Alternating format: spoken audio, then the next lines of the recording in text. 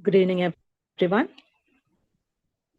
On behalf of Team Ayurapta, it is with a great pleasure that we welcome you to the Adhishtana National Seminar 2024 with paper and poster presentation. Your presence here today underscores the reflects the spirit that driven your academic and professional excellence. So, first of all, we are honored to welcome our esteemed faculties. We welcome you all. And once again, I invite our dear participants. Thank you all once again for being a part of this significant event, and we wish you a fruitful and engaging day to all of you. First of all, we can start with the paper presentation, and I invite Dr. Pallavi Ashok for the presentation. Good evening, everyone. Myself, Dr. Pallavi Ashok Nagade, second year PG scholar, Department of Prasati Tantra Evam Stri Roga from Sri Jayendra Saraswati Ayurvedic College and Hospital, Chennai, is here to present on the topic Shastras used in Prasati Tantra Evam Stri Roga. In this, basically, we are going to see about the various instruments, that is the Shastras used in Stri Roga, even Prasuti Tantra, which can be correlated into the modern aspect too. So, as we know that wide description is available in the Ayurvedic classics regarding the various surgical instruments, that is both the yantras and shastras used in different branches of Ayurveda for carrying out the clinical examination, medical and operative procedures. Surgical instruments such as forceps, dilators, speculums, needles, lancets are similar to the 101 yantras and 20 shastras mentioned in Ayurveda. To perform various procedures in Stri Roga and Prasuti Tantra, use of blunt and sharp instruments are described in detail. Most of the modern surgical instruments are only the slight modifications of the instrument that have been described by the ancient Hindu surgeons. Shastras are 20 in number, as we all know, and these are Mandalagra Shastra, Karapatra, Vriddhipatra, Nakha, Mrudrika, Utpalapatra, Ardhadhar, Suchi, Kushapatra, Atimukha, Shararimukha, Antarmukha, Trikurchaka, Kutharika, Vrihimukha, Ara, Vetasapatra, Badisha, Danta, Shankhu, Eshni. Mandalagra and Karapatra are used for Chedan and Lekhan Karma. Vriddhipatra, Nakashastra, Mrudrika, Utpalpatra, Ardhadhara, Chedana and Bhedana. Suchi, Kushapatra, Atimukha, Shararimukha, Antarmukha and Trikurchaka are used for Visravan Karma. Kutharika, Vrihimukha, Ara, Vetaspatra and Suchi are used for Vyadhana. Badisha and Tanta Shanku are used for Aharana. Ashini is used for Asian Karma and Anulomana.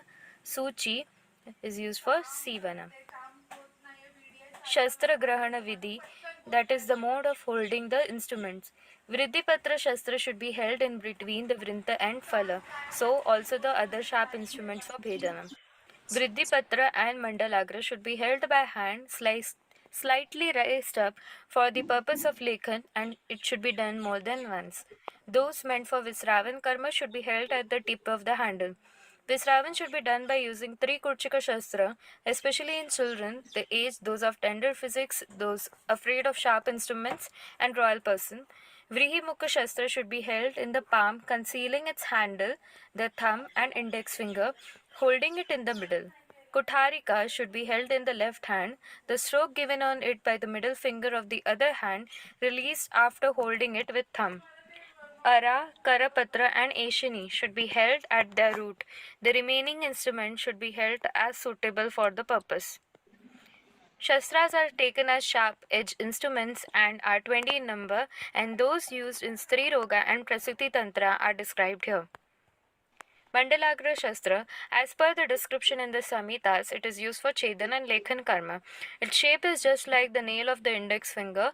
It is also used for excision and scraping in diseases of eyelids, overgrown muscular tissues of gums, Chedan of Galashundika.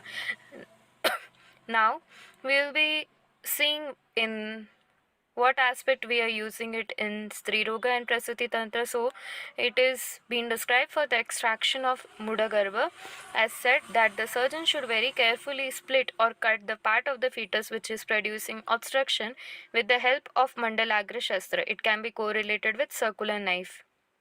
This is the image of Mandalagra Shastra. Vriddhipatra is Shurakara, that is razor like, and used for Chedana and Bhedan, that incision karma. It is of two types, that is Riju Pratyagra, it is straight, Natagra, that is Ancintagra, it is curved. Acharya Sushruta, while describing destructive operation for Mudagarbha, has restricted the use of Vriddhipatra. Being sharp edged instrument, there is risk of maternal death due to injury. This is how Vriddhipatra has been described in the classics. Utpala Shastra has a sharp edge like that of Utpal leaf. The size of the blade is 3 into 1 angul and is used for Chedan and Bhedan. Lancet is similar to Utpal Patra. Ardhadhara is similar to Utpal Patra Shastra in length, that is 8 angul, and the size of the blade is 2 into 1 angul. In the management of Mudagarbha, Acharya Harit says that with Ardhachandra Shastra, both arms of fetus should be cut and fetus should be extracted. It is comparable to the half-edged knife or curved lancet. Vetasapatra, according to Bhoj, its blade is 1 angul broad and 4 angul in length. It is used for Vedhan karma, comparable to scalpel or narrow blade knife. Scalpel, lancet, and other sharp end instruments can be considered under this type. Bart Parker's knife, surgeon's knife, number 10 scalpel blade is most commonly used size.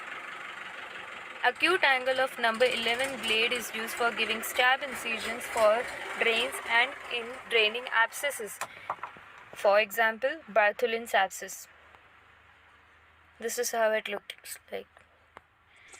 Mudrika or Anguli Shastra. In this instrument, a ring of the size of first knuckle of index finger is fitted with half angul size of blade. The ring is tied with a strong thread. It is used for the excision, incision, or perforation of obstructed fetal head in Mudagarbha. Finger knife can be correlated with this. Badisha Shastra, its use has been described for the extraction and its upper end is curved. Dalhan has mentioned its length as 6 angul and that it has sharp upper end like a thorn. Further, it is of two types, Natyanath, not much curve, Swanath, too much curve. The curve of Natyanath is semicircular, just like half moon, and of Swanath is much bent. In Ayurvedic classics, by describing the treatment principle of excision of arbudas, Acharyas have said that arbud caused by the vitiation of Maunsa and Rakta by Vayu should be treated by complete excision with Mandalagra Shastra after holding with a Badisha. Sharp hooks, for example, breech hook with perforator, can be considered under this type. This is how Badish Shastra looks like. Suchi. Detailed description about Suchi is available in Samhitas. It has been described for Vedan, that is puncturing, and Sivan, that is suturing karma. It is of three types, that is Vrinta Angula Dvaya. It is used for suturing Alpa Mansasthana, soft tissues and joint area.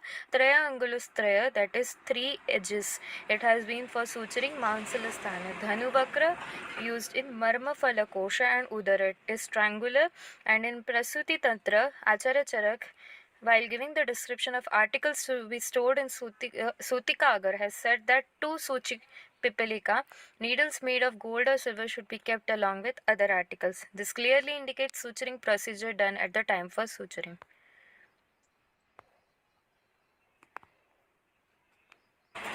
Now the last Shastra, that is Sharari Mukha, which resembles the long beak of a bird, Sharari. It is 10 angul long, pointed at one end and broad at other end. It is straight scissors.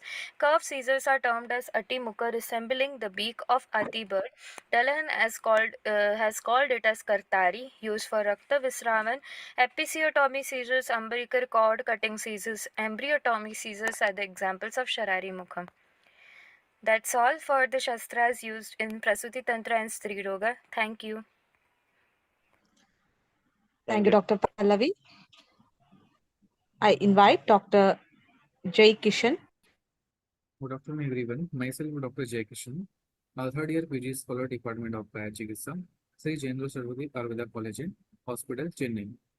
Today, I'm going to presentation about Ras Ausadi in Chikitsa in the management of Swas and Kas road under the guidance of Dr. Pradeep Kumar Morana sir.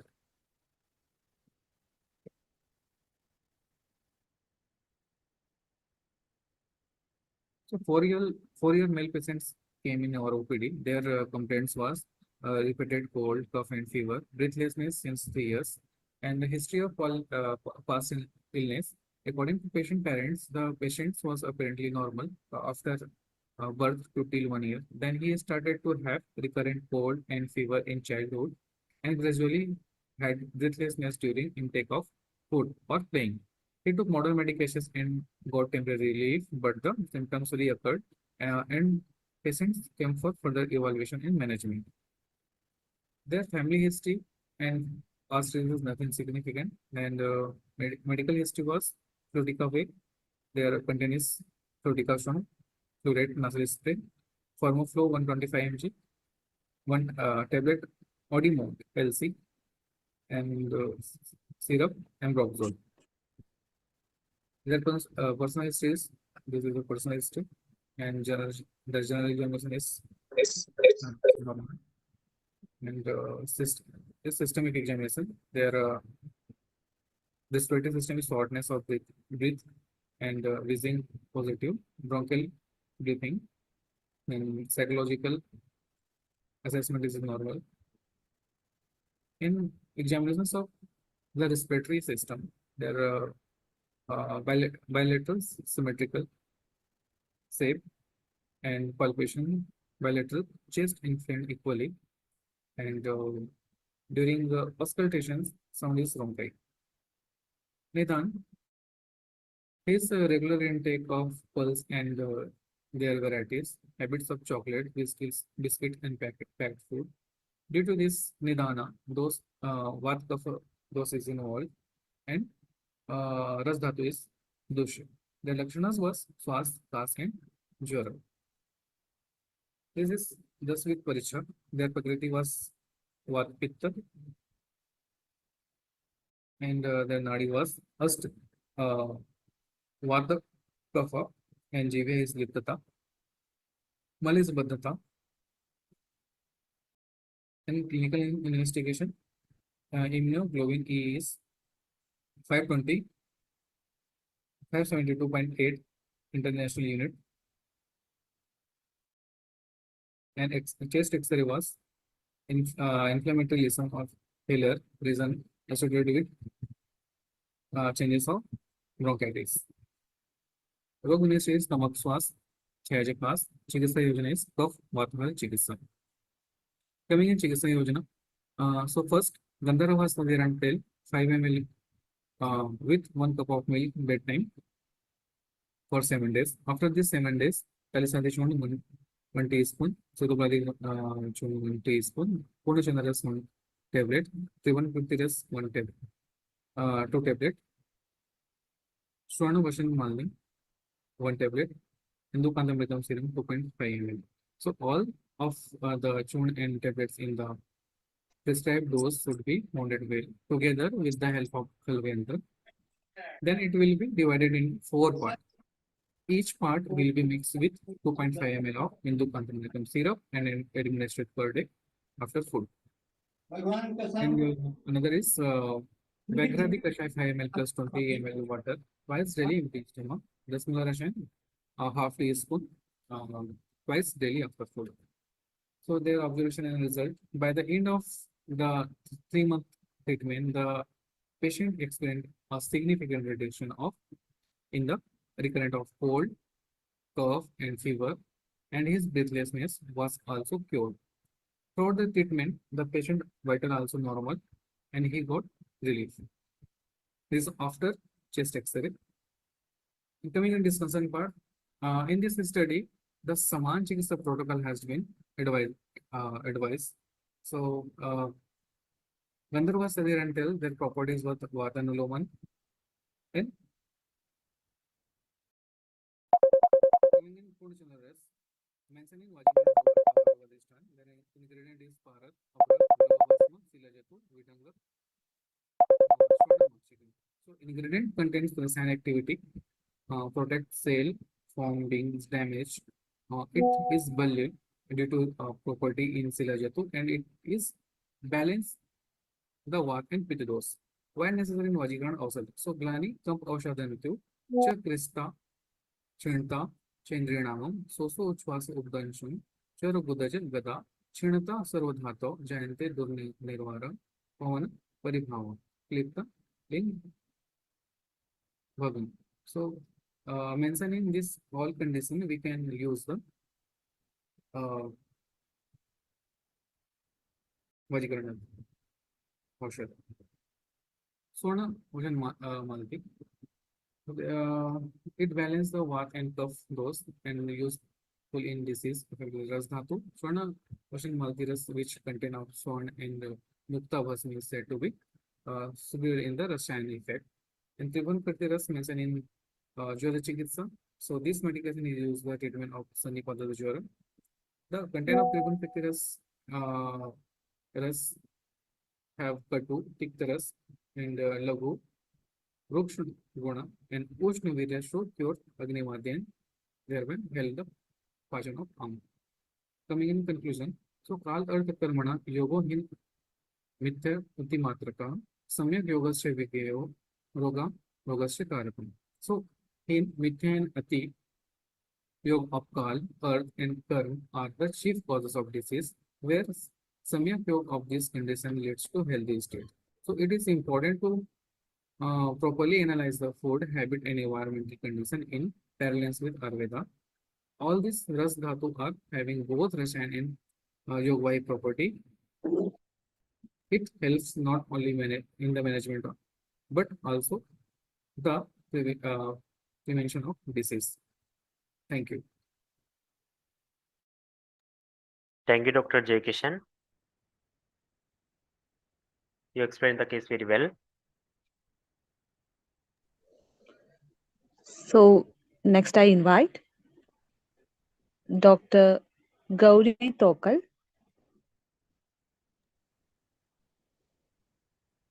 I invite Dr. Gauri.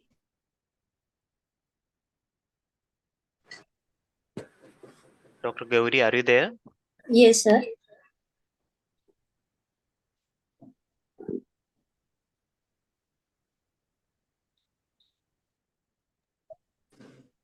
Just give me a minute. Okay, doctor.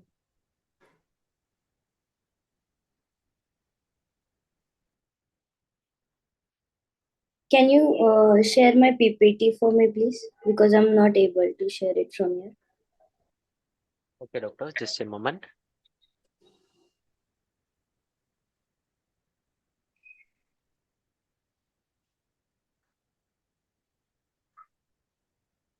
And Dr. Gauri, please start the session, doctor. Okay. So my name is Dr. Gauri Thokar. I'm from LRP Ayurved Medical College, Urun Islampur, Sangli. So my topic, I'm a second year PG student. My topic is endometriosis, which is a common cause of infertility right now. And we'll try to compare it with Vandyatva. And in Vandyatva, we'll try to compare it with a specific topic which I found similar with other symptoms of endometriosis, which is yoni vapad. So how yoni vapad is related to Vandyatva and how endometriosis is related to infertility. So the next slide, please. So we'll get to know about endometriosis and this and Vandyatva separately. So what is endometriosis? It is chronic inflammatory condition, one of the most common cause we found nowadays in female infertility, and in a long-standing infertility is also one of the cause of endometriosis. Symptoms are probably seen in reproductive age, which is 25 to 35 years of age. It contributes to the infertility in several ways, but it mainly shows its effect on ovarian reserve and pelvic adhesions. Women are the original source of progeny, as we know. Women with endometriosis usually confronted with both endometriosis and infertility. So mostly pain is the common symptom which we see in endometriosis. So three main symptoms of pain are dysmenorrhea, dysphoria, and chronic pelvic pain. So this overall uh, symptoms and signs of endometriosis, how we can correlate it with Ayurveda, we are going to see that in this PPT format. So the in Ayurveda we can correlate it with different yoni vapas, but it comes under yoni doshas as it is explained by Charak. So we'll see that in next slide. So introduction. So as endometriosis is defined, it is the presence of endometrial functional endometrial tissue in an ectopic location that is outside the uterine cavity. Either it will be on the pelvis or in the abdomen. Endometriosis is chronic, benign, estrogen dependent, and progesterone resistant inflammatory condition affecting women in reproductive age gap, as we have seen it earlier. At the time of menstruation, there is inflammation in the tissue. So the inflamed tissue cause scarring and adhesions, which lead to pelvic and distortion of pelvic anatomy. So as a result, hormonally active tissue, which continues to bleed on every monthly basis, may end up depositing around the pelvis, the fallopian tubes, ovary, rectum, intestinal area. Consequently, every month, this abnormally situated menstrual tissue builds up, bleeds, and sheds blood and cell. With endometriosis, there is no route of escape. So the old blood and cells that deposit in the pelvis may cause congestion of the pelvis, intestine, rectal pain, painful menstruation, and fertility problems may occur. So generally in endometriosis, 6 to 10% of women complaining of pain and infertility or both. Endometriosis is present in 35. So pain and infertility together we can see in 35 to 50% of women. Next slide, please. So the correlation which we can do with Ayurveda regarding endometriosis, which leading to Vandhyatva, is the shlok explained by Acharya Charak. So yoni pradosha abhitapa, the given shlok below. So failure to achieve fertility or failure to conception is called as infertility by Acharya Charak. So main four causes or the factors we can say for failure to achieve conceptions are Rutu, Kshetra, Bija, and Ambu. And the main point we will highlight here is Vata dosha. So, according to Acharya Charak, etiology described for failure or conception or late conception, above mentioned references of describing the factor affecting the fertility of women. Next slide, please. So according to Charak, these are the factors which we can consider for failure to conception or why conception is not happening, having the effect in the woman. So that includes yoni pradosha. Yoni pradoshas are abnormality of reproductive organs. Manasik abhitap, psychological abnormalities. Shukra dosha, asruk dosha, abnormalities of ovum, menstrual bleed. Ahara dosha, abnormalities of diet. Akala yoga, abnormalities of mode of life, coitus in improper time. Bala sanchay, loss of strength. Atma dosha, abnormalities of Atma and Sattva. Jataharini and Deva Prakopa. Next slide, please. So, while correlating with Ayurveda and endometriosis, the woman suffering from disease of Vata, if coupled with the husband, aggravating Vata dosha causes failure of conception. The main two factors we will discuss from above mentioned factors are yoni pradosha, yoni dosha, which is we can consider as yoni dosha, and Vata dosha, and the correlation of factors with endometriosis. Yoni dosh is considered as an umbrella term. We can consider yoni dosh as an umbrella term over here, which includes the abnormalities of yoni. Yoni is referred to entire female reproductive system, which includes congenital or acquired diseases of anatomic components of reproductive organs, which is vagina, cervix, uterus, endometrium, and fallopian tubes. Here, yoni is not considered as just the vaginal canal, but the entire Tryavarta yoni. Next slide, please. Yoni pradosha, abnormalities of female reproductive organs, which as we consider it as a umbrella term, it by Acharya Charak, it is explained as 6 different subtypes are Yoni Vapad, which Acharya Charak have explained, and Sushrut also have explained 20 different Yoni Vapadas. Yoni Arsha, injury to Ardhava Srotas, Garbha Sankoch, Bhaga Sankoch, Garbha Bhanga, and Safalit Mutrata. Next slide, please. Aim here is to understand endometriosis, which is the leading cause of infertility, and to understand and correlate between yoni vapor and and endometriosis leading to infertility or vandyatva.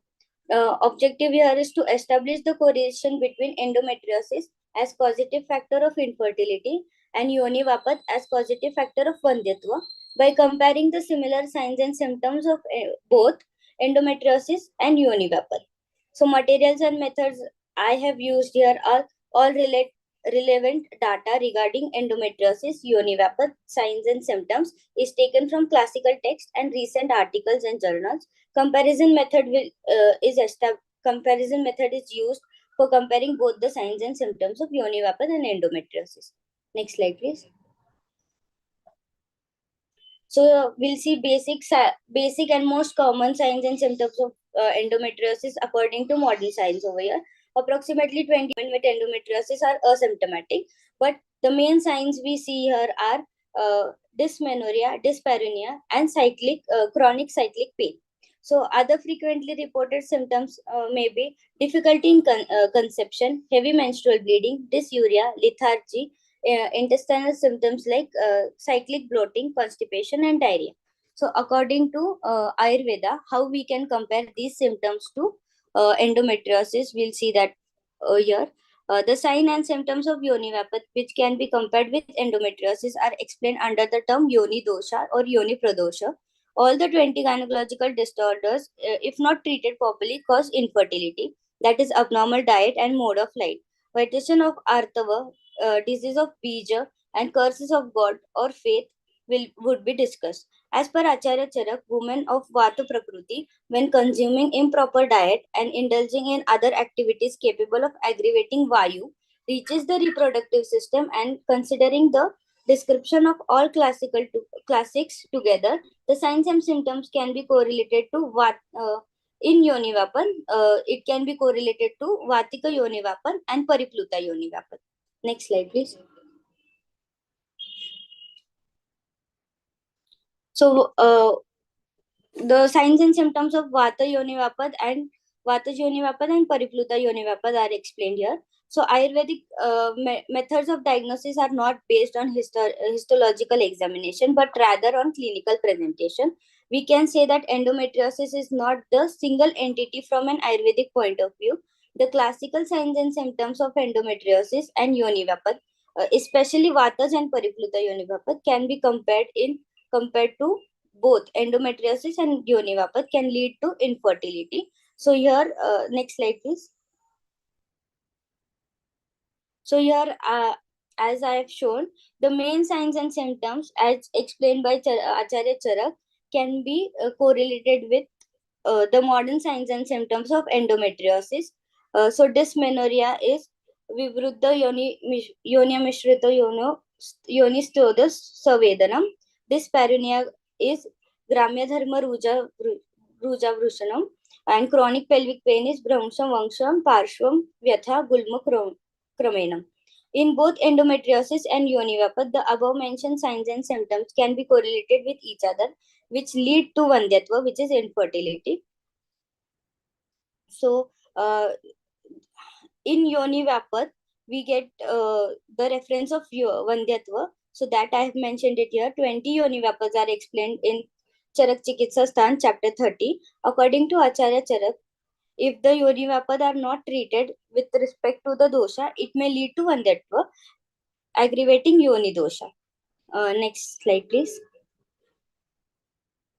After reviewing all the classical text, articles, journals, presented data, the female diagnosed with endometriosis, and according to Ayurveda, the signs and symptoms of yoni vapat, which is included in yoni pradosh, causing vandyatva, can be correlated with each other by analyzing the samprapti, which is the etiopathology dosha involvement, shows a predominance of vata dosh. Next slide, please.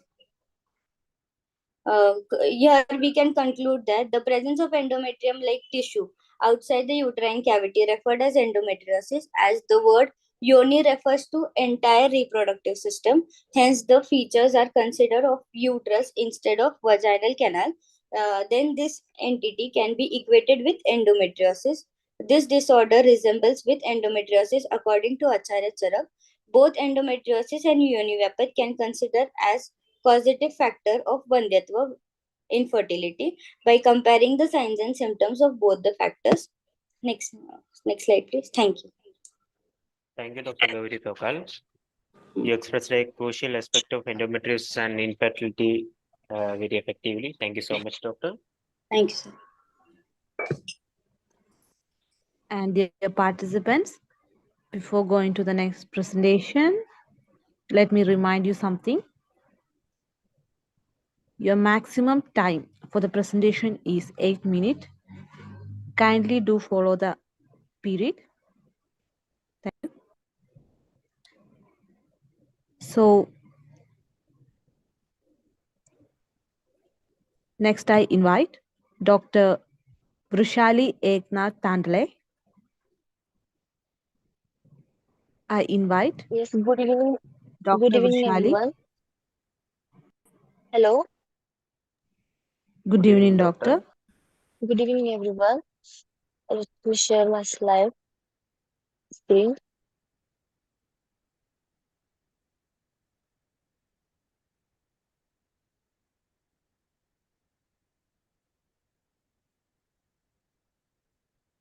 The screen is visible, doctor. Please start the session. Just a minute.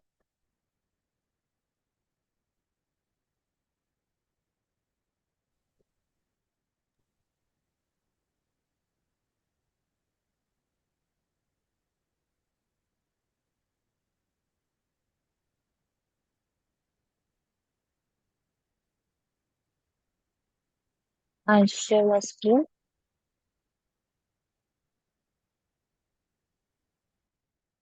Good evening, everyone. My name is Vishali Tanare, and here to present topic role of Nasikarma and Ayurvedic management of snoring, a single case study.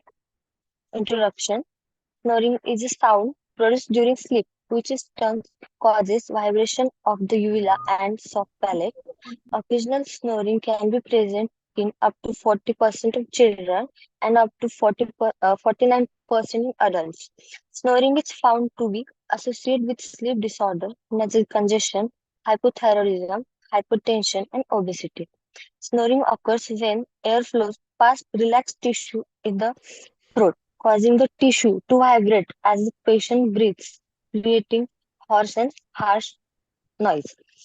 To restore peace and quiet as well as domestic harmony, lifestyle changes such as losing weight or sleeping one one side can help to stop snoring.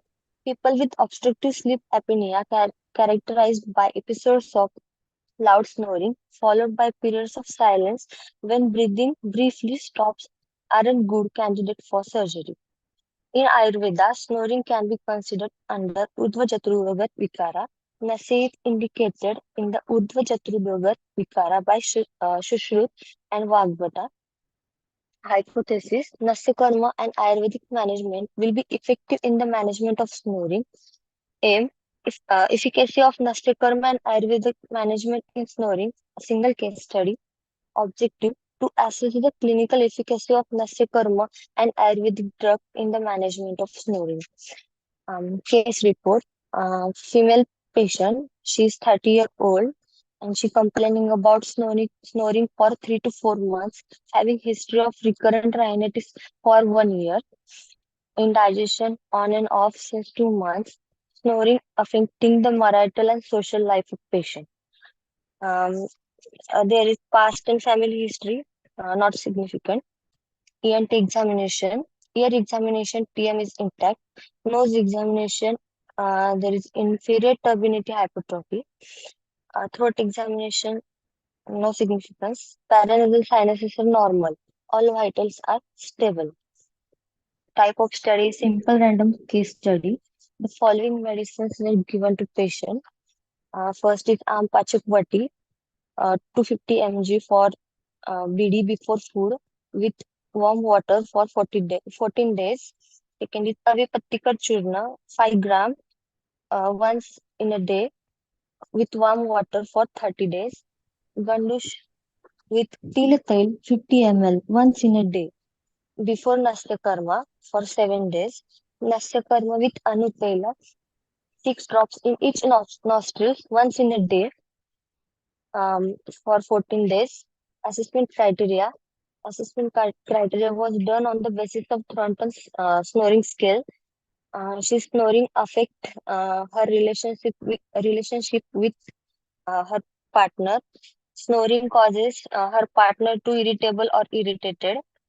Snoring requires them to sleep in separate rooms. Snoring is loud. There's grading. Frequently, 1 night per week. Frequently 2 to 3 nights per week, and most of the time 4 to more nights per week.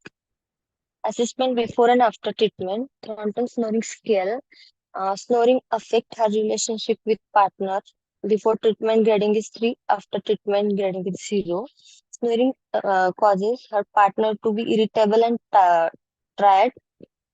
Before treatment grading is 3. After treatment grading is 0. Snoring requires them to sleep in separate rooms. Grading is before treatment 2 and after treatment 0. Snoring is so loud. Grading is before treatment 3 and 1 grade is after treatment. Snoring affects people when she sleep away from home. Grading is before treatment 2 and after treatment 1. Total score is 14.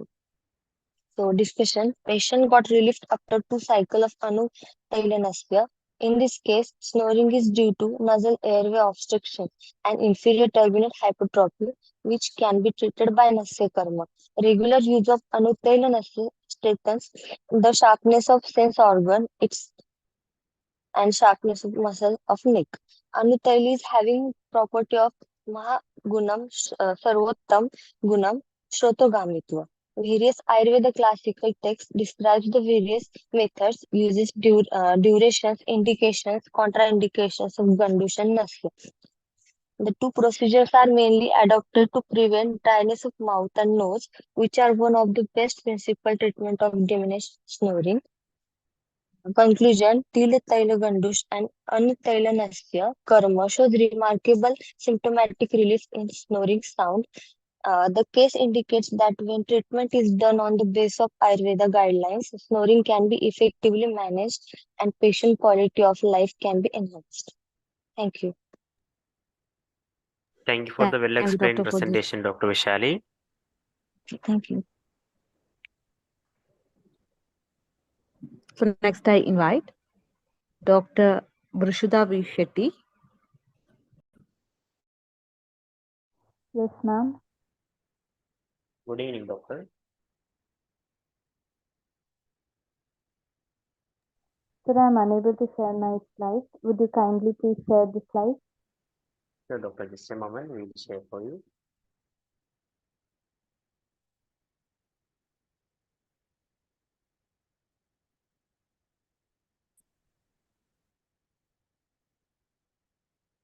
Dr. Vishra, please start the session, doctor. Sure, sir. A very frantic evening, everyone. I'm Dr. Vishrita V. Shetty, first year PG scholar from Department of Rachna Sharira in KJMC Bidar. The topic today I'm presenting is role of Panchamahabhuta in Garbha Utpatti. This is guided by Dr. Ashwin Kumar sir and Dr. Sanjay Kumar Jyoti. Next slide. Introduction. Panchamahabhuta is made of 3 words. Pancha Mahabhuta. All living beings and non-living objects in the universe are made of Panchamahabhuta. The Purusha is being formed by combination of Pancha Mahabhuta and Chetana. Each Mahabhuta possesses specific features like Akasha Mahabhuta, free flow, that is Apratighata, Vayu Mahabhuta, mobility, Chalatva, Agni Mahabhuta, heat, Ushnatva. Next slide.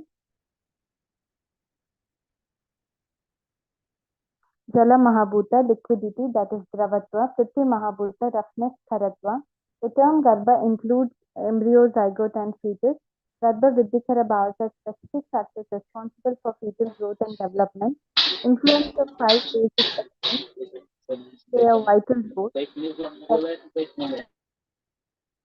Garbha Utpatti, embryogenesis, and the same is carried throughout life. Aims and objectives, conceptual study of role of Panchamahabhuta and Garbha Utpatti, analysis of Panchabhautika constitution and function of embryo. Next slide, please.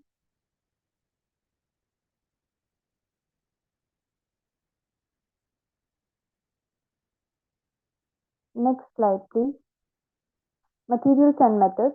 Role of Panchamahabhuta, 5 basic elements in Garbha Utpatti, embryogenesis in classical text.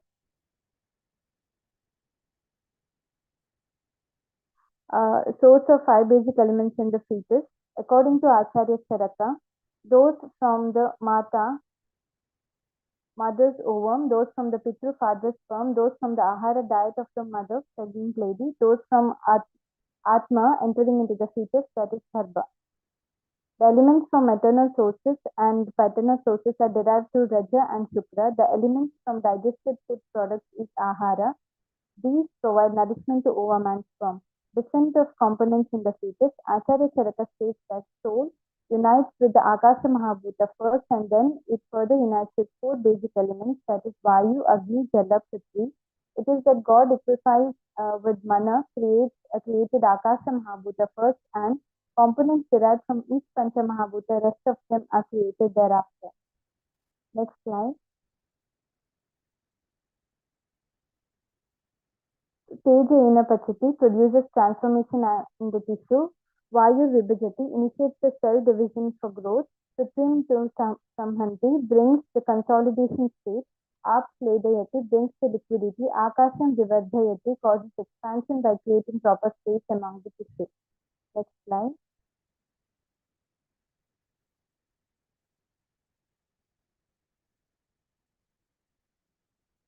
Discussion. Basically, Shukra is Saumya while Atava is Agneya. The role of all Panchamahabhuta can be understood as Vayu Vibhajana. Vayu Mahabhuta helps in cell divisions. It controls the movement of gases and impulses. Teja, Agni Mahabhuta dissolves the cells of zona pellucida and enables developing cells to connect with endometrium after implantation. Various actions of enzymes are attributed to Agni Mahabhuta. Jala Mahabhuta provides moistness and nourishment to dividing cells and helps in growth of tissues. It exists in the late माझं बंद केलं गे बघ as CSF, ECF, plasma, काहीतरी sunlight. झालं मला इथं glisten Prithvi Samhanana. Prithvi Mahabhuta provides rupa, structure, and akara, shape to the body. Bones, muscles, hair, teeth, and other compact structures are derived from the Prithvi Mahabhuta. Next slide.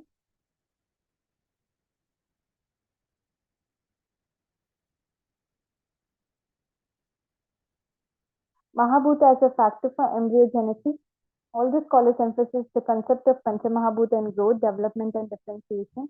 Panchamahabhuta play a most important role after formation of Garbha as well as its subsequent development. Its role begins from birth and continues till death. Actions such as Vibhajana, division, Pachana, metabolism, Pledana, moistening, Samhanana, solidification, and Vivardhana, expansion are carried out by Vayu, Teja, Jala, Prithvi, Akasha Mahabhuta respectively. The functions of Mahabhuta can be interpreted with different stages of embryology. Next slide.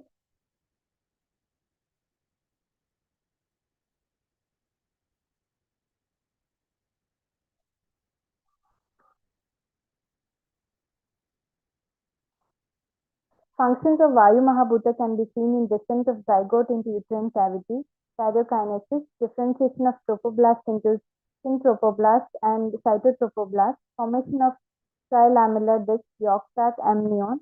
Functions of Teja Mahabhuta is observed in proteolytic actions of trophoblast for embedding, disappearance of zona pellucida, assisted by trypsin-like enzymes. Functions of Jala Mahabhuta can be interpreted as nourishment and protection of embryoblasts by tropoblasts.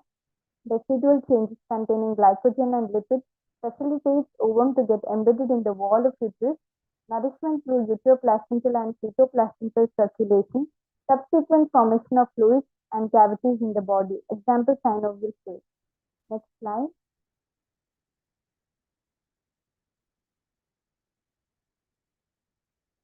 Functions of Pitri Mahabhuta is observed as maintaining grouping and compactness of cells and the division, gives shape to all structures formed during the time of growth and development, forms bones and skeleton, which gives shape to the fetus. Functions of Akasha Mahabhuta is understood as blastocele formation, amniotic cavity formation, yolk sac formation, vitellointestinal duct, allantosis, and EEC. Tropoblastic lacunae, which later forms intervillous spaces, formation of foregut and midgut and hindgut. Next slide.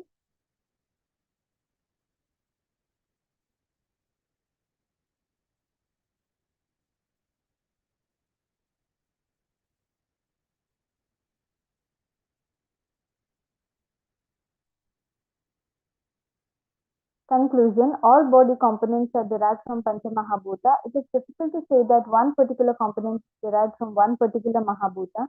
Influence of Mahabhuta plays a vital role in Garbhodpati, embryogenesis, and the same is carried out throughout the life. The science seems to include every aspect of embryology starting with fertilization up to development.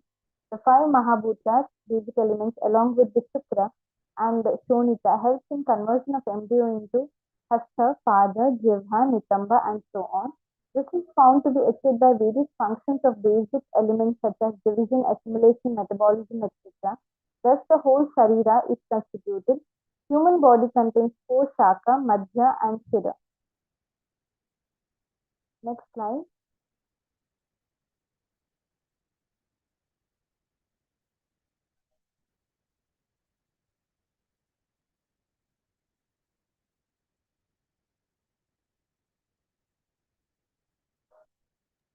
In the next slide, we have references, and by this, I would like to conclude. Thank you. Thank you, Dr. Vishtita. Thank you, sir. Next, I invite Dr. Meghak Sagar for the paper presentation on the topic Management and Prevention of Hepatitis B in Perinatal Period. Dr. Meghak Sagar, are you there? Yes, sir. Okay, doctor. Good evening, doctor. Good evening, sir. Please share the screen, doctor.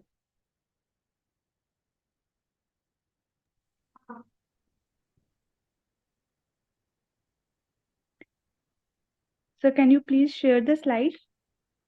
Sure, doctor. Just a moment. So can you please share the slide?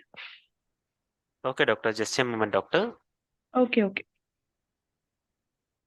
And please start the session, doctor. Good evening, everybody. Myself, Dr. Mehak Sagar from Prasuti Tantra Evam Stri Rog Department, Shri Jayendra Saraswati Ayurveda College and Hospital, Chennai. Today, I am here to present my topic on management and prevention of hepatitis B in perinatal period. Next. Content, objective, background, WHO new recommendations, prevention, screening and vaccination, immunomodulators. Next slide, please. Objective, to provide evidence-based guidance on the use of peripartum antiviral prophylaxis on HPS-AG positive pregnant women for the prevention of mother-to-child transmission of HPV. Next slide, please. Background. Elimination of HPV infection as a public health threat requires a reduction in the prevalence of hepatitis B. This can be achieved through universal immunization of newborns against hepatitis B and other interventions to prevent mother-to-child transmission of HPV. Next. Prophylaxis to prevent mother-to-child transmission of HPV. WHO recommended that if pregnant woman testing positive for HPV infection with an HPV DNA more than 2 lakh international unit per ml, then telbivigin or tenofovir should be selected. She receives prophylaxis from 28th week of pregnancy until at last birth. This is addition to 3-dose hepatitis B vaccination in all infants, including timely birth dose. Next slide. First is screening testing, serological testing, that is HBsAg testing in pregnant women should be done. Then the report may be HBsAg positive or negative. If the report is positive, then what we will do, we will see the load of the HBsAg virus. In this, firstly, we see HPV DNA if less than 2 lakh international unit without cirrhosis. Then what we will do, in this, we didn't give any tenofovir to the women. Then we only check for the cirrhosis. Next, if the DNA is more than 2 lakh international unit but without cirrhosis, then in that case, we start maternal tenofovir prophylaxis from 20th week of pregnancy. Then we will reassess the patient for the long term to avoid the cirrhosis. And if the patient with only 20,000 international unit DNA virus, but she has cirrhosis along with that persistently abnormal ALT, then we start that tenofovir for the long time and also monitor. Then, if in the infant, what we will do, we will give on the hepatitis B birth dose vaccination along with the 2 to 3 doses of vaccination. Next slide. The concentration of HPV virus seen in the body fluids, there are different concentration in different the fluids in the body. First, the high concentration is in blood, serum, wound exudates. Moderate concentration in semen, vaginal fluid, and saliva. And the low, that is non-detectable in urine, feces, sweat, tears, and breast milk. So, if the patient is having hepatitis B, a patient can lactate the baby. Next. What long-term follow-up care should be HBsAg positive women receive? HBsAg positive women should be closely monitored for several months postpartum, as there is an increased risk of hepatitis flare during this time. Lifelong follow-up should also be needed and also be provided for to avoid the complication of liver disease and hepatocellular carcinoma. Next slide. Prevention. There are 5 steps we use for the prevention. First, vaccination. Vaccination of hepatitis A, B, and E are available. So, hepatitis B vaccination should be given on large scale to the child. Then, second, prevention of mother to child transmission of hepatitis B. In this, we can give antenatal testing, antiviral in pregnancy, and timely birth dose. Third, injection, blood, and surgical safety. In this, we use the precaution for the safety measures, like in blood transfusion, we use the disposable syringe for the different procedures, and we also check the blood when we want to transfuse. Then the fourth step is harm reduction for people who inject drugs. For those people who use drugs, we have to provide them the disposable syringe and also give them also inform them so that they can de-addict from the drugs. And then last is the treatment. We have to give the effective treatment for the disease. Next. Screening and vaccination. Universal screening for hepatitis B is recommended for all pregnant women, regardless of previous testing or vaccination. All HBsAg positive women should have household contacts, other children, and sexual partners screened. Those that are non-immune or not ready infected should be vaccinated. Next. Take-home message. Perinatal is the most common mode of transmission. Best prevention for transmission is active or passive immunization. Perinatal transmission occurs despite appropriate infant passive active immunization. Antepartum antiviral therapy can be prevent mother to child transmission. Neonates that are correctly immunized can be breastfed. Next. Immunomodulators. In Ayurveda, we can give immunomodulators just to enhance the immunity of the mother and also to provide immunity to the baby. If mother is healthy, then the baby should automatically be healthy. For that, we use Gaduchi, Amlaki, Shunti, Yashti Madhu, and Brahmi. References. Next. Next. Thank you. Thank you, sir. Thank you, doctor. Thank you for the energetic presentation. Next, I invite Dr. Mayuri Ramakrishna Godane for the paper presentation on the topic Ayurvedic interventions in managing gestation diabetics mellitus. Dr. Mayuri, are you there? Yes, sir. Okay, doctor. Please share the screen, doctor. Can you please share the slide? Okay, doctor. Just a moment. Okay.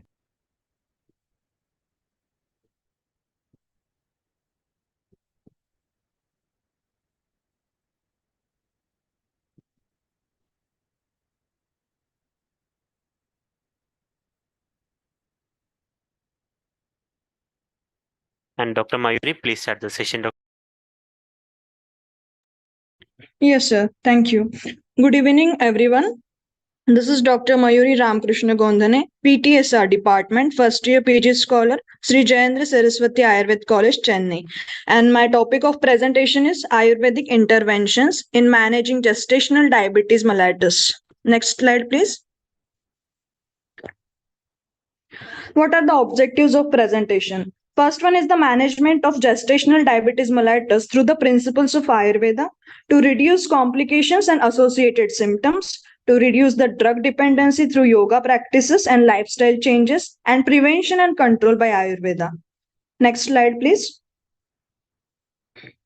So, what is the gestational diabetes? Gestational diabetes is a carbohydrate intolerance of variable severity that is first or recognized during pregnancy, or the inability of tissues to absorb glucose from the bloodstream during the pregnancy due to the lack of hormone insulin.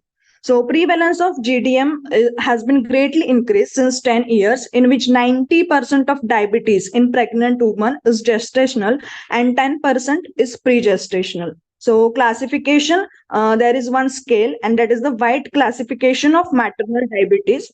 A classification of diabetes in pregnancy is based on age at onset, duration, presence of atherosclerotic vascular diseases, and renal complications. And this classification system is widely used to assess maternal and fetal risk based on maternal risk factors. Next slide, please. So Garbhini in Samhita, it is mentioned that Garbhini should be treated with utmost care. She has to be considered as the pot filled with oil, and slight disturbance leads to spillage of the oil. Next slide, please. So first one is the Nidan Parivarjan, like Aharaj Nidan, Addashan, Guru, Shita, Madhur Ahar, Nava Annapan, Ikshu Vikara, Guda Vikara, Dadi, Anupamans and Anupamansati Sevan, and in Viharaja, Divaswapna, Alasya, Deepan and Pachan Chikitsa, Pipli Kshirapak, Dipyakadi Churna, Jiraka Kashai, Yavagu, and Peya, processed with Deepaniya Dravyas. Next slide, please. So, how rasayan is useful in treating gestational diabetes mellitus? In Charak, it is mentioned that Dirgham Ayum Smrutim Medham Arogyam Tarunam Vayaha Prabhavarna Svarodaryam Deha Indriya Balapradam Vaksiddhim Pranatim Kantim Labatena Rasayanat Labhopayo Ishastanam Rasadinam Rasayanam. Achar Rasayan, Ajastrik Rasayan, Aushad Rasayan, and Naimatik Rasayan. This will help in GDM. Next slide, please. Akeri Dravyas are mentioned, and Dravyas, and there are phytochemical analysis and animal study findings. First one is neem. It is anti-hyperglycemic activity. Second one is the amlaki, antioxidant properties. Haritki, antioxidant ability. Bilva, hypoglycemic activity, prevents peak rise in blood sugar. Guduchi, saponins, flavonoids, and tannins. Vijayasar, pancreatic beta cells regranulations. Bhumi amlaki, potent antioxidant. Next slide, please. So identify the risk factors and prevent them. So in Ayurveda, preconceptional care, that is the Garbhadhan Vidhi, it is mentioned. First, Snehan, Svedan, Vaman, Virechan, and Basti. When the yoni, Garbhashaya, Mana, and Beej are unvitiated, they contribute to ensuring a healthy pregnancy. Second one is the Rutumati Paricharya, and third one is the Garbhini Paricharya. Next slide, please. So diet, in cereals it is yava, godhum, bajra, kodrava. In pulses it is mugga, bengal gram, and in vegetables haridra, methi, karvelak, patol, rason, udumbar, and in fruits jambu, talafala, and bilva. Next slide, please. Yogas, first trimester asana, Utthita Trikasana, Veerbhadrasana, Vrikshasana, second trimester asanas, Vajrasana, Matsya Kridasana, Tadasana, Bhadrasana, Katichakrasana, third trimester asanas, Ardhaditlyasana and Purnaditlyasana. Next slide, please. So pranayam, Anulom Vinom pranayam and Bhramari pranayam. Studies suggest that practicing yoga during pregnancy can have positive effects on GDM and overall pregnancy outcomes. Next slide, please. Previous study, first one is the efficacy and clinical safety of Prishnaparni Ghanavati in gestational diabetes mellitus, that is Prameha in Garbhini, Bharati Vidyapit, Pune, Maharashtra, and results. Prishnaparni contains terpenoids and flavonoids which have anti-diabetic activity. Second one is the role of Tinospora cordifolia on gestational diabetes, a comprehensive review, National Institute of Ayurveda, Jaipur, Rajasthan, and it results the saponins, flavonoids, tannins, steroids possesses anti-diabetic properties. Next slide, please. Conclusion, the Ayurvedic treatments have shown significant effectiveness in controlling blood sugar levels. Ayurvedic approaches to the treatment of gestational diabetes can reduce the risk of complications for both mother and baby, and ultimately leading to the lower rates of maternal mortality and morbidity. Next slide, please. The references used. Next slide. Thank you. Thank you, everyone. Thank you, Dr. Mayuri. Thank you for the energetic presentation. Next is a poster presentation. I would like to invite Dr. Gayatri Suryavamshi for the poster presentation on the topic breastfeeding. Dr. Gayatri, are you there? Dr. Gayatri Suryavamshi, are you there?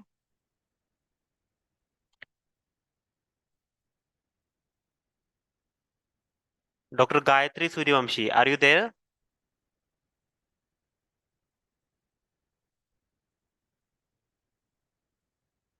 Okay, next we go to the next presentation.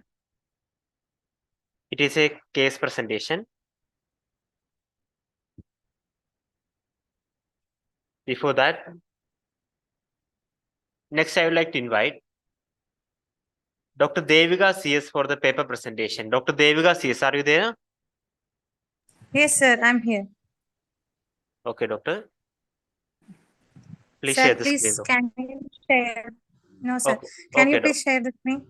Okay, doctor. Just a moment, Okay. I'll share for you. Okay, sir. Thank you.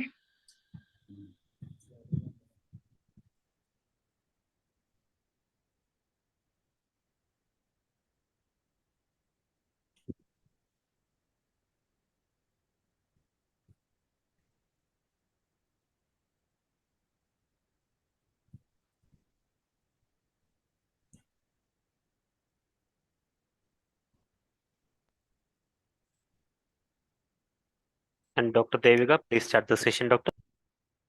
Okay, sir. Good evening, everyone. Myself, Dr. Devika CS, second year PG scholar, Samhita Siddhanta Department from Amrita School of Ayurveda. And about my presentation topic is about application of Trividha Bodhi Sangraha with respect to Roga Chaduska. I am doing this presentation under the guidance of Dr. Haridra Chandran, Associate Professor, Samhita Siddhanta Department. Next, sir. Next slide. Next slide, please.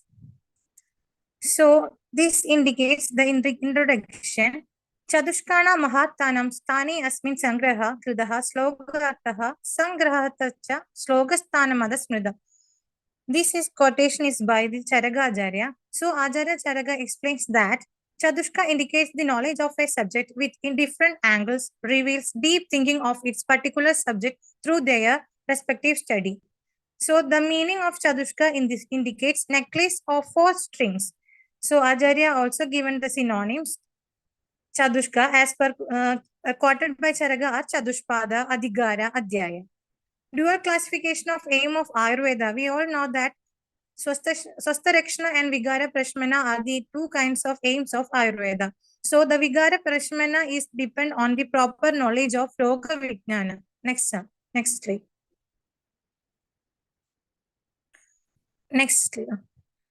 So because treatment comprises mainly of three factors, that is determination of life and the selection of drug is the second, proper procedure for drug administration. The understanding of these factors is explained in detail through Yojana, Veshaja, and Kalpana Chadushka respectively. But the appropriate conduction of these three factors is based on the nature of pathogenesis, and that is discussed in Roga Chadushka only. Therefore, it is evident that the Roga Chadushka provides a foundational understanding for the achieving of Vigara Prashamana. The Roga Chadushka provides complete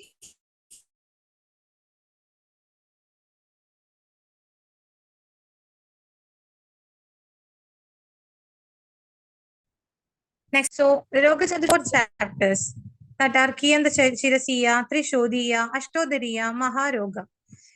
A general protocol which comprehends all the pathogens is presented by Acharya Charaga with description of Trivida Bodhi Sangraha. Next slide, sir. So the Trivida Bodhi Sangraha are Vigara Prakriti, Vigara Adhishtana, and Vigara Samuttana. Next slide. So Vigara Prakriti is pathogenesis of the disease, and Vigara Adhisthana is pathological site of the disease. And Vigara Samuttana is how etiological factors are developed pathology or origin of disease. If we know about Vigara Prakriti, then it is helpful to us know about pathological components which are involved in pathology. And if we know about Vigara Adhisthana, then it is helpful to us which is a pathological site and where we'll work. If we know the Vigara Samuttana, then it is helpful to us for Nigana Parivarjana. So, it is help to stop growth of disease. The concept of Trivida Bodhi Sangraha is helpful to us about diagnosis of non-mentioned diseases. Next slide. So, the discussion part explains about, according to Adhikarana Tantra Yukti, the Roga Chadushka possesses the Adhikara of Roga Vijnana. So the titles of the Adhyaya have the Adhikara for the respective chapters. The general principles of Roga Vijnana quoted in Roga Chadushka possesses Adhikara for the whole Roga Vijnana.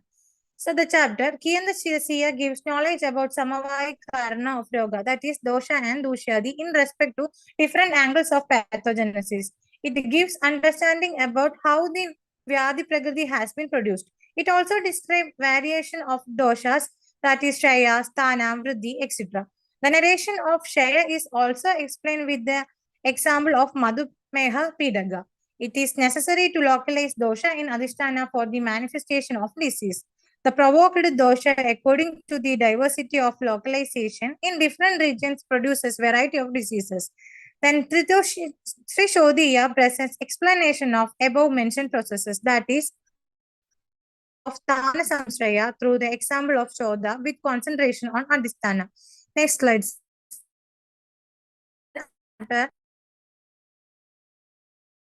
Classification of diseases, that is Samanyaja Vigara, and it is carried out with the help of Sankhya and Vidhi Samprapti.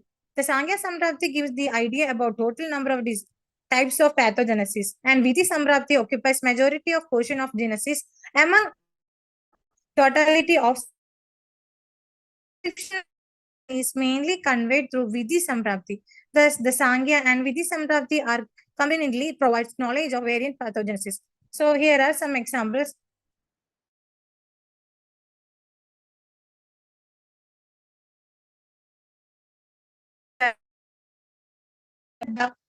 Manifest symptoms in 8 variety. In Maharoga Adhyaya, remaining diseases other than Samanyaja Vigara, that is Thanatmaja Vigara, has been narrated on the basis of Prakriti Samanya. So the broad classification of Vigara is not enough for the achievement of knowledge. Therefore, to compare the knowledge related to Vigara and to give a general methodology for diagnosis,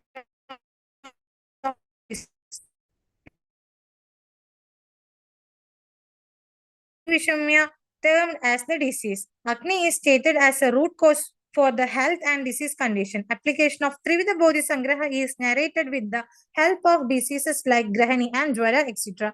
in relation with Agni. So these are the examples. The table 1 shows that Grahani on relation with Trivida Bodhi Sangraha.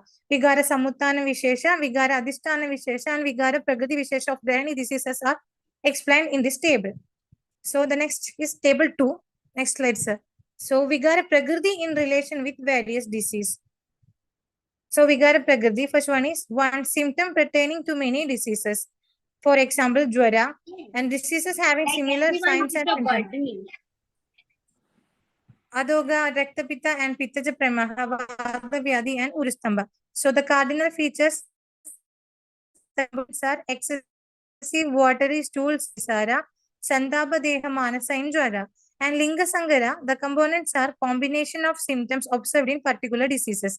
And Vyadi Sangara, it manifests due to conglomeration of diseases. Examples, Navajwara, Raktapita. So table 3 shows Vigara Samuttana in relation with various diseases. The first one is disease having its own nidana, that is eating mud in Mrid Bhakshanajanya Panduroga, and disease having similar nidana, that is Jwara and Gurma. One disease has nidana for another disease, that is Grahani and Adhisara, and some genetic factors, that is Arsha, Clybia, and contagious Krimi, Shosha, Netra, Abhishinda. So, next slide, sir. Table 4 shows that Vigara Adhishtana in relation with various diseases, that is Sharirika or Manasika Adhisthana, that is Dwara, Sharirika and Manasika Adhisthana, and site of manifestation of disease, that is Sandhivada, Grahani, Udara Roga, Karishula, Pada Suptada, Shidoru, Bhanu Beda, Trigraha, and Shroni Beda. So, next slide, sir. Conclusion. The prayojana of Roga Chadushka is to be elaborate the fundamental understanding of Dhatu Vaishimya, which is necessary for proper administration of Adurasi Vigara Prashamana Chigitsa. Agni is the prime force for the sustenance of all biological systems. Hence, the 4 types of Agni should be considered as the appropriate reason for the explanation of 4 Adhyaya in Chadushka. The arrangement of Roga Chadushka provides a complete methodology for getting knowledge of Roga Vijnana mainly based on Vigara Prakriti, Vigara Adhisthana, and Vigara Samuttana. So, Kendra Shariraya Adhyaya narrates various aspects in generation and manifestation of Vigara Prakriti. Trishodhya Adhyaya respect Roga Vijnana with respect to Vigara Adhisthana, and it provides understanding that how the Vigara Prakriti manifests symptomology in variety of diseases by localizing various Adhishthanas. And the Ashtodhariya Adhyaya gives a method for understanding of Vigara Samuttana, in which manner the Vigara Prakriti produces Samacharana in Vigara Adhisthana is explored by Ashtodhariya, Maharoga Adhyaya, comprehends the knowledge of Roga Vijnana, which is explained in previous Adhyaya with respect to determination of principles of management. So, the application of Trivida Bodhi Sangraha carried out throughout the Roga Chadushka. So, my reference is only the Charaka Samhita. So, thank you, everyone.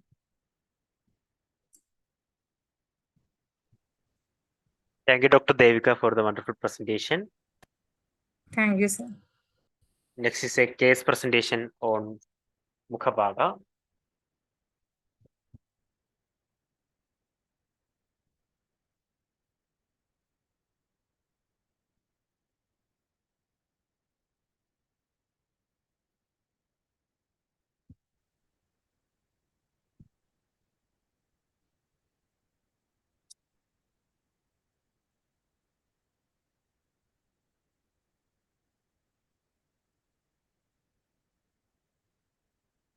Next, I would like to invite Dr. K.K. Chaitanya for the case presentation on Mukhabhaga.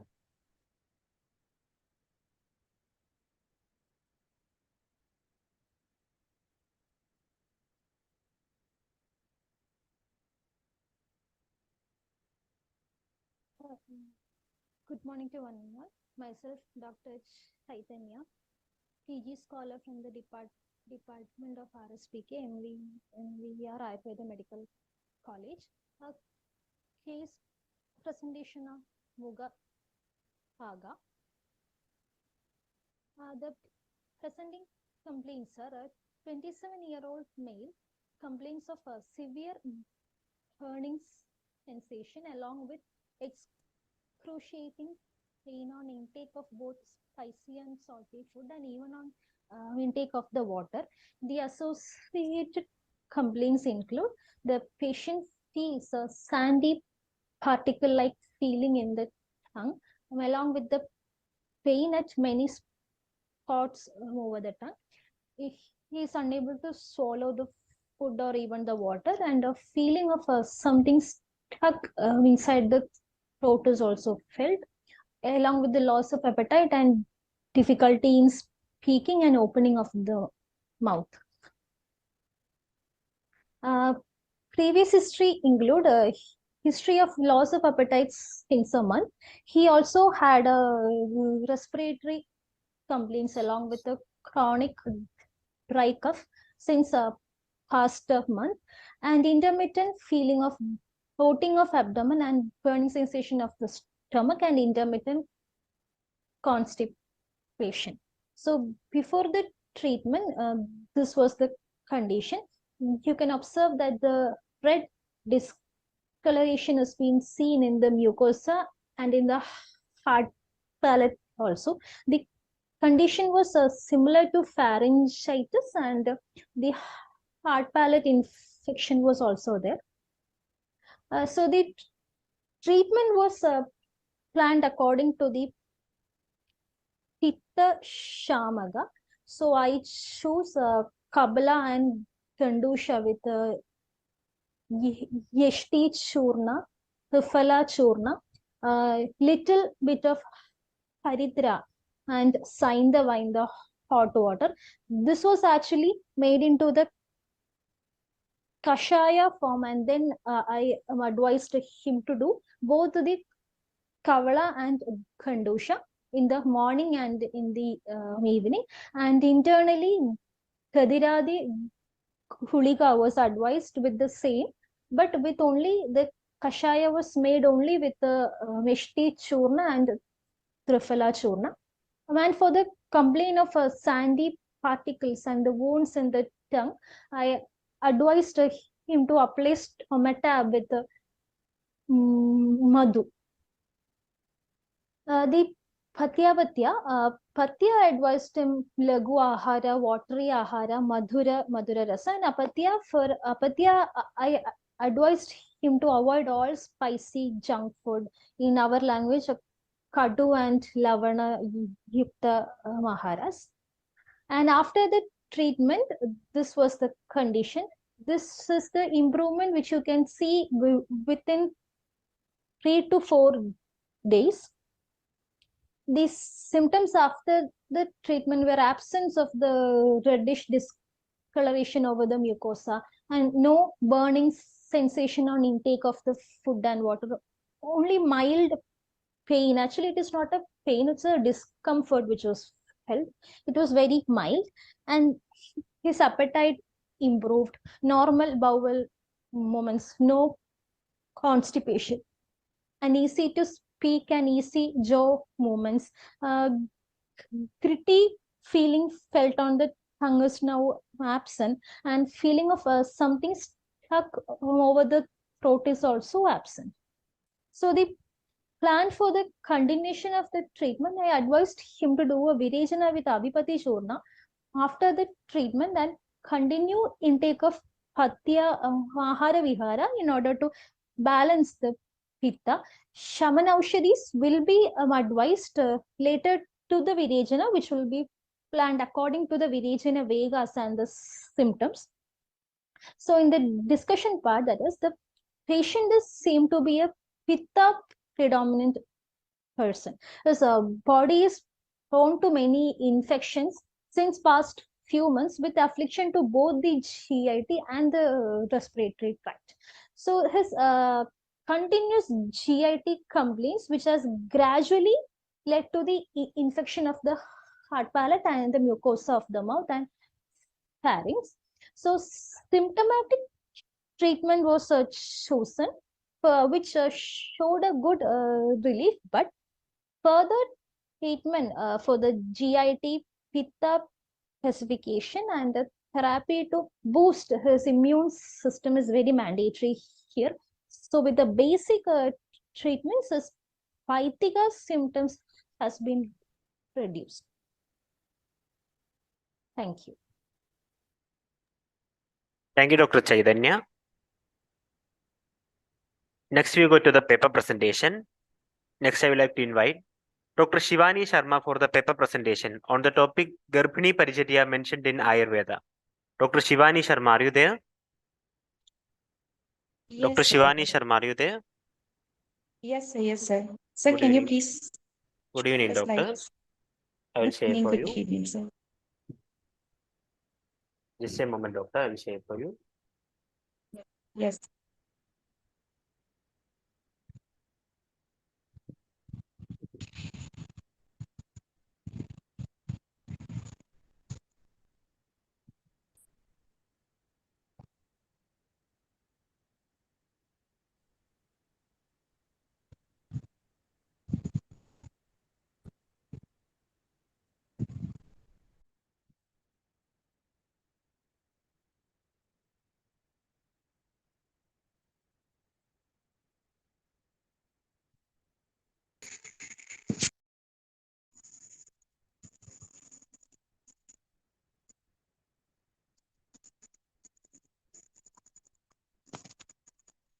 Good evening, everyone. I'm Dr. Shivani Sharma from PTSR Department, Sri Jayendra Saraswati Ayurvedic College and Hospital, Chennai. Today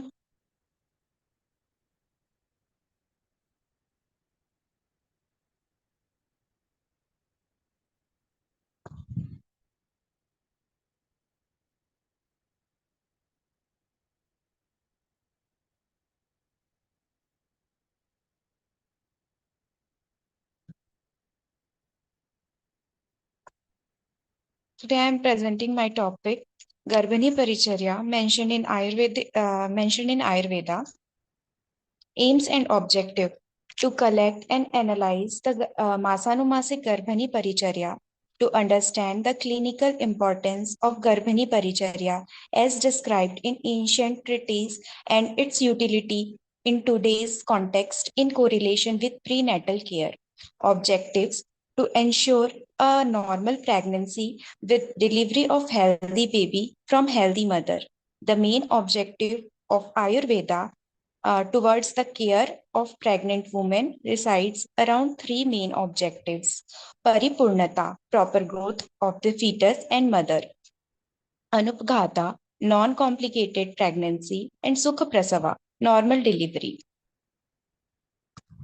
In first month, Acharya Charak mentioned non-medicated milk. Acharya Shushruta mentioned Madhura Sheet liquid diet. Ashtanga Sangrah mentioned medicated milk, and Harit Samhita Madhuyasti Madhu Pushpa with butter, honey, and sweetened milk. In second month, milk medicated with Madhura Rasa drug. In Sushrut Samhita, same as first month, and Ashtanga Sangrah, same as Charaka, milk medicated with Madhura Rasa, and in Harit Samhita, sweetened milk treated with Kakoli. In third month, milk with honey. In Sushrut Samhita, same as first month, and Ashtang Sangrah, milk with honey and grita. In Harit Samhita, Kheer. In fourth month, Acharya Charak mentioned milk with butter. Acharya Shushruta mentioned cooked sasti rice with curd, dainty fruit mixed with milk and grita. And Ashtanga Sangrah mentioned milk with 1 tola of butter. And in Harit Samhita, medicated cooked rice. In fifth month, Acharya Charaka mentioned grita prepared with butter extracted from milk. Acharya Shushruta mentioned cooked rustic rice with milk, jangal mans along with dainty food mixed with milk and grita. And Ashtang Sangrah mentioned same as charaka, is that grita prepared with butter extracted from milk. And in Harit Samhita, payasa is mentioned. In sixth month, grita prepared from milk, medicated with Madhura Rasa drugs. In Sushrut Samhita, grita or rice grill medicated with kokshura, and in Ashtang Sangraha, same as charaka. is that Grita prepared from milk medicated with Madhur drugs. And in Harit Samhita, sweetened curd. In 7th month, same as the 6th month, is that Grita prepared from milk medicated with Madhur drugs. In Shushruta Samhita, Grita medicated with the Krishna Parnyadi drugs, group of drugs, and in Astanga Sangraha mentioned same as Charaka. In Harit Sanhita, Grita Khand is mentioned. In 8th month, Shira Yavagu mixed with Grita.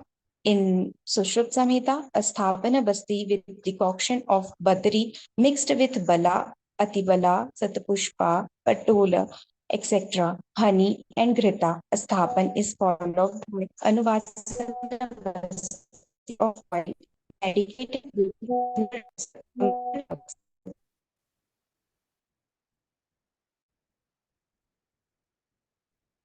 mentioned.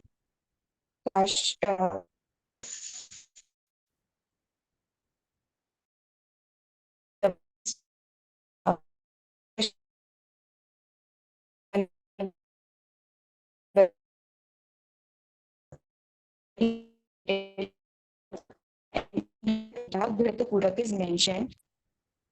Anubhasti with all prepared the drug of mother vagina compound of this oils.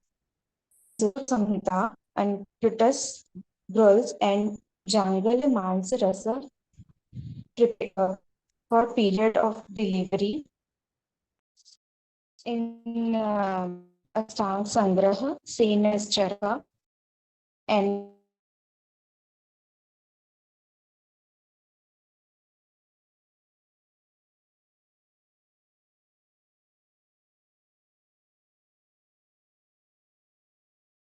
Garbhavas of excess and violent activity. Sushruta mentioned Vyavai, Vyayam, Atitarpan, Atikarshan, Diva Swapna, Ratri Jagran, Shoka, Yava, Yana Virohan, Bhaya, Uttatasan, Shonida Mokshan, Vega Dharan, Snehana, etc.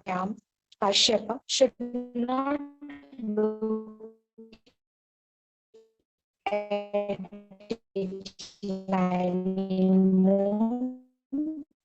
settings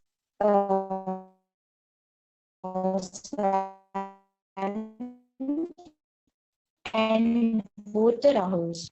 She should posture and carry heavy weight for long traumas. Use of cold water as a routine for pregnant women. Routine use of this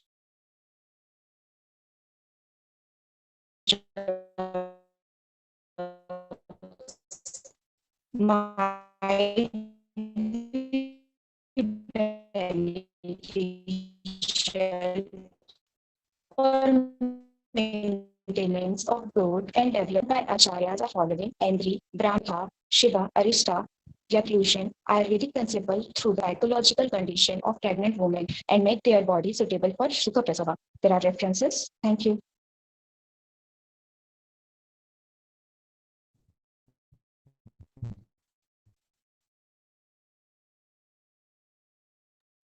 Thank you, Doctor.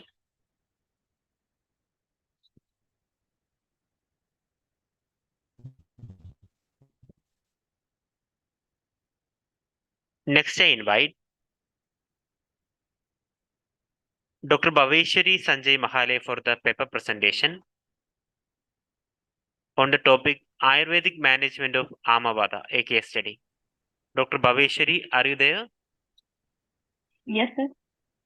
I am here. Good evening, Doctor. Good evening, sir. So can you share my PPT? Sure, Doctor. Just a moment. I'll share for you. Okay, sir.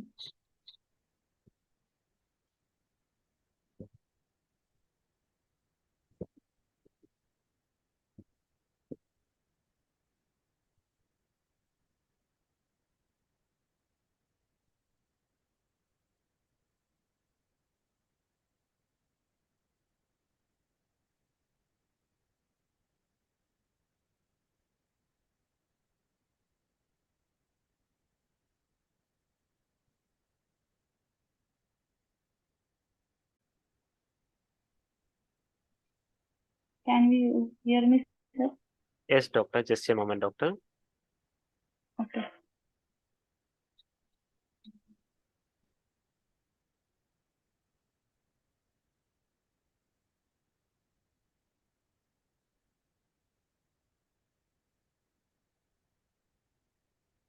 And doctor, please start the session, doctor.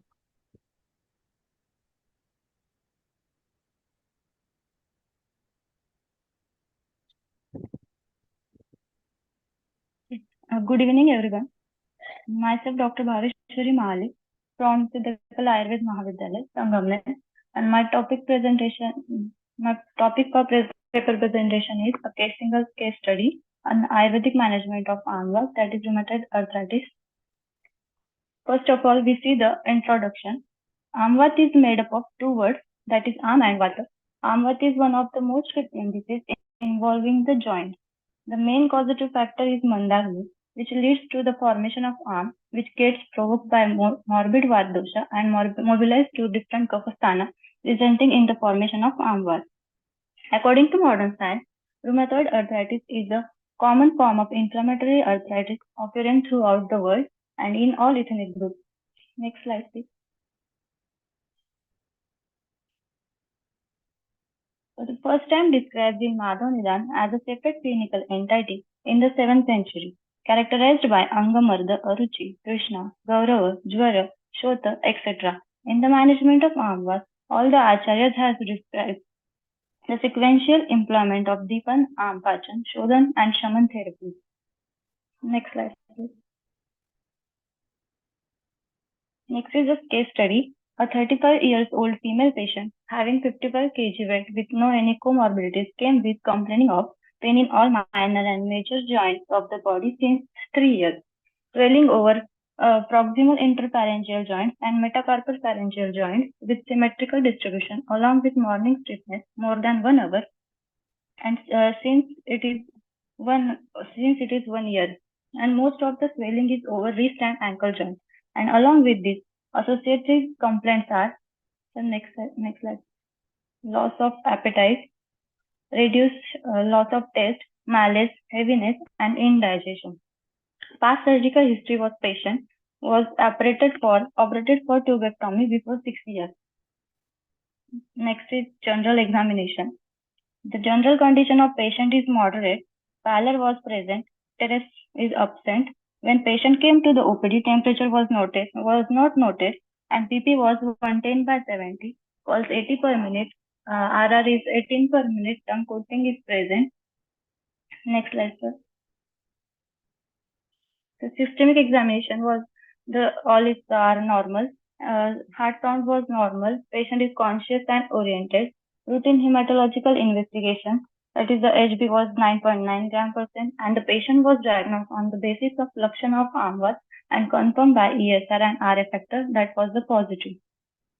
Next slide, please. Next is Ashtavid Parikshan. In that the Nadi is the water pradhan pitta, Mala Asamyak, that is constipation is there, Mutra Samyak, Jiva Sama, Shabda Spashta, Sparsha Anushna, Druka Prakrut, Akruti Madhyam. Next slide. Here is a Nidan Panchak. Nidan Akala Ajirna Bhojan, Divaswap and Chinta. Purva Roop, Ajirna, Aruchi, Shrama, Jwara, and Rupa of Amvar. Sarva Sandhishul. Patient has Upashay, Ushna Jala Snana, Samprapti, Hetu Sevan. Due to the Hetu Sevan, Jatharagni Manda is occurred, and then Kapavata Prakop is occurred. This increased cough is Sanshra in all sandhis, and Lakshana of Amvat is occurred. Next slide, sir. The Samprapti Ghatak. In this doshas Vata, Vana, Samana, Pitta, Pachaka, Kapha, Shleshaka, Dushya, Dhatu, Rasa, Meda, Dushya, Dhatu, Srotas in all Srotas, Am, Jataragni and Dhatwagni, Udbhav Stan is Amapakvashay, Sanchari Stan is Sarva Sharira, and Vector Stan is Sarva Sandhi. Next slide. Here's the criteria score. Was decided upon how much larger and smaller joints affected in patient and also increased and decreased in RA factor and ESR. Here is course is mentioned. Next slide, sir. And we will treat the next is treatment. The Shodhan Chikitsa, Ruksha Swed with Valuka Poteli and Vaitaran Basti, along with Shaman Chikitsa was planned. Valuka Poteli Swedan and Vaitaran Basti were started from the second day of admission and continued for its 15 days. Valuka Poteli Swedan was given 2 times daily in the morning and evening. Vaitaran Basti, that is 180 ml, was administered once daily after a meal in the morning. Next slide. Next is Shaman Chikitsa. Shaman Chikitsa, a Srinath Gugur, that is 2 tablets 500 mg twice a day, and Amvatari Kasha 15 ml twice a day with lukewarm water after meal given for Sandhishul and Sandhishul. Am Pachakvati 1 tablet twice a day is given for Deepan Pachan, and Shunti Siddha Jal along with air and the tail 10 ml was given after meal at bedtime, being as Vatanulomam. Next slide. Here's the assessment criteria. Here's the assessment before and after treatment. Before treatment, pain was severe, and after treatment, pain is mild. Swelling is there present. Before treatment, swelling is present. After treatment, it is absent. Before treatment, morning stiffness is up to 1 hour, and after treatment, it is remaining up to only 15 to 20 minutes. Appetite was before treatment was poor. Next. After treatment, it is improving the appetite. Sleep was disturbed before treatment because of pain. After treatment, the pain is decreased and sleep was not disturbed. Then before treatment, RA factor was high positive, that is greater than 60 international units per ml. And after treatment, it is low positive, that is 45 international units per ml. Before treatment, ESR is 32 and after treatment is 28. The criterion score was before treatment 10 out of 10 and after treatment it is 10 out of 4. Next is discussion. Amvat occurred due to mutation of Vat dosha and accumulation of Am in our body. So in this case, improving Jataragni and removal of Vat from body is the main aim of treatment. Valuka Svedan removes the blocks created by Kopo and Ama and relieves pain, swelling and stiffness. We gave some Vatahara Aushadis to control vitiated Vata and also some Deepan Pachan Aushadi to remove Amdosha. Basti is also good procedure for vitiated Vata. Next slide. Vaitaran Basti by their Laghu, Ruksha Ushna and Tikshna Guna reaches to Pakvashaya, which is the main seat of Vadosha and destroys Vadosha. Sneha Dravya present in the Basti by its Sukshma Guna enters into Sushma Shrotasa to reach the Grahani. Here it acts on Saman Vayu, which lies in the near the seat of the Jataragni, leads to ignition of Jataragni. So Vaitaran Basti performs the function of Apana Anulomana and hence increase the Jataragni, which are the main cause of Amvat. Next is conclusion. As per result obtained in this case, it is evident that Deepan Pachan, Valuka Svedan along with the Vaitaran Basti shows remarkable symptomatic relief in the features of Amvata. At the end of the management, 50% improvement was observed in the overall effect of therapy. Based on this case, it can be concluded that the Ayurveda treatment protocol for Amvat can be effectively managed in the early stage of the disease. Thank you so much. Thank you, Dr. Bhaveshwari. Thank you for the wonderful presentation. Next, I would like to invite Dr. Harsh Ananda Naikwadi for the paper presentation on the topic Management of Gridrati by Agnikarma. Dr. Harsh Ananda, are you there? Yes, sir. Can I audible? Yes, doctor, you are audible. Good evening, doctor. Good evening. Please share my slide. Just a moment, doctor. I will share for you.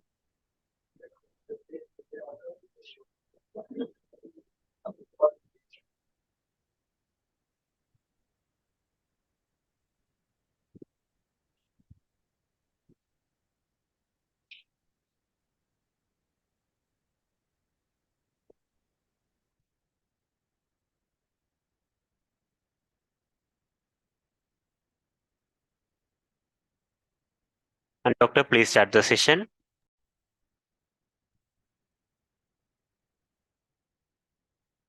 Mr. Title is not visible to me right now. Yes, thank you. Good evening all. My topic presentation is the management of Gridhrasi Sahayatika by Agni Karma. Presented by Dr. Harshananda Naikwadi, guided by Dr. Kiran Mendikar. Next slide, sir. Next slide, sir. Introduction.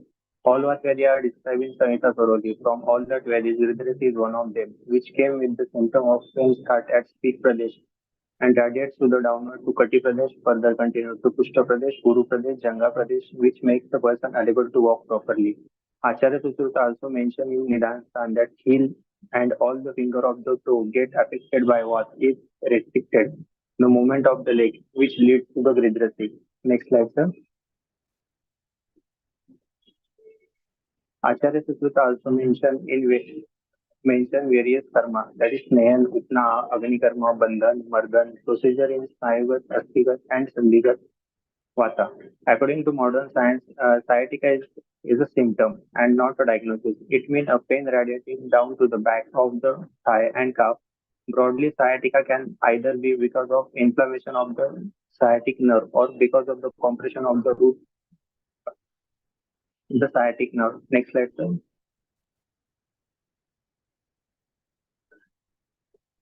Material and method. The study material related to Gridhrasi is taken by Ayurveda Sanhita, Sushruta Sanhita, Charak Sanhita, various internet sources, that is Google Scholar, PubMed, Digital Library.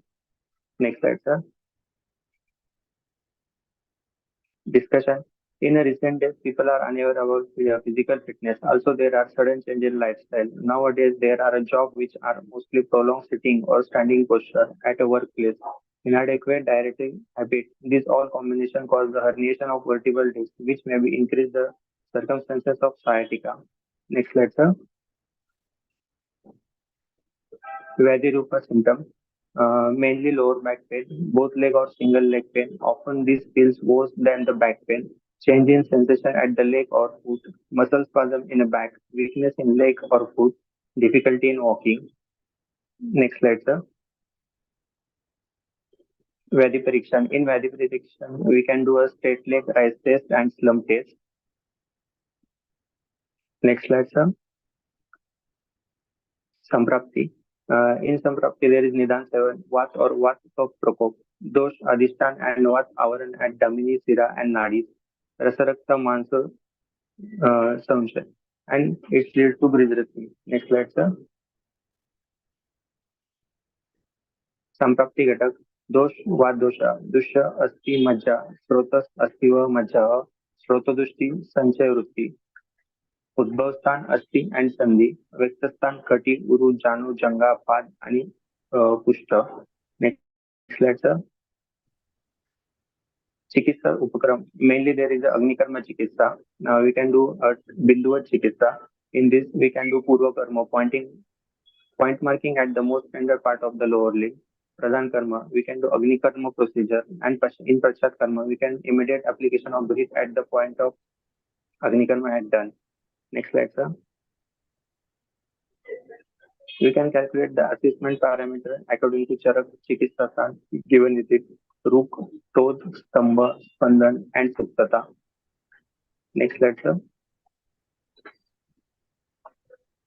Conclusion. Agnikarma procedure is result oriented towards the various Vatas and Kaphas Vyadhi. Due to its properties, Ushna, Sukshma, Ashukari, it settle down the Vat dosha and remove the Srotavro. Due to this, patient get relief from the symptoms. The minimal or merely or no recurrence of Vat Vyadhi, which gets managed by Agnikarma procedure. Acharya Sushruta also mentioned in Samhita that among all Vata Vyadhi, Vishak, Shar, and Shastra Chikitsa are done, but the most curable treatment is Agnikarma Chikitsa. Next slide, sir. Thank you. Thank you, doctor. Thank you for the presentation. Thank you, sir. Thank you. Next, I would like to invite Dr. Priyanka Balram Kamble for the paper and poster presentation. First is a paper presentation.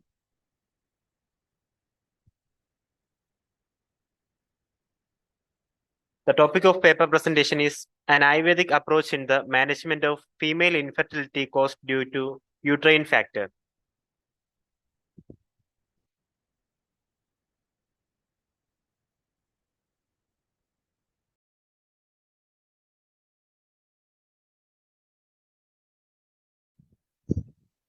Good evening, everyone. My name is Dr. Priyanka, and today I am going to present a case presentation on an Ayurvedic approach in the management of female infertility caused due to uterine factor under the guidance of Dr. L.V. Ratnakar, sir. In the recent years, there is almost a 30% rise in the infertility cases under the age of 13. More and more young couples are facing the problem of infertility. According to Ayurveda, Garbha Upahanti Vandhya, female infertility may be caused due to factors like uterine adhesions, uterine synechia, which can be managed surgically, which may ultimately lead to uterine adhesion and ultimately with the inadequate formation of the endometrium, which may hinder the effective nidation and implantation of the fertilized embryo. So the main aim and objective of this case is to treat infertility in an integrative strategy and to assess the effective endometrial proliferation and regularizing the irregular menstrual cycles. The present case is of a 36-year-old married female patient with increased interval between two menstrual cycles of 60 to 70 days with 1 to 2 days with scanty bleeding. She is also a known case of multiple uterine fibroids and a history of fundal adhesions. She also has multiple cycles of ovulation induction and intrauterine insemination, as well as she underwent ICSI with failed attempts. Later, she came to the OPD for further management and treatment. So, this is her history of present illness. She also underwent adhesiolysis. She had a missed abortion at 8 weeks of gestation and started experiencing irregular menstrual cycles after her missed abortion. Menarche is at 13 years of age. So, after the health screening or post-abortion revealed the decreased endometrium thickness and presence of multiple uterine fibroids, she had an Ayurvedic treatment for irregular menstrual cycles with benefits. She was then referred to the PRP therapy and hormonal treatment for endometrium proliferation. She had 4 cycles of PRP therapy as follows in June, July, August, and October. This is her personal history. Weight is 68 kg. BMI is 30.68 kg per meter square. Menstrual history shows that 7 years ago her menstrual cycles were normal. After the missed abortion, she had irregular menstrual cycle. HbA1c is 6.10%. USG report reveals small uterine fibroids with tiny cysts in the endometrium and myometrium, with left ovarian simple cyst and left para-ovarian cyst. Virechana treatment was planned with Sukumara Kashayam and Kumari Asav given for 90 days. Then Snehapanam was given with Kalyana Kritam for 4 days, Virechana with Tribrutta Leha. Yog Basti was done with Nirva Basti was done with Eranda Buladi Kashaya Basti for 6 days, and Anuvasan Basti was done with Dharmantaram Tailam for 9 days. These are the documents attached with it. On discharge, medications was given was Kalyana Kritam, Varunadi Kashaya, Tailam, and Vayu Gulika. Results showed that before treatment, menstrual cycle was increased, but after the treatment, menstrual cycle was normalized. She has a moderate amount of menstrual bleeding with triple layered endometrium and moderate endometrial thickness. Menstrual cycle pattern is as follows. The menstrual cycle pattern shows that the menstrual cycles have regularized. Following changes, the follicular study done after the treatment reveals the presence of ovulation and the triple layered endometrium. Ovulation kit result after the treatment shows positive. She also had a decreased weight, approx 6 kg. She was 68 previously, and she was 62 after the treatment. The comparison of the follicular study before and after treatment shows that ET is before treatment was 6.4 without any triple layer, but after treatment it was 5.4 with triple layering. Presence of ovulation is seen in the UHG reports after the treatment with 2 ruptured follicles in the right ovary as well as the left ovary. These are the UHG reports before and after treatment. So the diagnosis was confirmed as secondary infertility associated with multiple factors. The nidana attributed in this patient are mithya ahara vihara adhyasana, excessive intake of abhishinti ahar, sedentary lifestyle leading to kapha medo dushti and srotorodaha. The factors included for the formation of garbha, rutu kshetra, ambu, bijana. The vat and kapha responsible for the are vitiated, which leads to shrotoroda, avran, and dhatu kshaya, which causes a pakti leading to ama and which leads to the formation of srotoroda. Further vitiates the mams, rakta meda, and forms granthi. So, as Charaka says, Vayu Yantra Tantra Dhara and Vata Kalakaliya Adhyaya controls all the physiological activities in the body. So, the management is to release, the ultimate aim is to release the obstructed Vata and Kapha by Srotoroda, Agni Dipan, and Vatanuloman. The surgical management in this condition may lead to abortion, may lead to adhesions, tissue reactions leading to the improper healing of the endometrium. The irregular menstrual can be ovular and unovular, and this unovulatory menstrual cycle the endometrium remains proliferative, which leads to the formation of fragile endometrium, which hinders the effective nidation and implantation of the embryo. So Kumar Kashaya used in the treatment causes Vatanuloman, Kumari Asava is Artava Janana, Kalyana Grita is Yoni Dosha Haraha. Snehan Swedan used Snehan and Swedan causes the vitiated dosas to collect from the Shakha to the Koshtaha. Virechana, according to Kashyapa, is Bandhanam Virechanam. Trivrutta causes is a Sukha Virechaka drug. Anuvasan Basti causes Vatanuloman. Dhanvantram Telam acts as a Brihand. Erandamuladi Niruha Basti is the most praised decoction for treating the Vata disorders, which improves the appetite and causes Lekhana.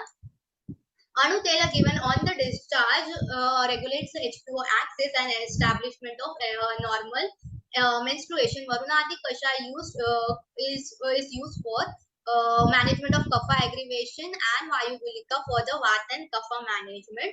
Hence, we can say that Ayurveda treatment can be used in patients with infertility with better outcomes. Currently, her endometrium layering is under treatment and she is planned for Yog Basti after 3 months. These are the references. Thank you. Thank you, Dr. Priyanka. Thank you for the wonderful presentation.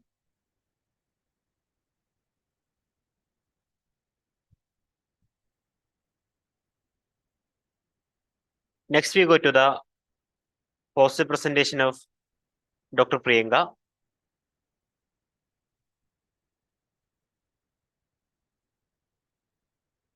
The topic of poster presentation is Ayurvedic management of Kabaja Yoni Vyabad, a case report.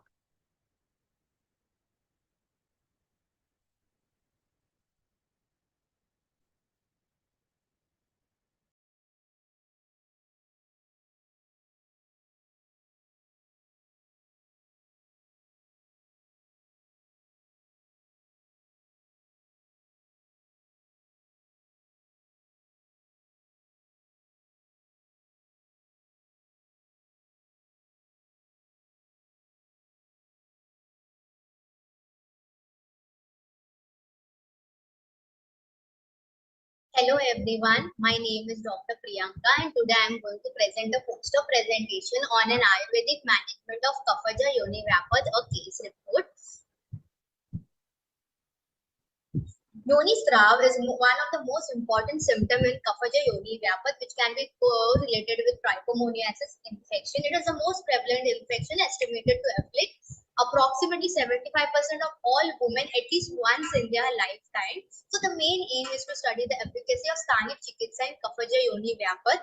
The present case study was administered Yoni Prakshalan with Triphala plus Guruchadi Kashaya for 7 days, followed with Udumbaradi Tel Yoni Puja for 3 days. Methodology: the patient, the 37-year-old married female, G2, P2, L2, presents with complaints of intermittent vaginal discharge and vaginal itching since 4 to 5 days after the use of public toilet.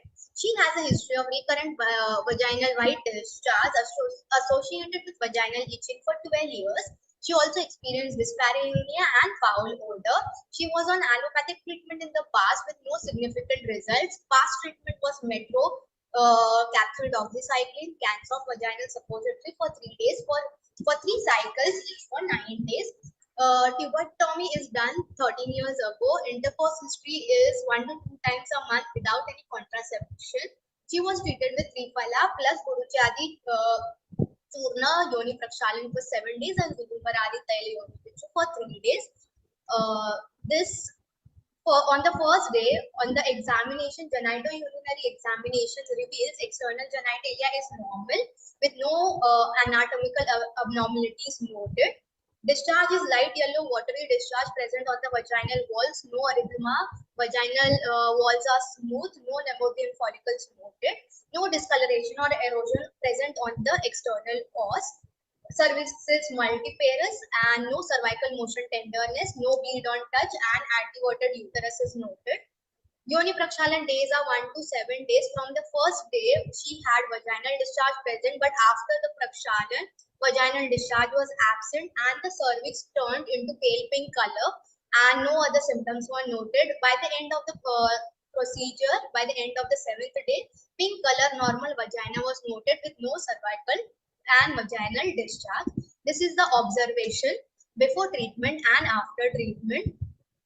Wet vaginal smear done of the patient reveals normal epithelial cells noted and trichomoniasis infection seen. Few clue cells and hyphae are present.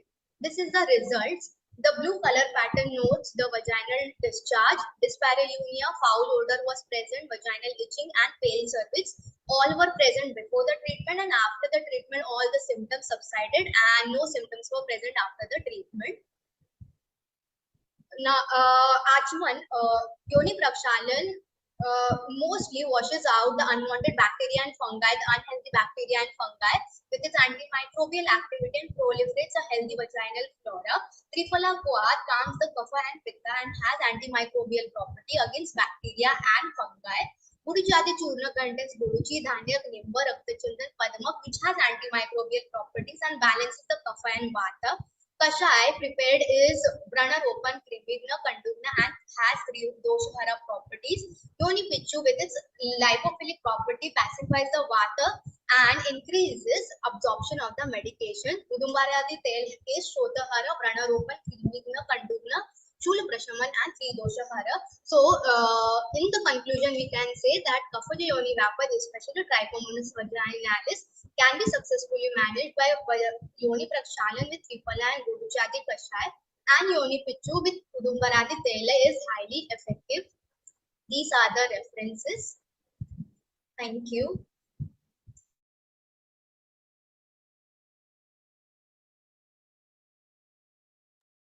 Thank you, Dr. Priyanka Kamble, for the wonderful paper and poster presentation. Next, I would like to invite Dr. Aparna M for the paper presentation on the topic management of a case of diabetic ulcer. Dr. Aparna, are you there? Hello, Dr. Aparna, are you there?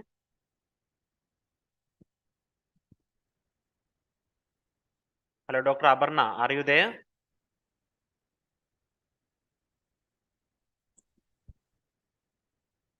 Hello, Dr. Aparna, can you hear me? Okay, next we go to the paper presentation. Sir, hello, sir. I'm Dr. Hello. Aparna. Okay, doctor. Good evening, doctor. Good evening, sir. Can you share my PPT, sir? Just a second, doctor. I'll share for you.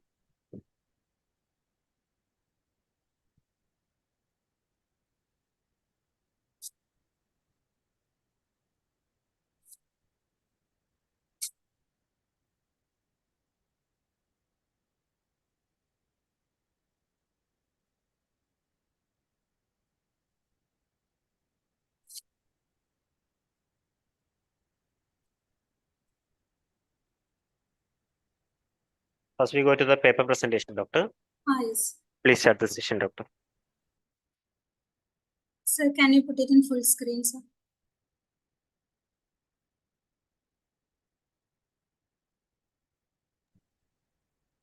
Just a moment, doctor.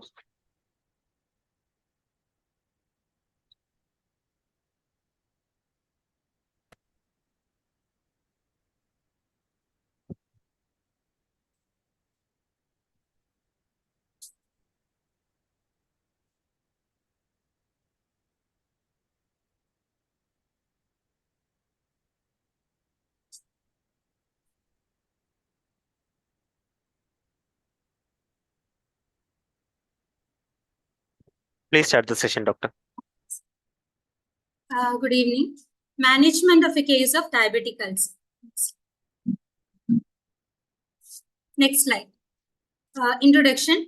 Diabetic foot is defined as glucose-laden tissues of the foot with ulceration, infection, and destruction of deep tissues associated with neurological abnormalities and various degrees of peripheral vascular diseases of the lower limb. So, incidence and prevalence of diabetic foot ulcer in India. Out of 62 million diabetic patients, 25 develop diabetic foot ulcer, and out of which 50% become infected and 20% needs amputation. The prevalence rate is between 4.5 to 10%. Next slide. This is a normal pathophysiology of the foot ulcer. So first, hyperglycemia and diabetic angiopathy leads to the endothelial damage, dyslipidemia, and increased platelet viscosity, which leads to the atherosclerosis and peripheral vascular changes, which in turn leads to endothelial cell dysfunction, vasodilator, decreased secretion, peripheral vasoconstriction plus hypercoagulation, and it leads to ischemia, which causes the risk of the skin ulcer. Next. So this is a case report. A 73-year-old male patient came to our OPD with a non-healing ulcer in dorsal and ventral aspect of the foot of the right leg associated with pain since a couple of months. Next slide. History of the presenting complaints were he was having a diabetic mellitus since 10 years. So before 7 years, he had leg pain, a gradual ulceration of dorsal aspect of the foot and web space between the toes were seen. So he was undergoing medication, metformin, and also daily dressing. His H1ABC level was 8 initially, and he developed a dry gangrene also. So his X-ray report shows osteomyelitis of the distal phalange. So he was advised to do an amputation. Next step. This was the local examination of the patient. Inspection, shape was irregular shaped ulcer, color is bright red, distally blackish slightly. Site was dorsal aspect of the foot between big toe and the index toe. Description of the floor was, it was not uniform in depth and granulation tissue was present. Ulcer was clean with less love. Palpation showed sensory loss over the wounded area. And other features were, there was no foul smell, 3 sinuses with pus discharge present on the dorsal and ventral aspect of the foot. Next slide. So investigation reports before the treatment. It showed a Doppler study of right lower limb arteries, showed diffuse arthromatic changes were visualized. Right anterior tibial, posterior tibial and dorsalis pedi shows monophasic waveform with spectral filling indicating inflammatory changes. Doppler study of lower limb veins showed no evidence of the deep vein thrombosis. Multiple enlarged inguinal lymph nodes and intramuscular edema. It usually possibly were cellulitis. And X-ray, AP and oblique view shows the presence of osteomyelitic changes in distal phalanges. Osteopenia was present with degenerating changes. Next. This was our treatment plan. So the first week, internally, Gugulu Tiktagam Kashayam 60 ml BD before food was given. Gugulu Tiktagam Gratam capsule 1 BD after food was given at morning. Grab 1 thrice per day was given after food. Biogest 1 thrice per day was given. Capsule Batapi was given 1 thrice per day. So externally, aseptic dressing with mupirocin ointment on daily basis was given. On the 4th day, Jalogavacharnam was done in the area of osteomyelitis. So this was the outcomes. First 4 days pain persisted, wound was clean, healing started, osteomyelitic changes was persisting. So next Kanvada Basmam, next week Kanvada Basmam was added. No pain was there. Healing of the ulcer started. Next week, same medicines were continued. 85% of healing of ulcer, edema was decreased, discoloration was decreased, sensation was also felt. Next. This is Patya Patya. Patya Patya was followed according to the classical texts. This is the Patya Patya given in Shishrata Samhita. Next slide. Results after medication. Before treatment, pain was extreme. After 60 days of treatment, pain became absent. Blackish discoloration were there with 3 degrees. So blackish discoloration reduced to 1 degree. Ulcer healing was a non-healing ulcer, and after 60 days, it was healed 90%. Bone density was very weak, and bone density improved. That is seen in the X-ray given below. Thank you. Next. So this is the probable pathology according to Ayurveda. In Madhumeha, Kabadosha is increased due to Nidana. So Madhumeha Nidana leads to the Margavarna of Vadadosha by the Kaba. Accumulation of Kaba and Pitta dosha takes place. So this affects the movement of the Vada, and circulation of nutrients in blood is affected. Tissue is deprived of nutrition, so the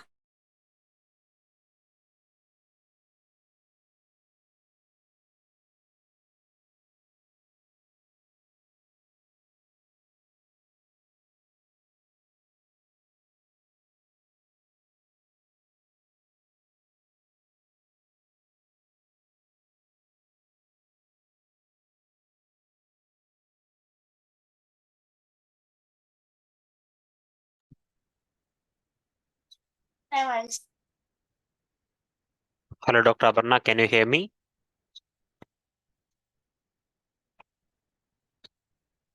Hello, Dr. Aparna, can you hear me?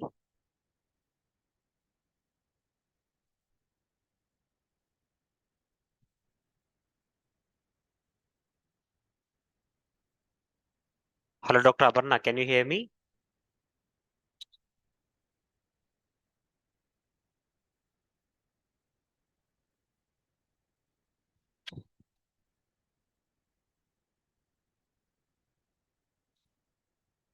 I think Dr. Aparna is suffering from some network problem.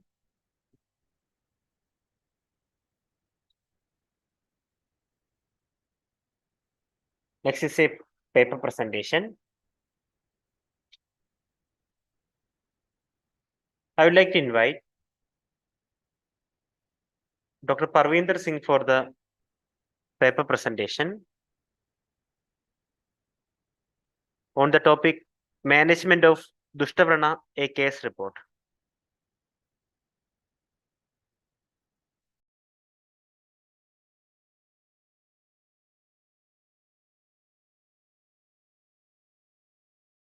Good evening, everyone. Myself, Dr. Parvinder Singh, third year PG scholar. My present topic is Management of Dushtavrana, a case report.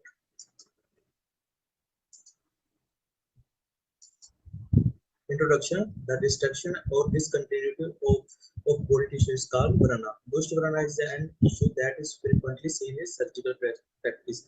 It may be undergo as a chronic ulcer, which is clinically persistent for more than 6 weeks. Sludge infection of a foreign body are all factors that might cause a wound to take longer to heal.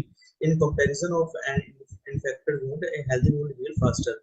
As a result, it is critical to keep the wound clean throughout this healing process. Ayurveda offer a wide range of treatment modalities that, when devised judicially, can render excellent results. Patient address and history. Patient is 52 years old, sex male, religious Hindu, and these are the remaining chief complaint. Patient come to our OPD with known healing ulcer in left lower limb since 1 month. Associated complaint, severe pain, persistent discharge and eczema since 1 month. History of present illness, a 52 years age male with known healing ulcer or the lateral aspect of lower limb with severe pain, discharge and inflammation or eczema for 6 weeks. Visited our OPD for treatment. History of past patient have no history of diabetic mellitus and hypertension.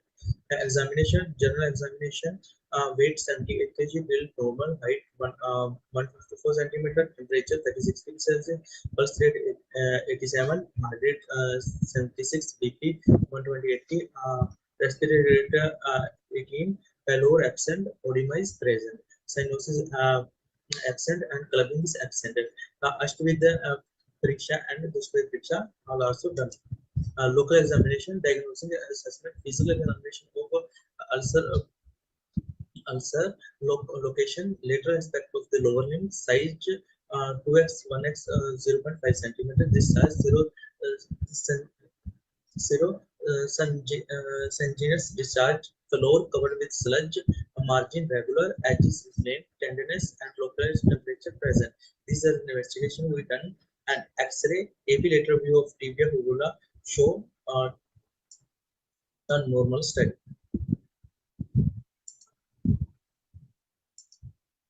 Treatment, treatment,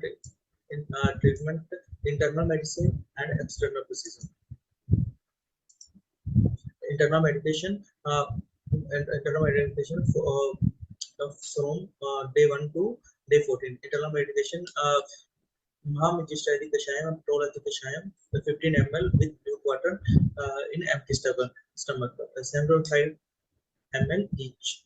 Kushora Uglu, morning and evening with Kashayam. Grab tablet, morning, afternoon, and evening after food. Separating 1 BD, 1 TDS, Biogest 1 TDS after food. Our Patikan Churno 15 gram once a week at bedtime. Internal medication from day 14 to day 28. Coronary Asamam 10 ml TDS after food. Chandana Asamam 10 ml TDS after food. Niri tablet morning and evening after food. Aloma TDS at bedtime. External therapy from 1 to 7 days. Varam Prakshalna with Trifala Kavatham and Trifala Kavatham 100 ml day for 10 minutes. Wound dressing, Gulu Panchpala Churna with the Madhu. 20 gram with the QS Madhu kept for whole days. 18 to 14 days wound dressing, Jatyadi Gritum with Jatyadi Gritum 10 ml kept for whole days. Procedure day 1 to day 7. Normal saline was used for achieve local hygiene. Prakshalan karma was done with 100 ml of Trifala Kavad. After drying the sterile dose, Guglu Panchkam Churma was mixed with honey and applied followed by dressing. Day 8 to day 14. Normal saline was used to achieve local hygiene. After drying with sterile dose, Jatyadi Kritam was applied followed by good dressing. Result, the clinical picture of Adhishtitha was improved around 7 days of the treatment and the wound completely healed on 4 days. You can see the picture before treatment, during treatment on 7 days and on 14 days. Discussion Trifala Prakshalanam. In Varana, there are variation of Pitta and Rakta dosha which increase the local temperature and inflammation. So Prakshalan is the best treatment of this choice in this condition. Trifala Kavad Prakshalanam produces excellent hygiene condition in terms of reducing discharge. It also smoothing property where the symptom like pain, burning sensation are reduced. A discussion of Guglu Panchpala Churna. Guglu Panchpala Churna is formulation mentioned in Nadi Varana Chikitsa. When applied along with Madhu or Dushtavarana, Madhu on Dushtavarana, it has leukemia property. Due to anti-inflammatory and antioxidant property, it helps in debridement of unhealthy tissue in the wound and thus promote cleaning and healing of the wound. The discussion of the Jatyadi Gritam. Most of the ingredients of Jatyadi Gritam have a Shobhana, Rupna, Vedna, Sthapna property due to guna like Tikshna, Katu, Kashayam Rasa, and Ruksha, Lahu. It does Shodhana, it might be helping Grana, Rupna. Tikta Rasa does Tokka, Mamsa, Shrikarana and Lekhna, it might help in increasing tensile strength of the wound and remove this sludge. Katurasa Hebrana, Shodhana, and Sadhana properties. Tutha is an ingredient of Jatyadi Gritam having Lekhna, Karma, So it may help in removing sludge. Even in current surgical practice, Kotha is used in removing the sludge from the ulcer. Conclusion: Prakshana and Varam Bandra can be used effectively in management of Dushvarana. It helps to avoid the debridement of sludge in ulcer, which is very painful and intolerable. It also helps in cleaning and healing the ulcer and removing only unhealthy granulation. Hence, there is no increase in the size of wound. It also promotes formation of a healthy tissue and promote the better wound healing. These are the references. Thank you. Thank you, Dr. Parvinder Singh. Thank you for the wonderful presentation. Thank you, sir. Dr. Aparna, are you there? Dr. Aparna M, are you there?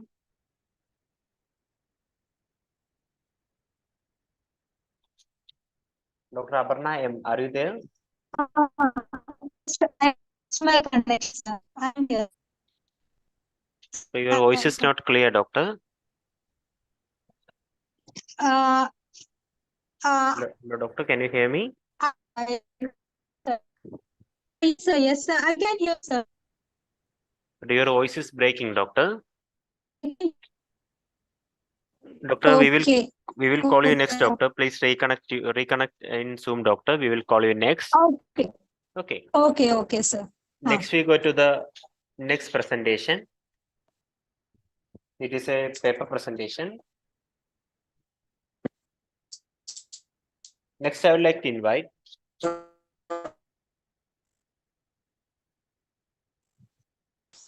Dr. B.K. Mugilmadi for the paper presentation on the topic Management of Pain in Janasandhigata Vata using Thaila Agnikarma, a case report.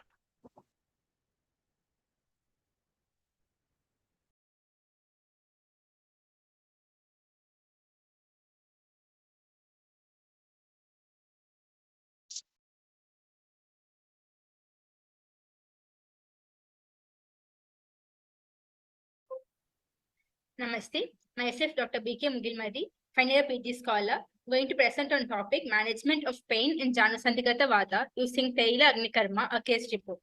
Coming to the introduction, osteoarthritis is one of the commonest musculoskeletal problems in the world. 80% of those with osteoarthritis have limitations in movement and 25% cannot perform their major activities. Knee, being a weight-bearing joint, is more prone to get affected. Knee joint osteoarthritis can be correlated to Janasandhigata Vata, which is characterized by pain or shulla caused due to vitiated Vata. In contemporary science, it is treated with NSAIDs and corticosteroids, which might lead to gastric irritation. And in later stages, it is treated with unicompartmental or total knee replacement surgeries. In the present scenario, there is a great demand for an intervention that is cost-effective and less time-consuming. Agnikarma is one such procedure which is indicated in pain and also in Janasandhigata Vata. Among the various upakarnas for Agnikarma, Sneha is specifically mentioned for the diseases of Sandhi. In the present case study, a 68 years male diagnosed with right knee joint osteoarthritis was treated with 4 sittings of Thaila Agnikarma. Patient details and history: 68 years male, who's a shop owner, came to a OPD with complaints of right knee joint pain. He developed pain in the right knee joint, which was of severe intensity with audible crepitus since 6 months. He had difficulty in walking and was unable to do his daily activities. Patient had no complaints of diabetes, hypertension, or thyroid disorder. Investigations showed X-ray of degenerative changes. General examination: build was normal. He was 80 kg, and all the other vitals were normal. Dashtavida Pariksha and Ashtavida Pariksha was also done. On local examination, swelling was present. Crepitus was present with audible crepitus. Pain, according to DBPRS scale, was 8 and UMAC score was 72. Diagnosis was made based on the investigation as Janasandhigata Vata and knee joint osteoarthritis. Coming to the treatment, the pain management treatment adopted here was Thaila Agnikarma. In Purva Karma, the required materials were collected. This is the Pradhana Karma, and Paschat Karma, aloe vera was applied. Purva Karma, counseling of the patient was done. Thaila was heated with the appearance of smoke. The patient was made to lie down in supine position and the affected knee joint was exposed, cleaned with normal saline and made to dry. In Pradhana Karma, the hot Tilataila was taken on a dropper. Agnikarma was performed over the tender areas of knee joint with hot Tilataila. Paschat Karma, aloe vera was applied over the site of Agnikarma. He was asked to avoid water contact over the knee joint for a day. Procedure was done once a week for the next 3 weeks. Result, before treatment, pain while walking was found to be 8, and after treatment it was 3, and in follow-up it was also 3. Crepitus, before treatment was audible, and after treatment it was palpable. Swelling was present before treatment, and after treatment was absent. WMAC index score was found to be 72 before treatment, 65 during the first session, 50 after the second session of Agnikarma, 39 after third session, and 32 after the fourth session of Agnikarma. In the follow-up, WMAC score was found to be 25. This is the WMAC scoring according to the patient. Discussion. Janu Sandikata Vata is caused when the vitiated Vata seated in the joint destroys them, causing pain and crepitus. It may also cause dislocation of the joints and rigidity in the bones. Agnikarma is a parasurgical procedure which is of utmost importance due to less recurrence of the disease after being treated with a therapeutic heat. It is indicated in intense pain situated in skin, muscle, blood vessels, ligaments, joints, and bones. Acharya Sushruta has mentioned Sneha as a Dahanopakarna for diseases affecting Sera, Snayu, Sandhi, and Asti. Thaila, having more latent heat capacity, penetrates to subsequent layers of skin and distracts the free nerve endings, thus reducing pain. As Thaila is considered best for treating Vata disorders, and Tilathaila being superior among the Thaila Varga, it was used to administer Sneha Agnikarma. Mode of action of Agnikarma. Properties of Agnikarma like Ushna, Tikshna, Laghu, Sukshma, Vyavayi, Vikashi, and Ashukari removes the Shrotavarodha, thereby pacifying the Vishad doshas. This helps in reducing pain and inflammation. Agni, which is characterized by Ushnatva, helps in pacifying the Vishited Vata, which has Shita Guna, thus reducing the pain. It also acts on Anubandha Kapha, causing reduction of swelling in the knee joint. Ashukari property of Agni helps in improving joint movements, thereby reducing pain. Agnikarma helps in regulating Dhatu Agni Mandya, as local heat causes Dhamani Prasharana, thus increasing Rakta Pravahana, and Janu Sandhi gets proper nutrition from Purva Dhatu. Here, Asti and Madhya Dhatu also becomes more stable. Agnikarma leads to vasodilatation, thereby increasing blood circulation at the local site. The increased temperature in the knee joint reduces nerve reflexes, thereby resulting relaxation of muscles, leading to reduction of symptoms. Gate control theory states that when a non-noxious input is applied, it causes a gate to noxious input, that is pain, which results in prevention of pain sensation reaching the CNS, reducing pain. Here, Agni acts as non-noxious substance. Among the 3 zones of injury, the burn induced through Sneha Agnikarma in the epidermis can be taken as an injury to the zone of hyperemia, where there is increased perfusion. This helps in reducing pain in the knee joint. In Chinese traditional medicine, moxibustion is a concept similar to Agnikarma, where moxa made of dried mugwort is heated and applied. Moxibustion increases the circulation of ki or energy, which helps in pain management. Studies also suggest that the thermal stimulation may influence the morphology of mast cells in the local site of moxibustion, which promotes their degranulation. Heat shock protein. Studies say that when performing Agnikarma, the cells get exposed to heat and express HSPs, that is heat shock proteins, or stress proteins, which produce counterproductive effect in osteoarthritis. It was found that HSP70 has anti-apoptic and anti-inflammatory action, which delays the degradation of extracellular matrix and helps in managing osteoarthritis. Coming to the conclusion, Sneha Agnikarma is a safe, cost-effective procedure that can be done on OPD basis. It gives quick relief to the pain caused by vitiated vata in the knee joint because deep penetration of heat is possible as Tilathaila has more heat retention capacity. This helps in reducing pain and associated swelling. Thus, it also helps in improving the quality of life. Therefore, Sneha Agnikarma provides promising results in osteoarthritis of knee joint. Thank you. Thank you, Dr. Mugulmadi. Thank you for the wonderful session.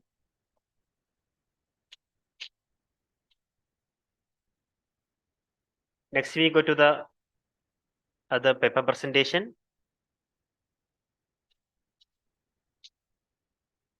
Next, I would like to invite Dr. Sangeeta R for the paper presentation on the topic Exploring Siragada Marma Sequence of Order and its Significance in Therapeutic View.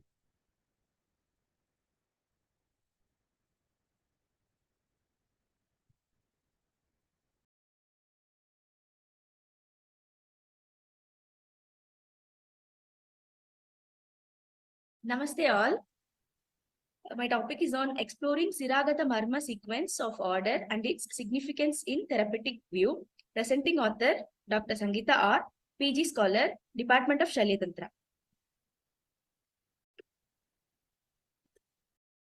Background. Marma Shastra are not merely the anatomical vital points, they are the key centers for our complex energy system.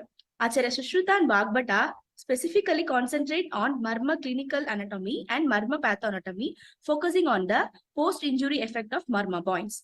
Understanding Marma physiology and pathophysiology is essential to utilizing Marma points for therapeutic purposes, especially in the case of neuromuscular conditions.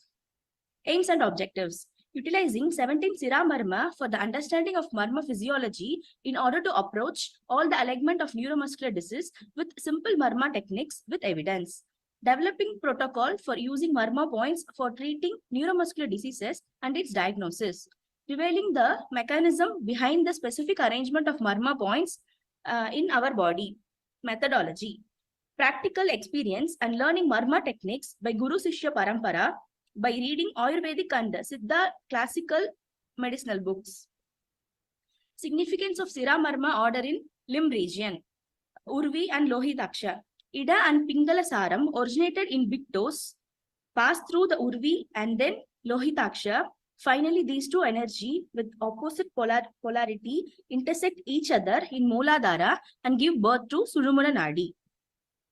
Significance of Sira Marma order in abdomen region. Brihati, Pashvasandhi, Nabi. Ida and Pingala Saram, after forceful intersect with each other at Swadhisthana due to strong repulsion force, overthrown away to the border of abdomen region and reach the Brihati Marma. From that, again reach lower border, that is Pashvasandhi. Finally, again, both force meet at Nabi region. Significance of Sira Marma order in thoracic region. Hridaya, Apastamba, Apalapa, Stanamula. From Nabi, both energy reach Stanamula, Apalapa, then Apastamba, finally meet at Hridaya region. Here, repulsion bipolarity force reduce and neutral force gradually become stronger. From this region, Sulumula Nadi fully take over the energy body. Significance of Sira Marma order in head and neck region. Neeladamani, Sira Matrika, Shringataka, Apanga, Stapani, Fana. Sira Marma from Neeladamani to Sira Matrika, that is 1 to 6, located in head and neck region. Neeladamani and Sira Matrika located in neck region.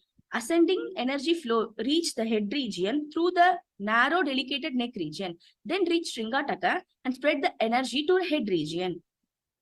This is the overall energy pathway flowchart from the view of Sira Marma. Therapeutic modules for Marma Chikitsa developed during Sarashastra. Result. All the modules discussed in the slides are applied to many of my patients, especially those with neuromuscular conditions. The patient shows good improvement in movement, neuromuscular coordination, muscle bulk, and muscle power. A 38-year-old male patient with a history of RTA had a single mild blunt injury at the left Stanamula Marma with a bike handle. Patient's vitals are stable. No other abnormalities were detected. He was managed with his usual analgesic and all his symptoms subsided. After 15 days of injury, the patient suffers from progressive shortness of breath, chest pain, and heaviness of all the limbs. Diagnosed as anterior-septal MI at that time. Managed with percutaneous transluminal coronary angioplasty to left descending artery. After 15 days of PTCA, the patient again suffered a difficulty breathing with heaviness of limb, severe muscular emaciation with complete loss of limb movement, ascites and pedal edema. Cardiologist diagnosed it as dilated cardiomyopathy with a severe left ventricular dysfunction. So this is the picture of a patient before Marma Chikitsa and after Marma Chikitsa. Treatment. The patient is treated with an integrative medical approach along with Marma Chikitsa. As we discussed in the above slide, patients show remarkable relief, especially in cardiopathy-induced neuromuscular alignments. Conclusion. Marma Chikitsa is the unique way of understanding and treating all the ailments of humans with high utility in neuromuscular pathogenesis. Integrating the Marma Chikitsa approach surely gives a good result when utilized properly with deep understanding of concepts. Thank you.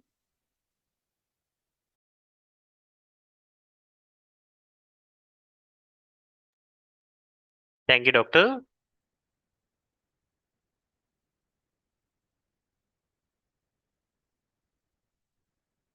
Next, I would like to invite Dr. Aparna M for the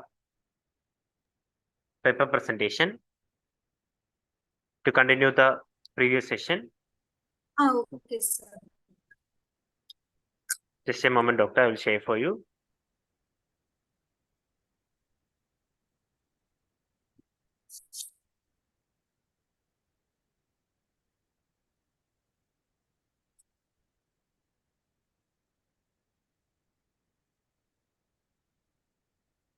Please start the session, Doctor.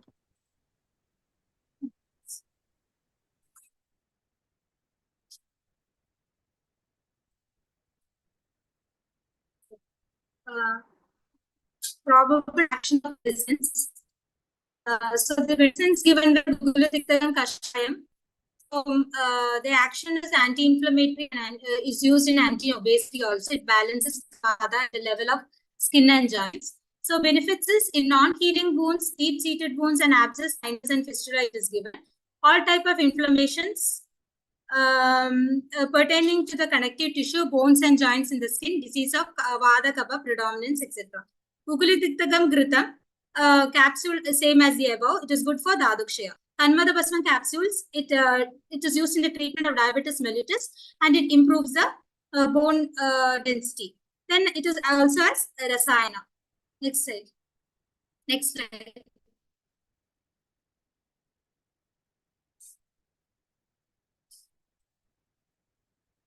So other medicines are Biogest was used as an antimicrobial, anti-inflammatory, immunomodulatory property to reduce the infections. Grab is used in antimicrobial and anti-inflammatory property, which reduces infections and healing of the wounds. Capsule Vatabi acts as a muscle relaxant, tones the muscles, bones, heart, and liver. So it is used to improve the circulation. So obstruction to the blood circulation in cerebral, cardiac, and peripheral areas. Next slide.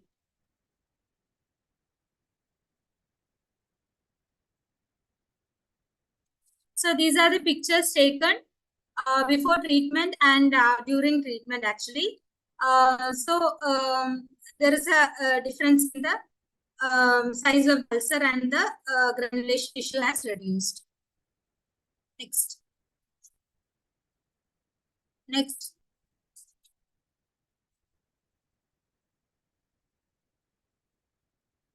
So discussion. Prana, which is putrefied having potash-initiated blood tunneled with pain and which takes a long time to heal is Dushtavrana.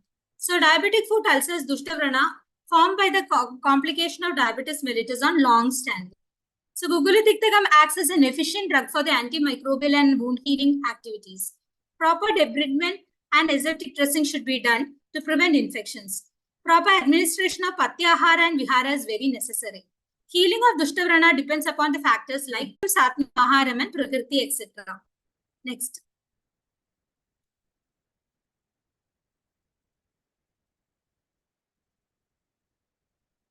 Next slide.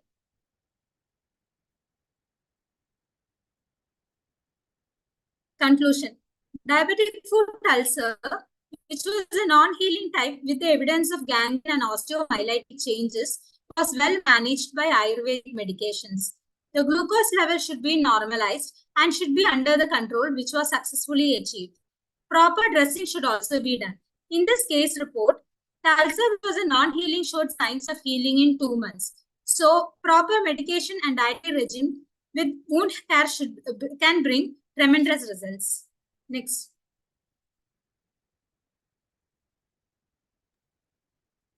Thank you. Thank you, Dr. Aparna. Thank you for the paper presentation. Next, we go to the poster presentation.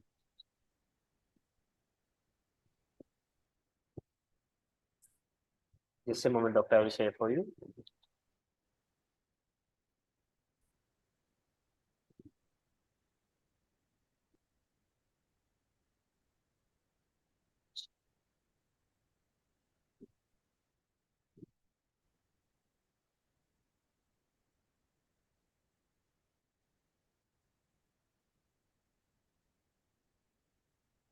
Dr. Aparna, please start the session.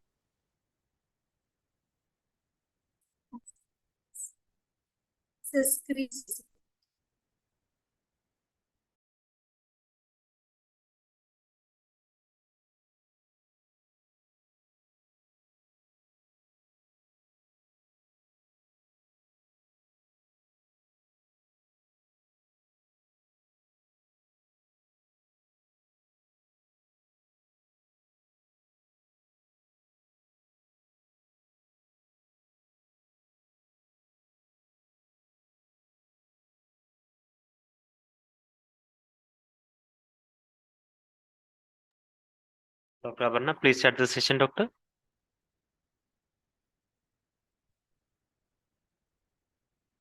It has not come for me. Your voice is breaking, doctor. So my screen has not come.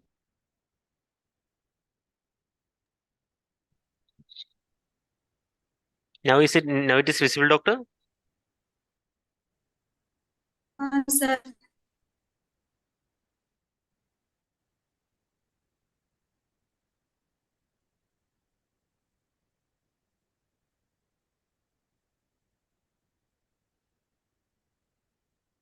Dr. Aparna, now is it visible, doctor? Yes, sir. Please start the No, session, doctor.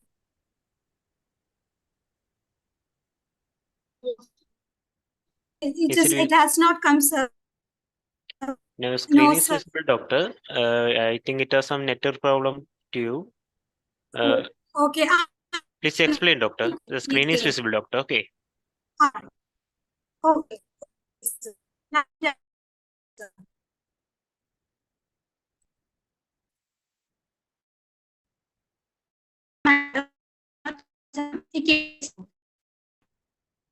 So introduction.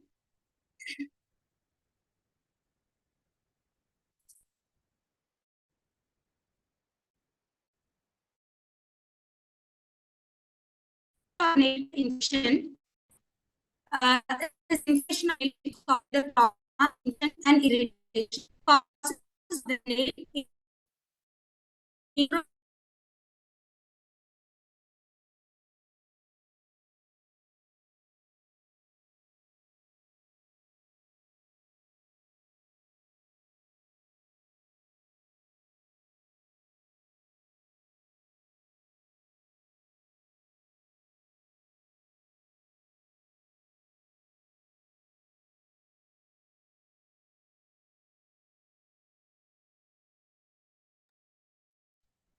Hello, Dr. Aparna. Can you hear me?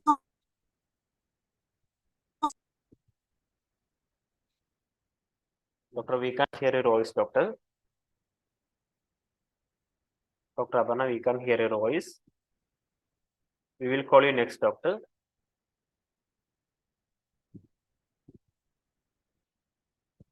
Next, I would like to invite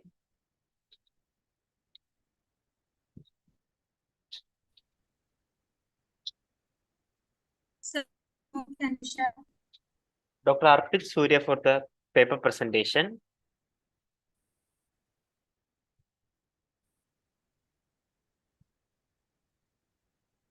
On the topic, a case study on Parigartika with respect to fishery nano.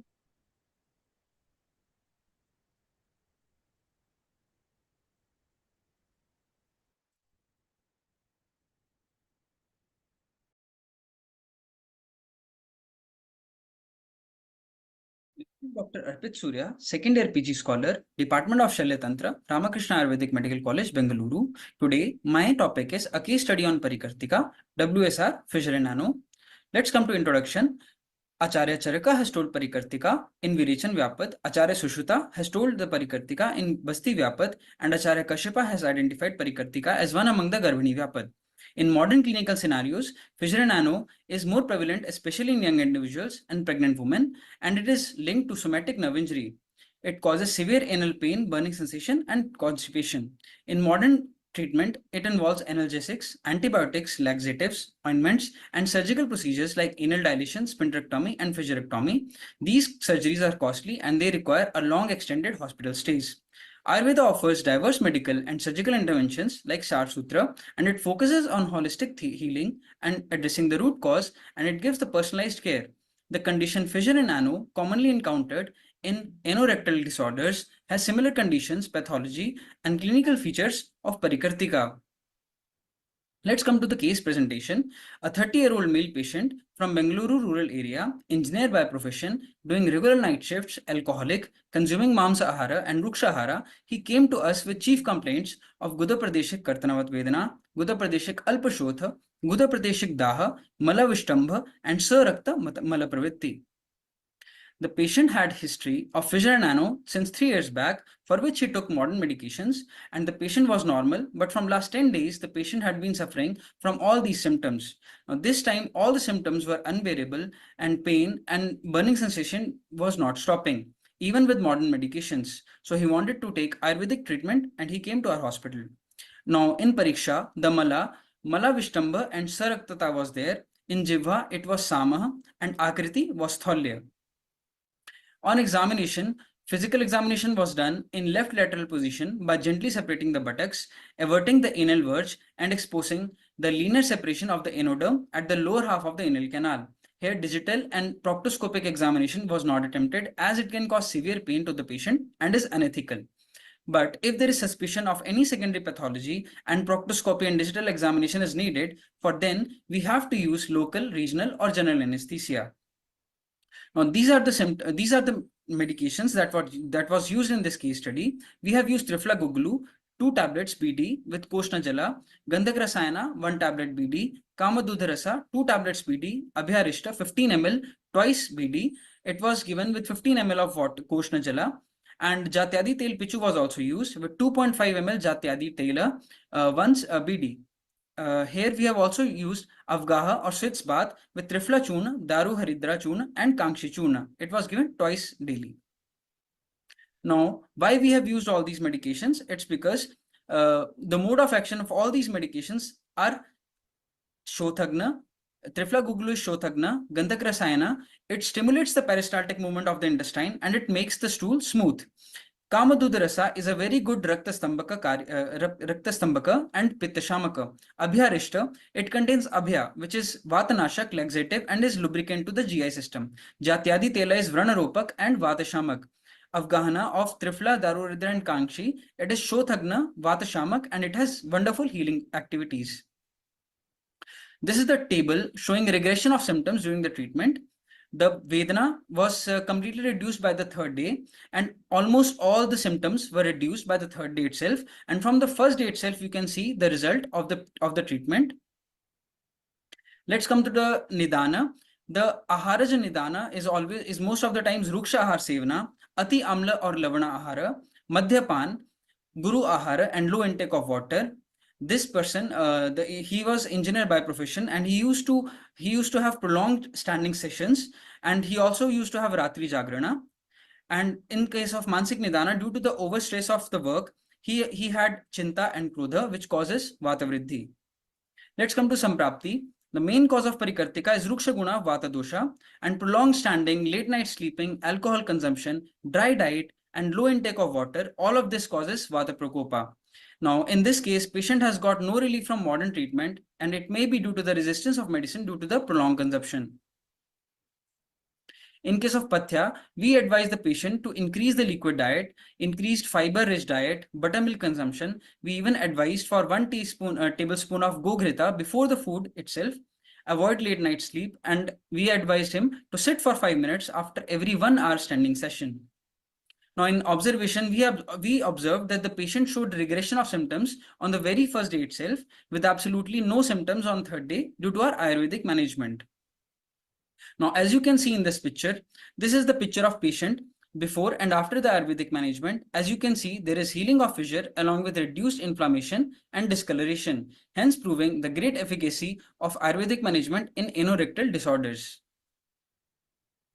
These are the references from where we have taken the medications. Thank you, everyone. Thank you, Dr. Arpit Surya. Thank you for the wonderful presentation. Next, we go to the poster presentation. I would like to invite Dr. Pushpak Marathe for the post presentation. Dr. Pushpak Marathe, are you there? Dr. Pushpak Marathe, are you there? Dr. Pushpak Marathe, are you there? Next we go to the paper presentation. Dr. Suhasini Duraji Kadam, are you there? Dr. Suhasini, are you there? Dr. Suhasini, are you there?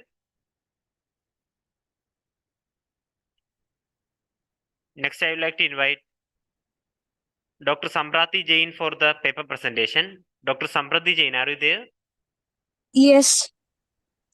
Good evening, doctor. Good evening. Can you please share the slide? Sure, doctor. Just a moment.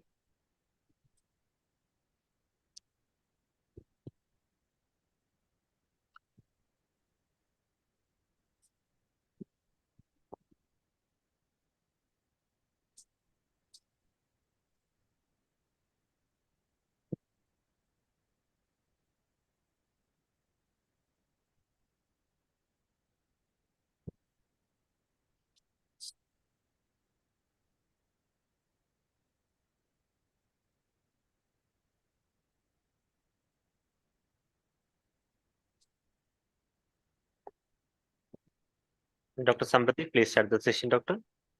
Ji. Good evening, everybody. Myself, Dr. Sampriti Jain, from PTSR department, Sri Jayendra Saraswati Ayurvedic Medical College and Hospital, Chennai. Today, I am here to present my topic, and my topic is Yantra in Prasuti Tantra and Stri Rog. Next slide. Introduction. Acharya Shushruta is known for his contribution to the field of Shalya Tantra. Shushruta Samhita has elaborate description of yantras and shastras used for various Shalya karma. A detailed description of 121 types of surgical instruments is available in Yantra Vidhi Adhyay and Shastra Vidhi Adhyay. Shushruta has also described Anushastras that are used for those in whom shastras cannot be used. Next slide. Introduction of Yantra. There are 101 yantras described by Acharya Shushruta, that is, they are blunt instruments. Tatra mana sharir badha karani shalyani tesham aharano upayo yantrani. Shushruta Samhita, 7th chapter, 4th shlok. Shalyas are those which produce disorders in the psyche or in the soma, and the means of their removal are called yantras. Next slide. Hasta as pradhantam yantra. Among all the yantras, Hasta is considered the Pradhantam yantra because in many ways, surgical tools are simply human hand extension. Ayurvedic classics have described the use of the Hasta to correct specifically that of Sthan Avrit displaced yoni in different gynecological conditions. For example, Nisrit yoni should be inserted by gently pressing with the hand. Second, Jimha yoni should be straightened by hand, bending it down or up with the help of the fingers. Third, Samvrit yoni should be dilated. Fourth, in addition, the procedure of extracting mood garb with hasta hand. Next slide. Classification of yantra. They are of 6 varieties as follows: Swastik yantra, Samdansh yantra, Tal yantra, Nadi yantra, Shalaka yantra, and Up yantra. Next slide. Swastik yantra. They are 18 angul in length. Their ends are shaped like the faces of the ferocious beasts and birds and called after their names. The fulcrums are at the middle and of the size of a masoor. Handles are either rounded off or bent at an angle at their end, used for the extraction of foreign bodies impacted in the bones. Next slide. These are the swastik yantras. Next slide. Samdansh yantra. Samdansh means to catch or hold. These are of 2 types: Sanigra with catch, Anigra without catch. These are 16 angul long. These are used to extract shalya from tvak, mas, sira, and snayu. Next slide. Instruments with catch. Next. First is multiple tooth vulselum. Next. Uterine dressing forceps. Next, sponge holding forceps. Next, Ellis tissue forceps. Next, instruments without catch. Next, ovum forceps. Next, punch biopsy forceps. Dissecting forceps. Tal yantra. They are named so because of their resemblance to plate of fish, scoop like. These are 12 angul long. They are of two types. Ek tal having scoop at one end. Second, V-tal having scoop at both the ends. They are used to remove shalya from the ear canal, nasal cavity, and nadi. Next, uterine curate. First is uterine curate. Second, uterine endometrial curate. Next, nadi yantra. Nadi yantra are of 20 types. These are hollow from inside. Briefly, they are used for following purpose. तानि स्त्रोतोगत शल्योधारणार्थ रोग दर्शनार्थ आचूषणार्थ क्रिया सौकर्यार्थ चेति. Next, cuscus speculum, sim speculum, hysteroscope. Hysteroscope is to check and remove uterine fibroid, polyp, and scar tissue, and to identify uterine septums like tissue that divide uterine septum, and to check uterus structure and to perform biopsy. Next, Shalaka yantra. Shalaka yantra, these are not hollow from inside. These are 28 in number. Among these, yantras that are used in Prasuti Tantra and Strirog are first, next slide, Jardin's decapitation hook. Next slide. Next, Rambotham's decapitation hook and saw. Upyantra. Upyantras are those which are similar to yantras but are inferior to yantras. These can be used in whole body or organ of the body, in sandhi, in coast, and dhamni according to the need. Next slide. Different functions of yantras. Nirghatan, pulling out after crushing. Unmathan, pulling out after twisting. Puran, that is filling. Marga Shuddhi, that is clearing the passage. And Vyuhan, that is bringing together. Next. Thank you.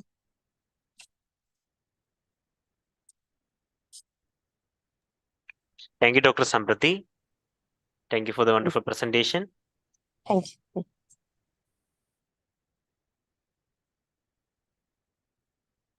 Next, we go to the paper presentation.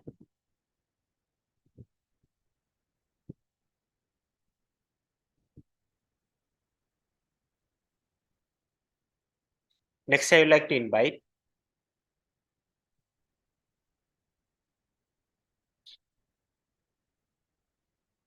Dr. Ankita Ramakrishna Babade for the paper presentation.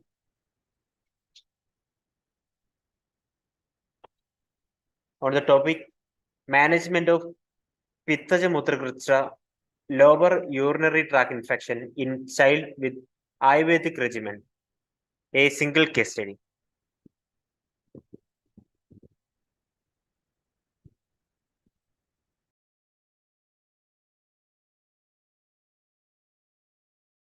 Everyone, myself Dr. Ankita Bobde from CSMS Ayurved Mahavidyalaya Sambhajinagar, Department of Kaumarvritya. My guide Dr. Kavita Fadnavis ma'am.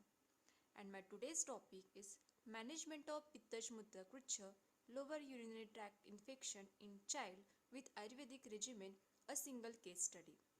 According to Ayurveda, Mutra is a disease of Putra Strutas. The symptoms of different types of Mutra particularly Pittash Mutra consist of Pita Mutrata, Sarakta Mutrata, Sadaha Mutrata, Saruja Mutrata, and Muhur Mutrata. The above mentioned symptoms have a close resemblance with lower urinary tract infection. The lower urinary tract infection includes cystitis and urethritis. Aims and objective to evaluate the role of Ayurvedic regimen, that is Ayurveda Yoga, in the management of Pittashmutra Krucha. A present study is a single case study conducted in the Department of Kaumarvritya of CSMS Ayurved College, Kanchanwadi, Sambhajinagar, Maharashtra.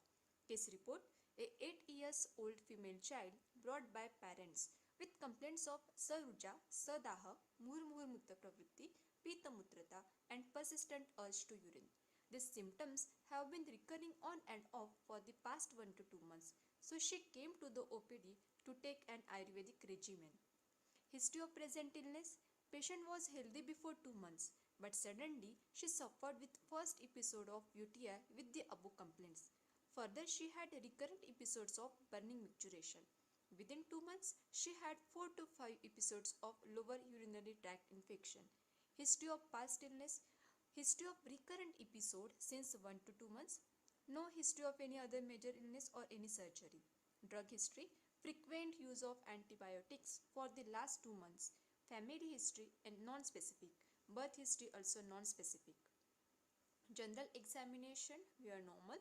Physical examination also normal. Clinical findings: per abdominal examination revealed soft and non-tender. Mutrabha Strotas examination: Mutramatra muhurmuh, that is frequent. Varna Pita. Gandha Durgandha. Mutra Pravritti 8 to 10 times per day. Micturition with Daha and Ruja. Investigation: in urine routine microscopy examination, dark yellow color slightly turbid with trace albumin. Pus cells were 8 to 10, epithelial cells 5 to 6, and RBCs 3 to 4 cells were present. A patient having symptoms of Pita Mutrata, Saruja Mutrata, Sadaha Mutrata, Krucha Mutrata, and Murmuhur Mutra Pravritti. After 7 days of treatment, it recovered quite positively. Repeat urine routine examination revealed only 1 to 2 pus cells, epithelial cells 1 to 2, and RBC nil with pale yellow color urine. Diagnosis: clinically on the basis of above signs and symptoms of Pittashmutakrucha, and second thing, urine routine microscopic.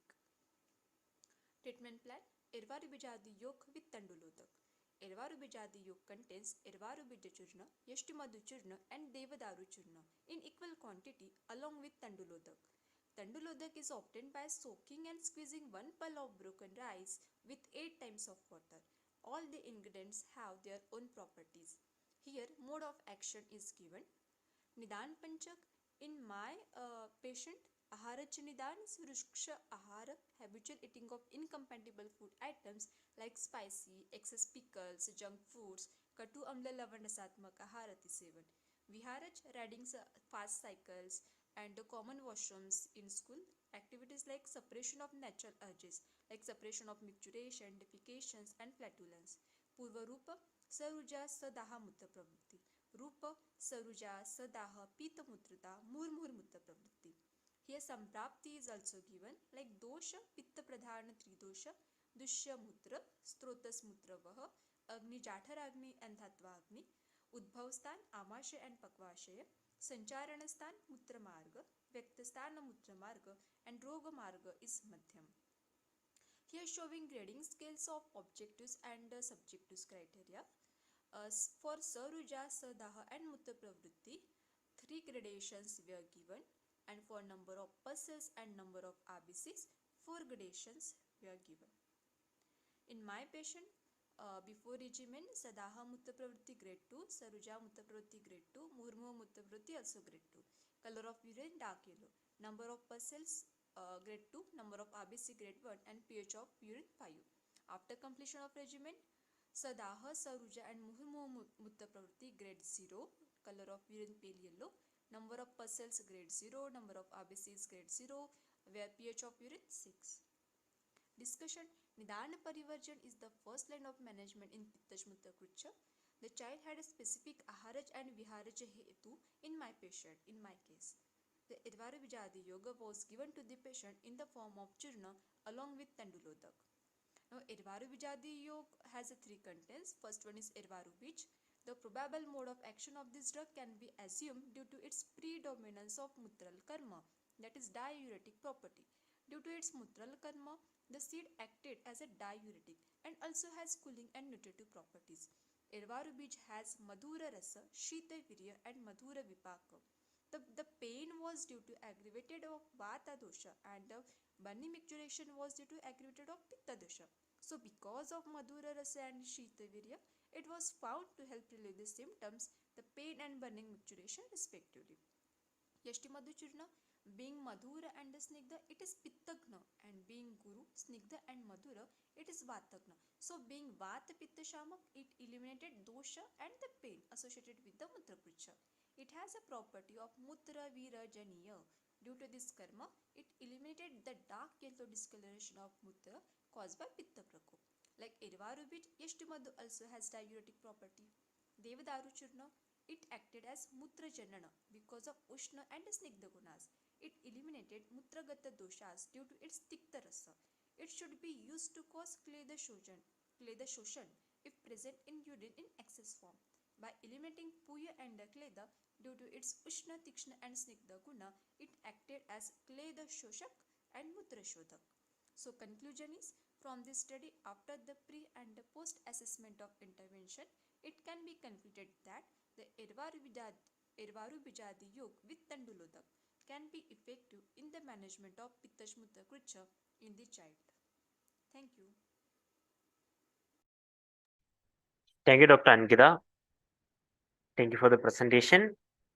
Next, we go to the another presentation.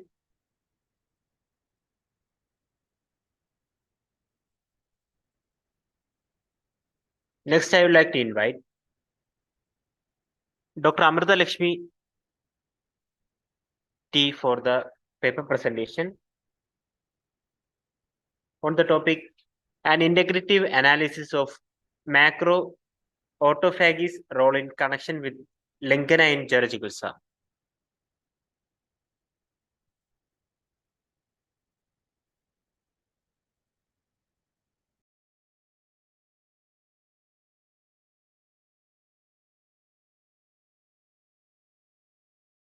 A very warm greetings to the expert panel of Adhishtita 2024, and I would like to take this moment to thank the team of Adhishtita 2024 for giving us this opportunity.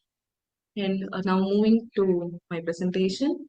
So my presentation is on an attempt to to analyze the integrative analyze the macroautophagy's role in connection with Langana in Jora Chikitsa.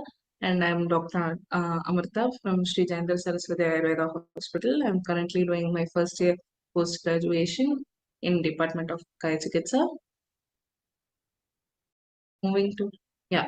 So, as most of us might not know, this is Dr. Yoshinori Hosumi. He's the Japanese scientist who first discovered the mechanism of autophagy, and he discovered it first in the yeast cells, and then later on the further studies discovered the process of autophagy in human cells also.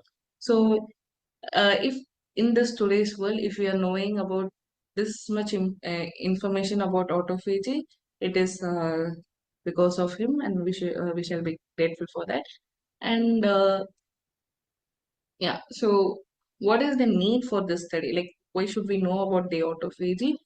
And as I have mentioned, in the recent studies, the process of autophagy has gained a worldwide popularity for its significance in the pathogenesis of common conditions such as diabetes, atherosclerosis, neurodegenerative conditions such as Alzheimer's, and even in cancer and etc. conditions. So this is why the modern scientists have felt the need to study more about the autophagy concept of autophagy and how they can use it in the line of treatment and all. So coming back, what is autophagy? So autophagy is the process of removing, recycling and regenerating at the cellular level. So this autophagy not only helps in the defense mechanism, also helps in metabolism of our body. So we'll be seeing in the next slide. So this is the food lipid metabolism happening in our body. So the process goes like when we are taking food, which definitely contains lipids and fat and other such substances. So this lipid and fat can be correlated as Guru and Snigdha Ahara.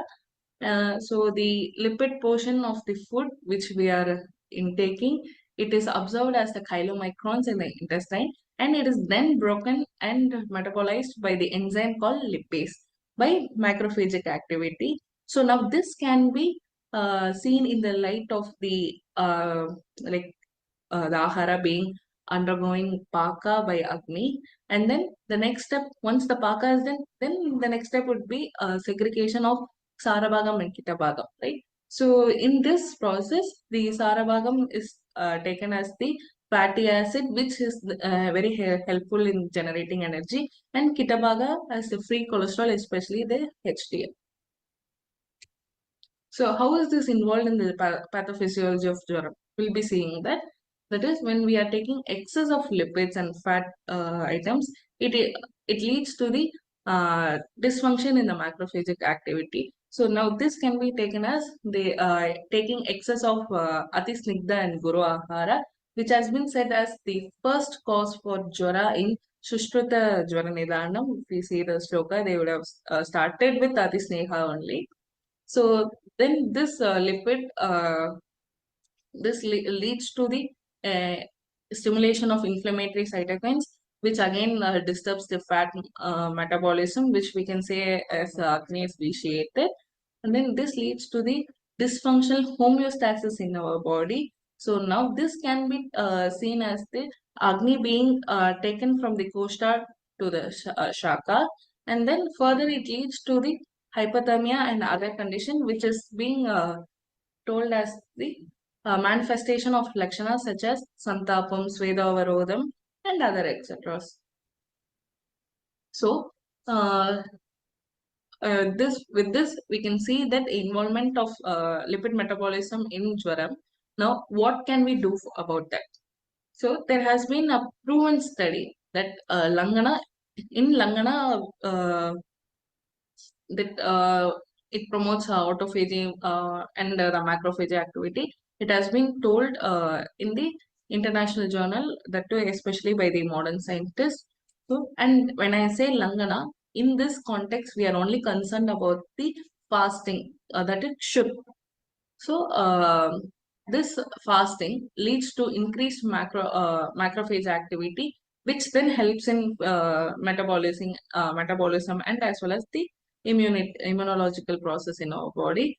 So, as the macrophage activity increases, it also helps in metabolizing the accumulated lipids and proteins. Thereby, it helps in correcting the metabolism. So, as we all know, Langanam is that Yat Kinchit Lagavataram Dehi Tat Langanam Smritam, that which brings lightness to the body. And the importance of Langanam has been stressed in Jwara Chikitsa, and it has been told as the first line of treatment. So we'll see how this exactly works. So lymphatic system, it, as I have already mentioned, it not only does immunological process, it also helps in lipid metabolism as well.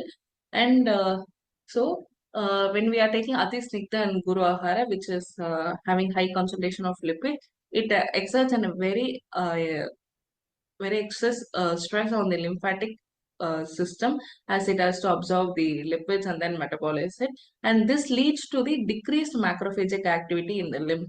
So when the macrophagic activity is reduced in the lymph, it will lead to the infection and other such diseases, so which we can take as Amajajvaram. So when we are fasting, this stress, that is we cut off the lipid intake. So so that the lymphatic system and the macrophages can concentrate more on digesting the already existing molecules, that is fat molecules. So this helps in the metabolization of the fat molecules, and thereby doing the pachana.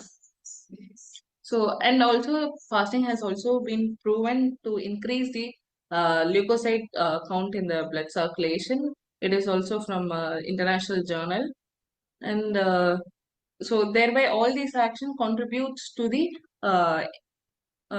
eradication of the Jwara.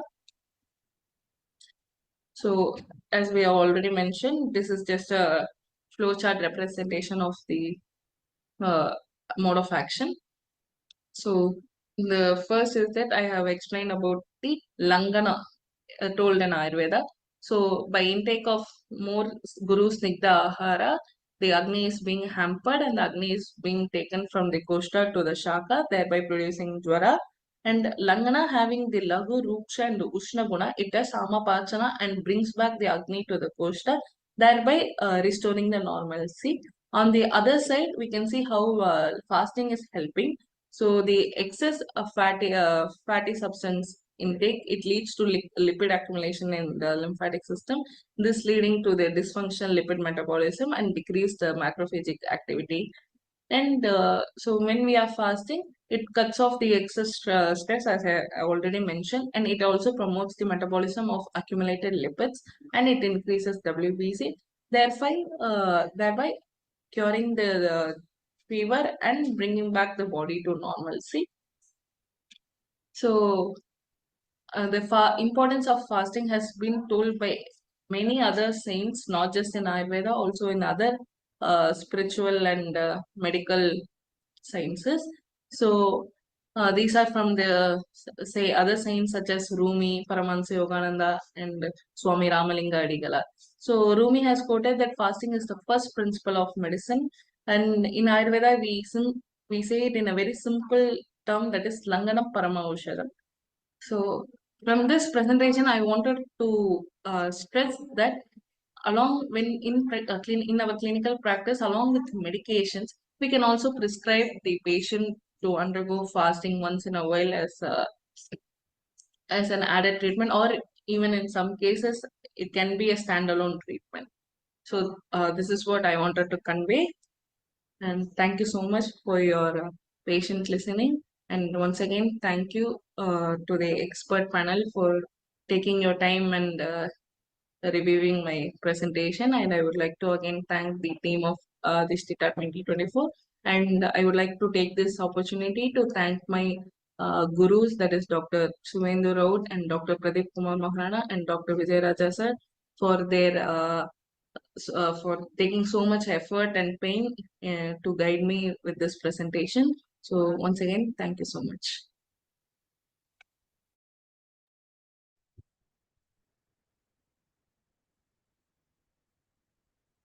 Thank you, Dr. Amritalakshmi. Thank you for the wonderful presentation and detailed explanation.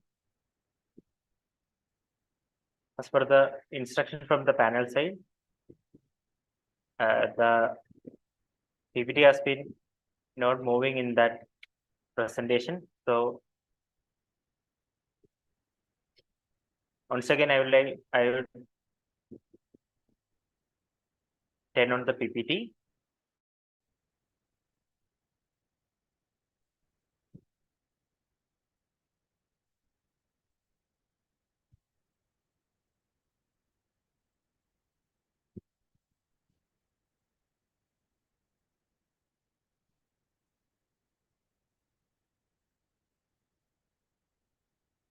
These are the slides explained by Dr.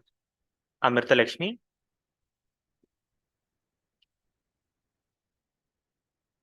These are the chart has been explained the introduction part.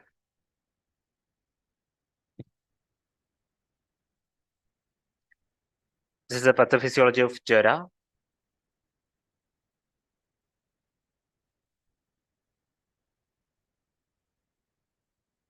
And Dr. has been explained the Langan and Jara Chikitsa. These are the discussion and conclusion slide. This flowchart has been already explained by Dr. Amrita.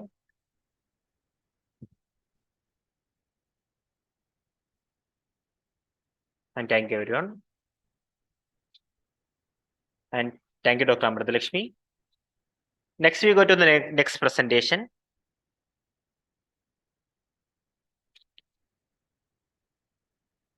Next, I would like to invite Dr. K.R. Sriranjani for the paper presentation on the topic A Critical Review on Physical Parameters in Mutra or Urine.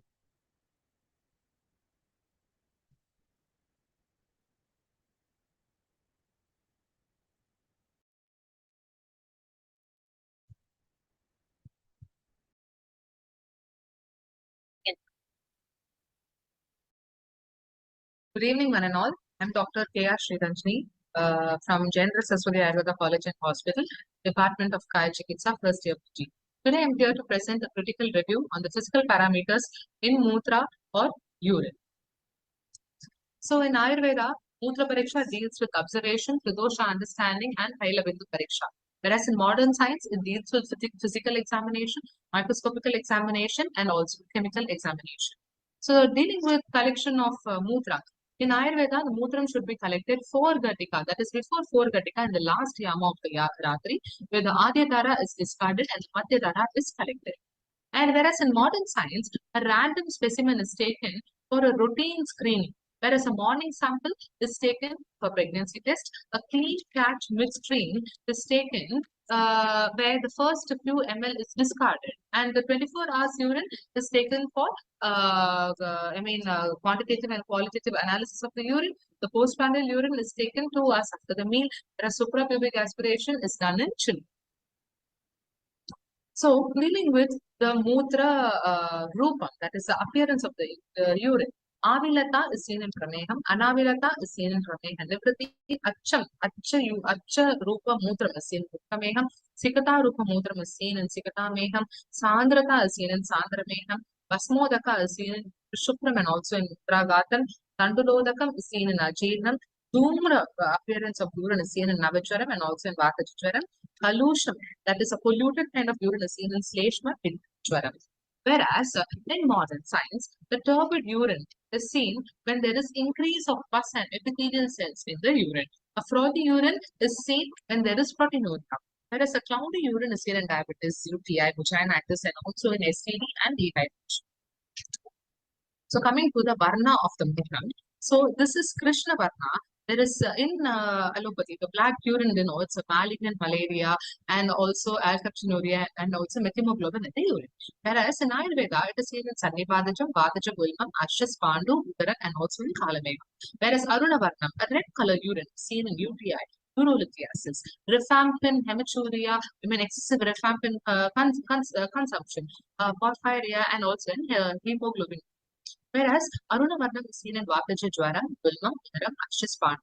Here, yellowish urine is seen in obstructive and hepatic jaundice. It is seen in increased cobalamide, whereas a Haridra Varnam is seen in Haridra Meha, Pittacham, and also in Pandu Kamala. Where this orangish urine is seen in oxytetracycline, sulfasalazine, chemotherapy, and in indigestion of carotenoids, we can see a orange discoloration of the urine. And the Gomeda Varna is seen in Ashmari Lakshana. It is also seen in Mutrokasadam. Whereas a whitish urine is seen in Chylorrhea with crystals, mucus in the urine, and UTI. It is also seen in Kafaja Jwaram, Pulmam, Dharam, Ashas, Pandu, Visarpam, Kafaja, Mutrokasadam, Mutrapraksham, and Shuklameha and Uttameha. This greenish discoloration is seen in UTI due to Pseudomonas bacteria, propofol, and amitriptyl excessive consumption. Haritha Varna is seen in Pittaja Jwaram, Gulmam, Uttaram, Visarpam, Raktapitta, Uguru. Whereas clean urine is seen in diabetes insipidus and increased fluid intake also. So Mutra Pramanam, Mahumutrata can be compared to polyuria. This Mahumutrata is seen in Prameha, Pittaja Ashas, Ashmari, and Pittaja Vritti, Sannipada Jwaram, Navajwaram. Whereas we can see polyuria in the case of diabetes mellitus, in case of diabetes insipidus, chronic renal failure, and also under diabetic therapy. Alpamutratam is seen in Abhisaram, Prakshayam, Suchika, Uttara, Vata. It is compared to oliguria, where there is urine output less than 400 ml per day, and it is seen in dehydration, shock, acute glomerulonephritis, congestive cardiac failure, and also in renal failure. Mutram apravritti is seen in Mutragatam, it is seen in Mutravrita, and this can be correlated to anuria, where there is urine output less than 100 ml. It is seen in renal shutdown. It is seen in acute tubular necrosis, acute glomerulonephritis. Now coming to the Mutra Gandham, Amla Sharam is seen in Sharameha, Madhuram in Prameha, Madhuram in Prameha, Nirgandham in Utmeha, Vitulya Gandham in Kritika, Vishra Gandham in Ashras, Basti Gandham is seen in Ashwari, and Ama Gandham is seen in Patishra Meha. A fruity smell is seen in ketoacidosis and starvation, whereas a musky smell is seen in phenylketonuria. A fishy smell is seen in UTI due to protease, and ammonical smell is seen in UTI due to E. coli, whereas a sulfurous smell is seen in cystinuria. pH can be seen through a litmus paper, through a pH indicator paper, through a pH meter, and next, the last picture is a reagent strip test. Next is a specific gravity test. This specific gravity can be tested through a urinometer, through a refractometer, and also through a reagent strip method. And last is the Thailabindu Pariksha, which is a special pariksha that is said according to Acharya, where tilatailam, a drop of tilatailam is dropped in the putra with the help of a trinakashta on the surface of the urine. And then the movement and the behavior of the thaila is seen. So what will happen if it spreads immediately? It is sadhyam. If it does not spread, it is kashtasadhyam. If it sinks to the bottom, it is asadhyam. And then with the direction of movement, if it is uttara or it is dakshina, then we can see that it is a uttara and dakshina means it is sukasadya. It is Ashanya means there is death within a month. If it is Agneya and Nairuti, there is immediate death. If it is Vayabhya, it is bad prognosis. So similarly, the shape, if it is Sarpa, it is Vatam, if it is Chatra, it is Vikram, and if it is Mukta, then it is Kapha. So, if it is in the shape of what to say, if it's in mandala, it is vata. If it is in buddha, it is pitta. If it is in bindu, then it is kafam. So, based on the disease involvement, if it is chalini, in the shape of seed, it is kula dosha. If it is in a naraga rupam, it is a preda dosha. If it is in a mashtaka rupam, then it is bhuta dosha. Now, based on different shape, if it is hala kurma, then it is sadhyam. If asadhyam. If it is hamsa and karanda rupam, then it is sadhyam. Kashta sadhyam is when there is valli and mridangam, then it is kashta sadhyam in nature. Now, I would like to conclude my presentation by saying the quote: Putrashe maladaro pranayatanam tamam. That is the what to say, the seat of the is a prana, that is the mutrashayam is the prana, and the main diagnostic criteria that is set by Acharya is Thailabindu Pariksha in Ayurveda. That is why the Putra Pariksha is very important in Ayurveda. Thank you. Thank you, Dr. Sriranjini.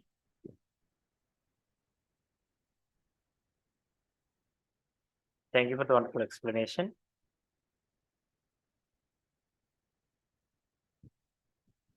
As per the instruction from the panel side, once again, I will show you the presentation PPT.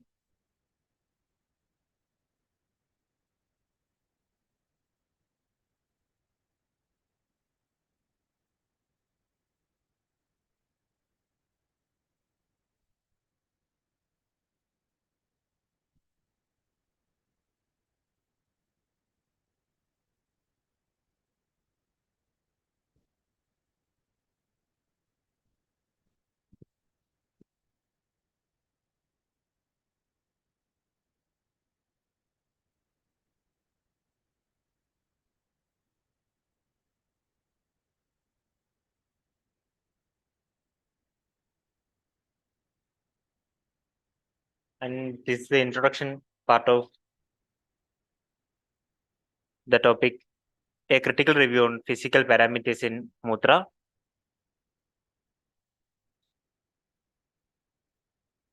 And next is a collection of Mutra has been explained by Dr. Sriranjini.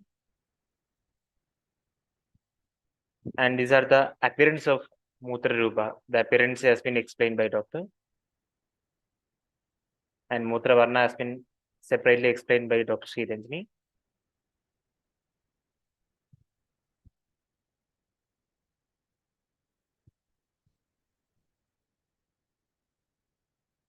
And Mutra Pramana has been already explained. These are the slides of Mutra Pramana.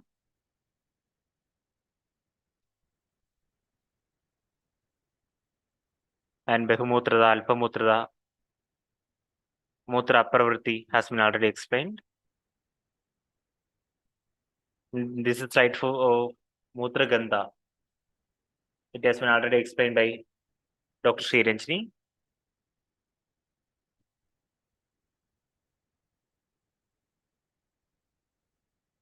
This is specific gravity of Mudra.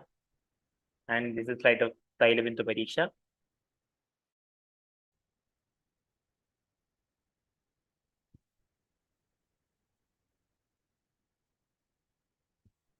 And this is a conclusion slide. Dr. Sriranjani has been already explained the sloga. Mutrashayu Maladhara Pranayadana Muttamam. And thank you. Next, we go to the next presentation. I would like to invite Dr. Suhasini Dulaji Kadam for the paper presentation on the topic A Review Study of Garbhavriddhikara Bhava. Dr. Suhasini, are you there? Yes, sir. Good evening, doctor. Good evening, everyone.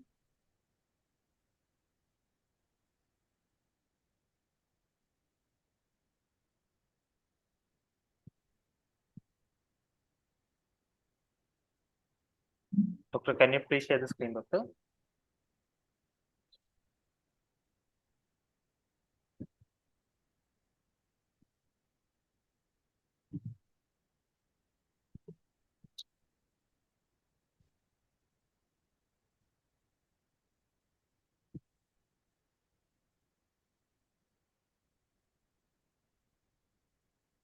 Dr. Suhasini, can you hear me? Yes, sir. Can I share for you, doctor?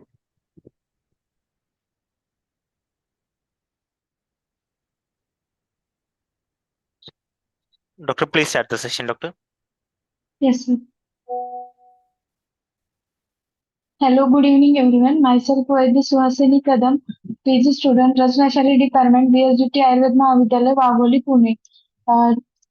Today's topic is a review study of Garbhavriddhikar Bhava.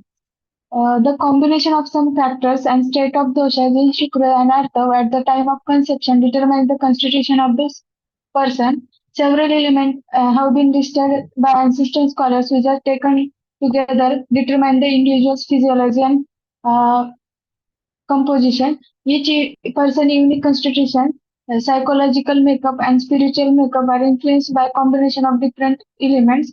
Acharya Shushrut, Charak and Shushrut Acharya give some Garbhavriddhi Garbhakar Bhav factors that is तत्र गर्भस्य पितृज मातृज रसज आत्मज सत्वज सात्मेज आणि शरीर लक्षणाने that is मात्रज पितृज आत्मज सत्वज सात्मेज and रसज bhav. This research study Garbhavriddhikar Bhavs placed during the creation and development of the embryos. Thus, the primary goal of this current study is to interpret the data and light the current scientific understanding of our offspring of a healthy, and all these 6 elements are must be present. The keywords are Shukra, Artav, Garbhavriddhikar Bhavs, Matruj, Pitruj, Atmaj, Satvaj, Satmej, and Rasaj.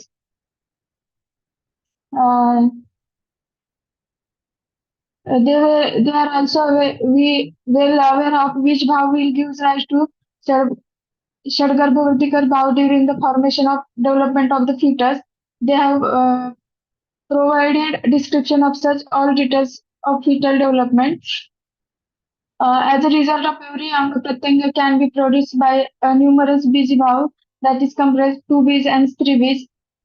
In Ayurveda, Acharyas describe Manas Gun, which determines the human nature, also resembling its mother and fathers. Ayurveda Acharyas, ancestral Indian medical system has given importance of this and post various measures of minimize the risk. This measure start will be well before conception for meeting the objective healthy progeny. Neither mother nor father nor the atmosphere in the uterus or food or the soul of the mind can be causative factor for the formation of the fetus.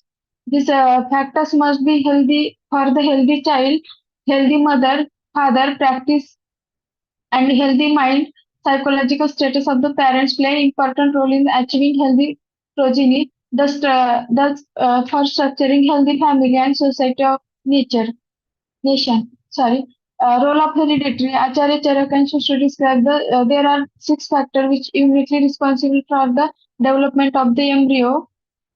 These are Matrus, maternal factors, Pitrus, paternal factors, Atma, Satmaj, and Rasas, nutritional factors, and Sattvas.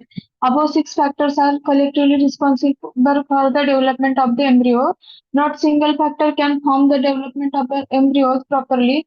Uh, Following parts of body parts or organ develop from the respective bhav, that is Matraj bhav. The first and foremost contributor is the mother. Without a mother, garbha cannot be originate. Some of this tissue organ of a garbha predominantly come from the mother. They are called matraj bhav. These bhavs are skin, blood, muscle, tissue, fat, umbilicus, heart, pancreas, gallbladder, kidney, urinary bladder, stomach, duodenum, small intestine, large intestine, and anal canal and anus. Then second is Pitraj Bhav. The second contributor is the father. Without a father, will not come. Garbha will not come into existence. There are inherited from the father. These bhav are called Pitraj Bhav. These are hair, nails, skin, axillary groin hairs, teeth, blood vessels, and ligament, tendon, semen. Then third part is Atmaj Bhav. The third important factor is soul, called as Chetna Dhatu or Atma, a new life in the union of the sperm and soul. The attribute of this soul that the fetus acquires are to take birth in specific spaces, lives and knowledge of self, mind control action of sensory organs.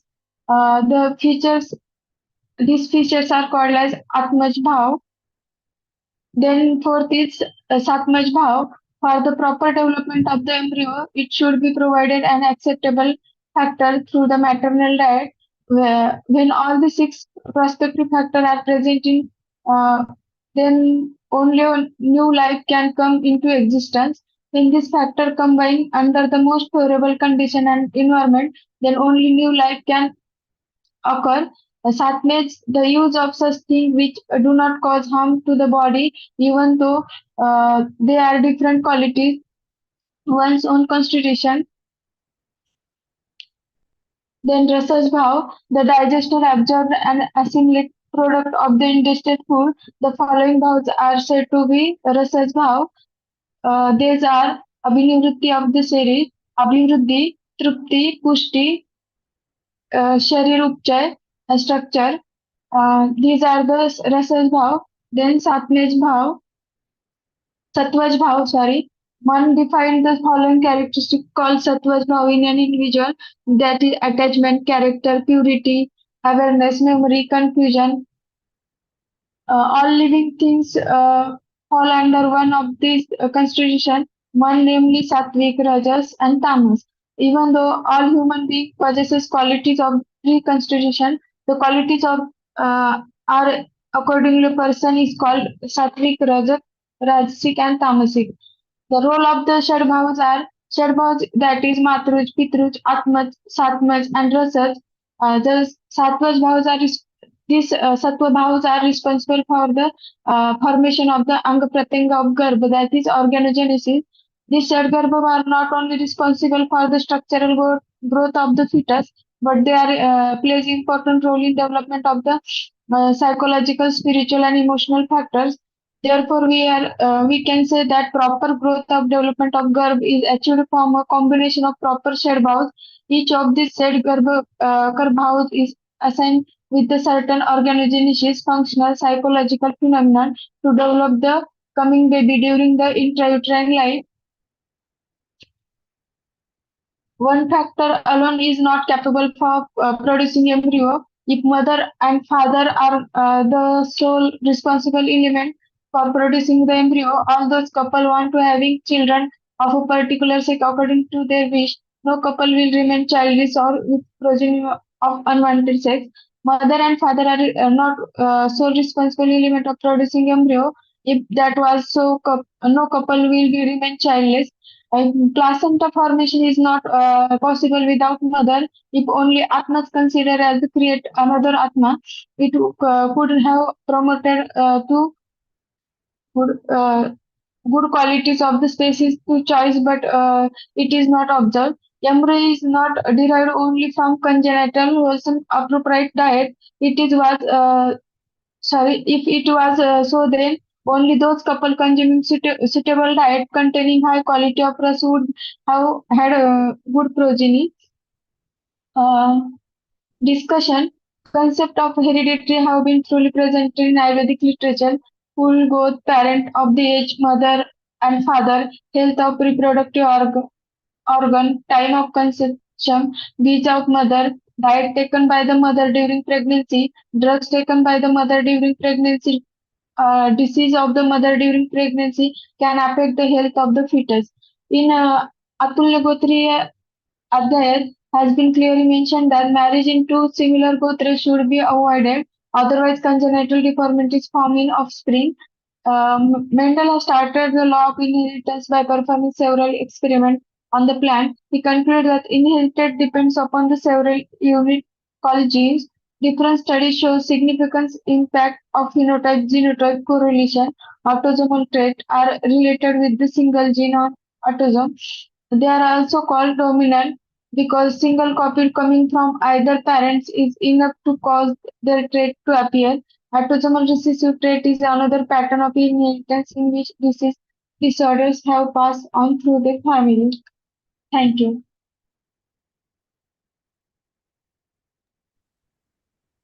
Thank you, doctor. Thank you for the wonderful presentation. Next, we go to the another paper presentation.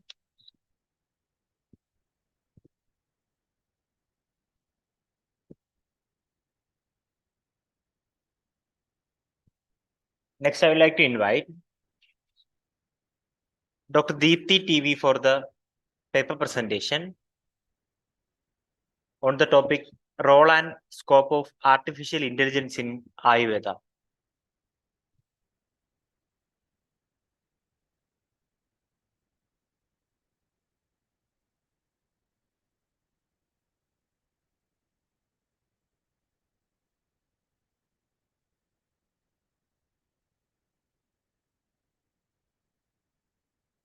A warm welcome and greetings to everyone.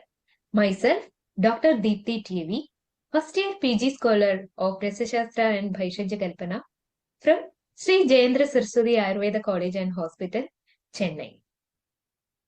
Today, I'm going to present the topic regarding role and scope of artificial intelligence in Ayurveda.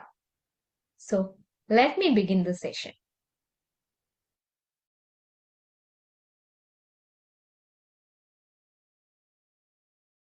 As we all know, Ayurveda is a science of life that originated and developed in India during Vedic times, dates back 5000 plus years, emphasizes an individualized, legitimate, holistic approach to prolong and maintain the lifespan of human subjects and to promote their positive health. And now when it comes to artificial intelligence, which refers to the simulation of human intelligence in machines that are programmed to imitate human-like cognitive abilities such as learning, problem solving, reasoning, decision making, and effectively interact with the environment. This will eventually increases the productivity, convenience, and efficiency across a range of sectors and industries. As it is demonstrated on the slide, when we combine the learnings of Ayurveda and potentials of artificial intelligence, a whole new world of opportunity is knocking. The World Health Organization's Global Strategy on Digital Health 2020 to 2025 has accentuated the AI to strengthen health systems with its varied range of applications, specifically focusing on the needs of consumers, health professionals, and industry toward empowering the patients and achieving the vision of health for all. It is time for a paradigm shift from a disease-oriented approach to a holistic healthcare model that respects the diversity of healing traditions and empowers individuals and communities to take charge of their health and well-being. With evidence-based integration and collaborative efforts, traditional complementary and integrative medicine can lead to healthy and sustainable future for the next generation. AI works on the basis of data-driven algorithms and researches. This leads to the long-term visions like greater spread of Ayurvedic knowledge, patient empowerment, combining Ayurveda alongside modern medicine, and lifestyle improvement, etc. Moving forward, I would like to stress upon the importance of collaboration, which will be critical in amalgamating Ayurveda and AI. Amalgamating Ayurveda and AI, a close collaboration among these mentioned areas are necessary, which includes digital databases, integrative health and medicine, evidence-based Ayurveda, research and development, data storage and analysis, with particular focus on privacy and data safety, effective use of technology with result orientation.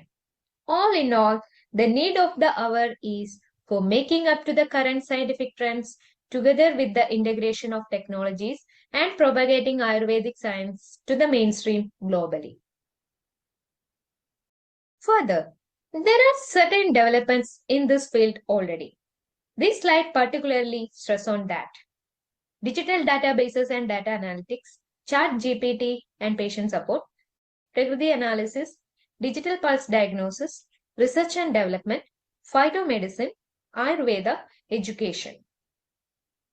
There are many computer-based Ayurveda practices designed to assist Ayurveda doctors to detect, communicate, and interpret data for accurate diagnosis and treatment. Various programs like Aushadha Kosh, Dosha Assessment, Prakriti Assessment, RASX, Rudra, etc. are in the market, making digital Ayurveda supportive systems. Even though there has been development, as we discussed, if we look into the future potential, the possibilities are infinite. Provided we are leveraging and developing the synergy of these three priority areas. This forms the three pillars of defining the future possibilities. The first priority area is development of Ayurveda as a whole. There has to be segmental approach among various streams of Ayurveda to identify where these concepts can be applied. Coming to the priority area 2, which is integrative healthcare, this will have a combination of therapy and data management, which includes therapy based out of drug discovery, program-based medicines, robot monitoring, robot diagnosis, Prakriti analysis with DNA imprinting, computer-assisted decision-making, computer in clinical laboratories. While coming to data session, database development and verification, data visualization, linking hospitals and clinics and medical providers, data sharing via geographic info systems, remote info services can be executed. Now coming to the third priority area, which is network. Network is critical for the proliferation of these concepts among the practitioners, institutions, etc. This is the vital in scaling up and popularize Ayurveda to greater heights. Having done the brief study and understanding the potential of AI in Ayurveda, we must accept that if it is driven in the right tangent, the results will be immense. I would like to propose a strategic framework, which maybe we as Ayurvedic practitioners can try to instill this new approach. We have to adopt an evolved approach to revolutionize Ayurveda, amalgamating with artificial intelligence. What is evolved? E stands for extensive data management and monitoring. V stands for visualization of case-wise data to develop case result scenarios. O for optimizing network and digital content for automation with adequate privacy and security. L, leveraging synergies with modern medical sciences. V, vertical integration of institutions, medical suppliers, clinics, etc. And finally, E4, expand the knowledge and spearhead to revolutionize Ayurveda. Finally, moving towards conclusion, I would like to conclude present below 3 inferences. Artificial intelligence can be effectively used to solve the challenges with probable solutions in Ayurveda medical system. AI has the potential to transform Ayurveda healthcare by improving competence, accessibility, authenticity, leading to better patient outcomes.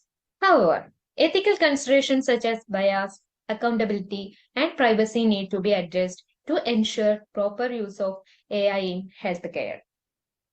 So, final thought point that I would like to share before winding up is, will AI replace doctors?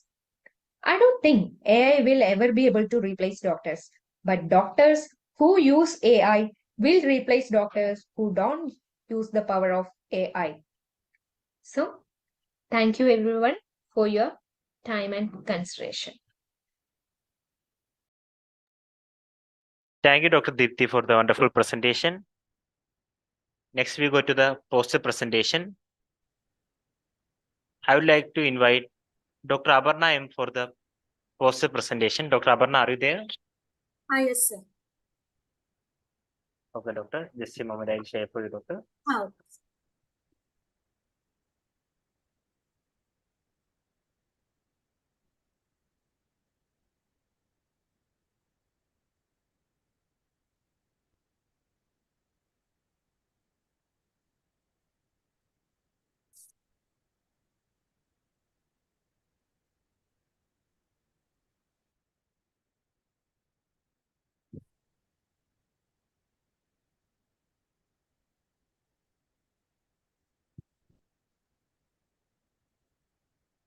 And Dr. Aparna, please start the session, doctor.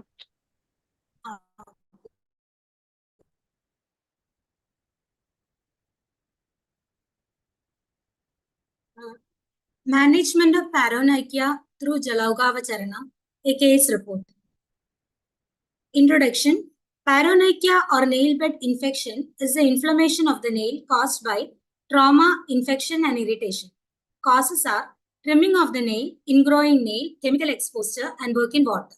Symptoms are throbbing pain, presence of pus, edema of the finger. Case report. Presenting complaints, a 20-year-old girl presented with severe throbbing pain, redness, and edema of the little finger since one day. History of presenting complaints. The subject was apparently doing well. Suddenly, she developed pain and edema in the little finger. She had the habit of biting nails also. Local examination. On inspection, red swollen pus-filled abscess on nail bed. Palpation, temperature, and tenderness present. The intervention given were intended Trifluoglu tablet 2 BD. Adhishtita after food for 5 days were given. Externally, incision and drainage of pus on the first way was done. Application of Jalauga on the cuticle of the infected nail. Aseptic dressing. The result were, second day, all the symptoms disappeared. After third day, 90% of the abscess got healed. Completely, the abscess got healed in the third week. Action of Jalauga. Jalauga acts as analgesic, extracellular matrix degenerative, thrombin regulatory functions, anticoagulant, antimicrobial action, anti-inflammatory action, and platelet inhibitory action. So leeches secrete more than 20 identified bioactive substances. The following the bite, leeches immediately release hyaluronidase and collagenase enzymes to facilitate tissue penetration and spread of the bioactive molecules. These enzymes also support microbial activity. So mechanism of action is anticoagulation of thrombin regulatory, hirudin, brufidin, gelin, lifaxin, leech protein, vitmanin, etc. Anti-inflammatory and analgesic is antistasis, eglin, hirudostatin, gaumarin, dibellins, carboxypeptidase inhibitor. Platelet inhibition is caused by seratin, kallin, eprias, and digoxin. Antimicrobial is destabilize, chloromycetin, teramacin, peptide, B, teromycin, extracellular matrix degeneration, hyaluronidase, collagenase. So action of the medicines were Triphalagugulus inflammatory and action. Amartharisham useful in inflammatory and fever. Discussion. Combined effect of medication with Triphalagugulu and Amartharisham along with Jalokavacharnam proved a tremendous healing activity in a very minimal period of time. Jalokavacharnam is a time-tested remedy to control many infectious diseases with tissue. It also provides circulation of the blood with the urea and lymphocytes. Conclusion: Jalokavacharnam is used as an anti-inflammatory wound healing therapeutic intervention as daycare procedure for minimizing infection status and various diseases. These are the references. Thank you. Thank you, Dr. Abarna. Thank you for the wonderful session. Next, we go to the paper presentation.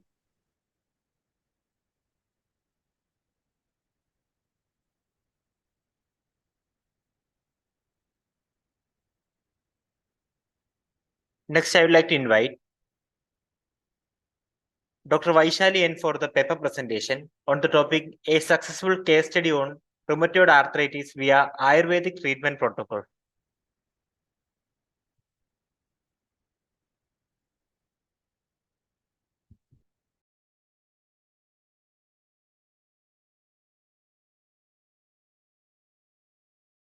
Good evening to everyone present here. I am Vaishali N, doing second year PG in PG Department of Adhishtita from SJSCCH, Tamil Nadu, Chennai. I am here going to present a successful case study on rheumatoid arthritis via Ayurveda treatment protocol under the guidance of Dr. Suendra Rocha and co-guidance of Dr. Vijayaraja sir. Now, first we will see what is rheumatoid arthritis. It is a chronic inflammatory autoimmune disorder that mainly affects the joints but can affect many other tissues and organs with unknown etiology. The average point and period prevalence of RA globally is 51 in 10,000 and 56 in 10,000 people respectively in the year 2023. It is slow and insidious in onset and presents with malaise, fatigue and generalized musculoskeletal pain. Most of the time it involves small joints before larger ones and they are symmetrical, swollen, warm, painful, and it is typically a polyarthritis and symmetrical in nature. It commonly occurs between the age of 40 and 70 and it's more commonly seen in females than males. Let's see the case report of this condition. A patient with 51-year-old came to our college OPD and admitted an IPD with complaints of pain in bilateral knee joint, metacarpophalangeal joints, PIP joints, elbow joint, and page shoulder joint for 2 years, along with morning stiffness and pricking pain all over the body while flexing his arms and while standing, and it gets reduced when he is at rest. The pain increases during the night time, which leads to sleeplessness associated with bloating and heartburn while eating spicy and spicy foods. And he has been found as working as a carpenter, which leads to a long duration of time. In examinations, this normal examination was found to be normal, and systemic examination, edema was present in both knee joints and metacarpophalangeal joints, along with mild genuine deformity, and patient was unable to flex more than 70 degrees.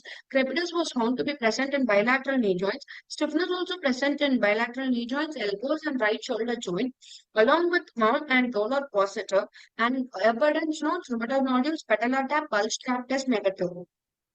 Investigations. Blood sugar random was found to be 81 mg percentage, blood urea 19.0 mg, CRP 44.5, RA factor 43.0, and X-ray of the knee joint showed as loss of joint space, osteophyte formation, subchondral cyst, and he was diagnosed as rheumatoid arthritis. In Parikshas, according to Ayurveda, Ashtavida Pariksha, the Nadi was found to be Vartakafam, Mala was Amam, Jigo was Liptam, Shabdam was Spashtam, and Spashtam was Anushna Shitam, and Ashtavida Pariksha has been done, which is found to be Vikruti of Kafavittam, Sara Mamtusara Pramana Matyama, Sattva Matyama, and Ahara Shakti Avara, Vyayam Shakti Avaram, along with the symptoms of Angamardam, Jwaram, Aruchi, Gauravam. Hence, he has been diagnosed as Kamavata. Hence, the Chikitsa protocol which has been advised for this patient under this condition was Rasna Saptaka Kashayam 10 ml along with 45 ml of lukewarm water morning and evening in empty stomach approximately 6 a.m. and 6 p.m. along with Simuna the Guglu 2 tablets with Kashayam and tap water flex 101 after food. The procedures which has been administered for this patient under the in IPD was Dhanyamladhara, Kalkasvedam, Abhyangam, Matravasti and Pitrapindasvedam. The symptoms were found to be reduced before and after treatment, and there was a tremendous change when there's pain, swelling, and crepitus. Why we have chosen Vasna Saptaka Kashayam? As the shloka goes, Langanam Swedanam Tiktakam, Deepanani Katunecha. Hence, we have taken Langanam as the first line of treatment. Hence, we have administered Rasna Saptaka Kashayam. Because of the ingredients of Rasna, Amrita, Devadaru, Arakvada, Eranda, etc. Along with the probable mode of action of Shutakam, Shotoharam, Deepanavachaniyam, Agnivardakam, Nitya Virachanam, which helps in alleviating Vata and Kapha, and cooks the undigested Ama, which will be the primary line of treatment. Samguna the Gugula has been administered because of the ingredients which has Gugulu, Manikam, Triphala, Kipitto, Vidangam, etc. It has Tikta and Katurasa properties, which acts as antagonist to that of Ama and Kapha, and it helps in Agni Vriddhikara and Shroto Rodham, and the antagonist action of Shitam and Rukshaguna. It controls both Ama and Vata together and helps in Shroto Vikatan. And why Dhanyamladhara? Dhanyamladhara has Deepanam and Pachanam property because of the Amla Rasa Pradhanya Dravyas which has been used in this. Because of its Ushna Guna and Ushna Virya, it reduces the vitiated Vata. It is an antagonist of Ama and Meda. Hence, it removes the blocks in the cells and channels of transportation and nutrition. Because of this character, Ama and the metabolism gets corrected. It cures Kapha conditions like obesity, rheumatic conditions, inflammations, and muscular pain and activates nerves. Abhyangam. According to Dahana, he says that the oil used in Abhyangam reaches to dhatus like 300 matra kala in Roma, etc. According to Charaka, oil dominates the tactile sensory organ, and this sensory organ is lodged in the skin. According to Ayurveda, oil used for massage do not have their actions confined to skin alone. The drugs with which these are boiled permeate through the skin and reach different tissue elements of the body. The medicated oil used for massage remains in the skin for 300 seconds and gradually and consecutively penetrates through different tissue elements like Rakta, Mamsa, Meda, Asti, Majja. The medicated oil takes about 100 matra kala each to persuade and permeate through these different categories of tissue elements. In this, Kotanchukali Tailam has been used for this patient because of the properties it has Vedanastapanam Shotaharam and it reduces Vata Kapha. Patrapinda Svedam. Why Patrapinda Svedam? It has the properties of Shotagnam, Shulagaram, Gauram, Shofam associated with Vataja or Astivava Shrota Vyadi. It reduces the disease which are caused due to Amam, Vedas or Kafam. It can be treated with Rukshashveda. PPS helps to increase the blood circulation, strengthens the muscles and helps to release toxins and reduce inflammation. Matravasti. Why Vasti has been used in this condition? Vasti has been said in the sloka. Why Matravasti? Vasti is the best treatment of vitiated Vata dosha and normalizes the function of different shrotas as it clears the obstruction, allows free movement of bioenergetics through the channels. It acts as both curative, regenerative, and preventive measures because of its varied pharmacodynamics and the various kind of drugs used in this condition. And for this patient, we have used Mahanagarayana Thailam because it has the most of the ingredients versus Vata Kapha Shamaka properties and some of Tridoshahara nature. And the action of this thylum is Lekanam, Deepanam, Pachanam, Mutranam, Shrotaharam, Krimignam, Basti Shodhanam, Shroto Shodhanam, etc. Hence, I like to conclude my presentation with Amavata is Amashayota Vyadi. It is produced due to improper functioning of the digestive system. Hence, the Anna Rasa has to be given treatment first in Amavata, that is Langanam, followed by Svedhanam, Tiktakato Dipana Dravyas, which leads to Amapachanam, Matushamanam, and Shrutoshodhanam. Thus, from this case study, Ayurvedic management along with Panchakarma helps the patient to improve his quality of life and reduce the symptoms. A cautious approach can only be beneficial, and the key to prevent deformities with proper treatment and early detection. Thank you.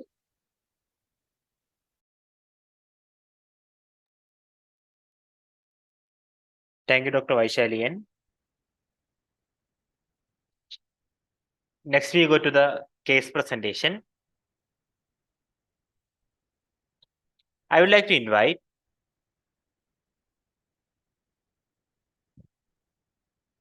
Dr. Kalaivanan J for the case presentation.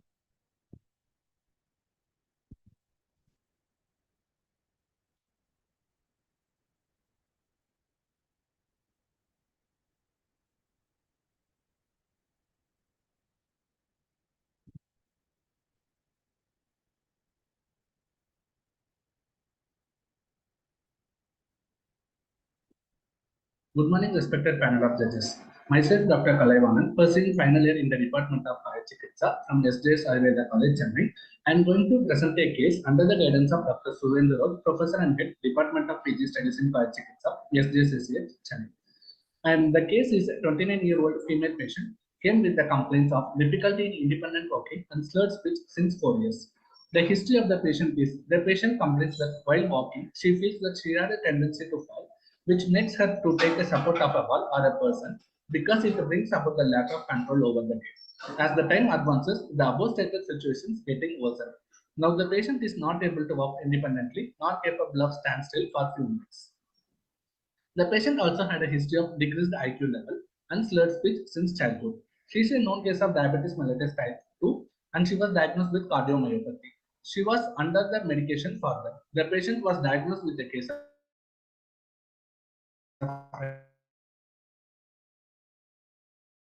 ataxia and then subject to allopathic medication tablet progress, that is an antioxidant, once a day on 7th October 2018. The main samprapti kadagas involved in this condition are the doshas, mainly Vada Pradhana dosha, that is Prana, Udana, and Dhyana Vada. The doshas are Rasadhatu, Raktadhatu, Mamsa Medo, and Majadhatu.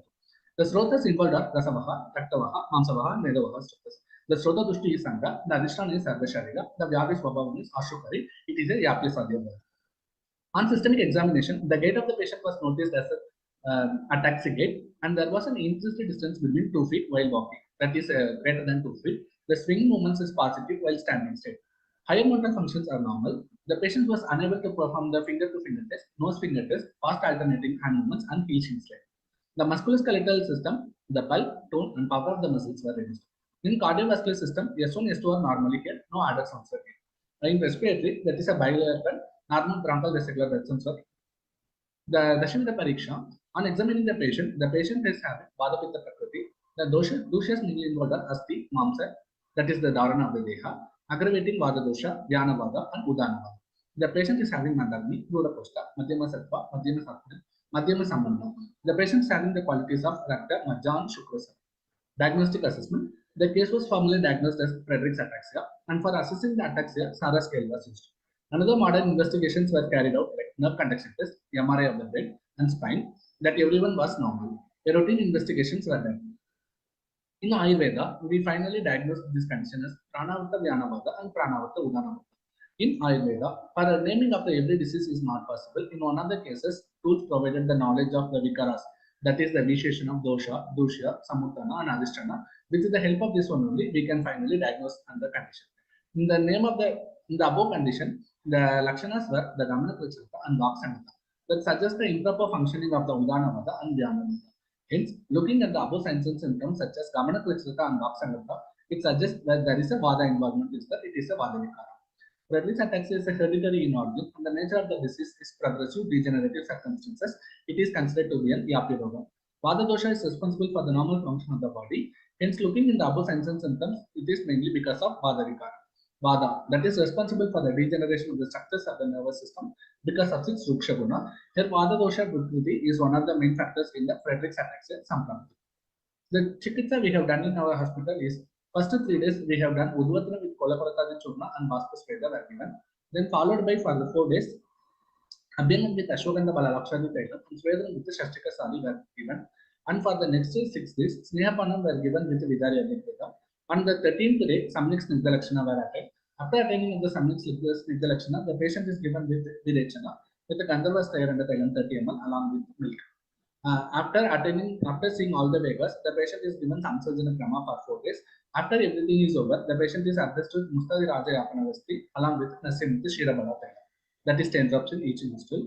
And the ingredients of Mustadi Raja Yapanavasti are Makshikam 40 ml, Saindavam 5 gram, Gogrudam 30 ml, Tilakailam 30 ml, Shadapushpa Kalpam 10 gram, Kwadam, that is Mustadi Kwadam 100 ml along with Godukta 100 ml. Why we chosen SSPS? SSP is having the nourishing effect on the muscles and peripheral nerves. It is effective in the fasciculation, peripheral neuropathy, and dyspnea due to the muscle atrophy of the respiratory muscles. The main cause of the death in this condition is by bronchial aspiration. The death mainly because we are saying Friedreich's ataxia is by bronchial aspiration and by cardiovascular incidents. These disorders may be remitted with the application of Shali Shastika Pindasvaram. Significant reduction of the zinc, iron, and copper levels in CSF and serum SCA2 patients is also the major finding. Virachanam with Gandharvastha Eranda Thaila. Eranda Thaila, being a simple harmless purgative, can be prescribed for the considering the strength of the disease, Agni and Bala of the patient. Eranda, due to its Tikshna and Ushna Guna, possesses Agnaya property because of the presence of Tejo Mahabhuta. The Ushna and Snigdha Guna mitigates the Vata, the Tikshna, Ruksha, and Ushna Guna mitigates the Kapha. Due to its Sukshma Guna, it can enter the binary pose and passes Rota Shobhana. It enhances the Medo Kanta Bala Aroka Smriti Shukla. That is, it improves the cognitive and memory function of the argument of the general health. Nothing with Shira Bala. The antioxidants and the anti-inflammatory effect of Shira Bala 101 may be due to the additive effect of the individual compounds. The major contents of Shira Bala 101 are Bala, that is Shira Partifolia, Shira, goat's milk, and Tilapela. There are reports that the milk caseins possesses significant antioxidant property. The studies have shown that sesame oil, that is Tilapela, protects against the lipopolysaccharide stimulated oxidative stress enzymes. The consumption of the oil influences the beneficiary like blood glucose, glycosylated hemoglobin, lipid peroxidation, and antioxidant levels in the diabetic rats. Sida partifolia belongs to the family Malvaceae, is widely used for the number of neurodegenerative diseases. The study showed that it has a protective effect on the phenolinic acids induced neurotoxicity and had a potent action against the alcohol-induced hepatotoxicity. The internal medicines we are given are Vidariadi Kashayam BD, 10 ml with 40 ml of Amata Bipofil, Balarishtam 30 ml BD, Vada Chintamanidas 1 BD, Ajamamsa Rasayanam 1 teaspoon BD, Chitrakadivati 1 TD Bipofil. SARA assessment scale. Before treatment and after treatment, we have assessed the patient with the help of SARA assessment scale. The gait is before treatment it was 4 and after the treatment it was 2. The stance of the patient is also before treatment it was 3 and after treatment it was 2. The sitting is also before 2. It was after treatment it was 1. The speech disturbance, nose finger test, fast alternating hand movements, everything was improved after the first stage of the treatment. First treatment outcomes were generalized weakness of the lower limbs has reduced, the pain in the hip is also reduced, stiffness of both the limbs was reduced. The patient is now able to walk with the help of the walker, wasting of the muscles was reduced and bulk was increased. Appetite is also improved. Clinical assessment and outcomes. The muscle tone of the lower limbs are normal. The muscle power of the lower limbs are improved from grade 1 to grade 3. There are no significant changes we have noted in the reflexes. Sensory improvement noted in the vibration of both the legs. The patient is now able to walk with the help of it. Thank you.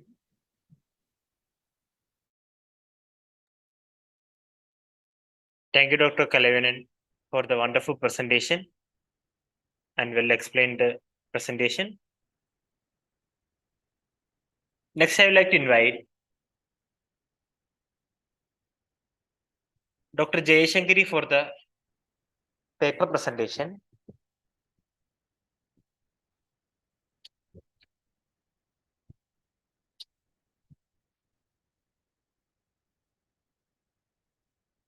On the topic role of Prachana in Vicharchika, a case study.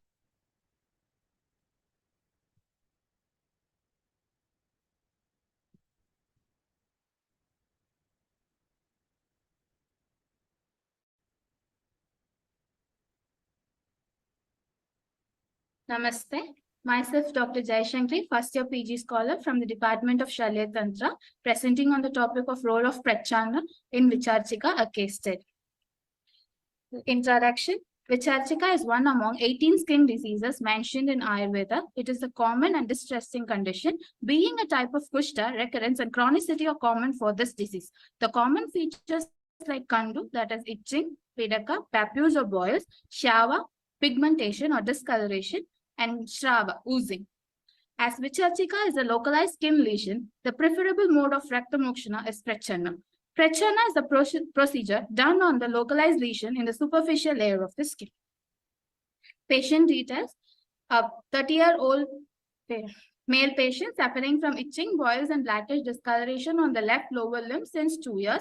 The complaints aggravate when he is consuming sweets, so patient visited our OPD for management. The treatment procedure: Purva Karma. The patient is made to sit in a comfortable position. The affected part is first applied with oil. The Svehana is done, and then Svedana by using cotton dipped in hot water. Pradhana Karma, Prachana of the prepared part, is done with the number 12 surgical blade. The affected part is pricked in a row starting from below to above and the left to right with a 1 centimeter gap in between pricks. Paschat Karma, the blood is wiped out with a sterile cotton. The dressing will be done with Murivana till the wound is healing. This picture is taken before treatment and during the first sitting and after the second sitting.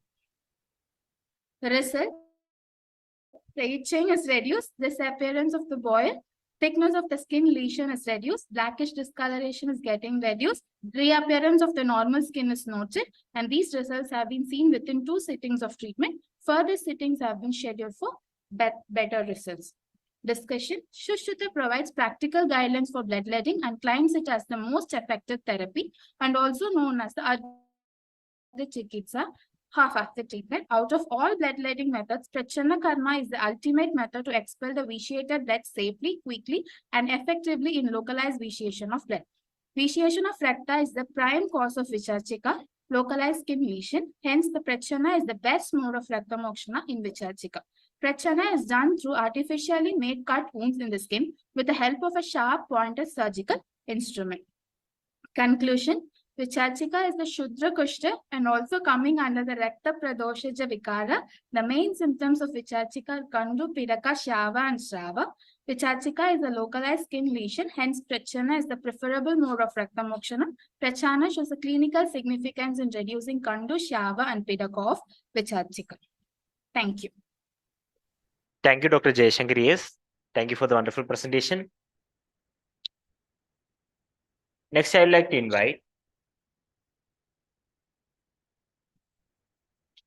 Dr. Shashikala ji for the paper presentation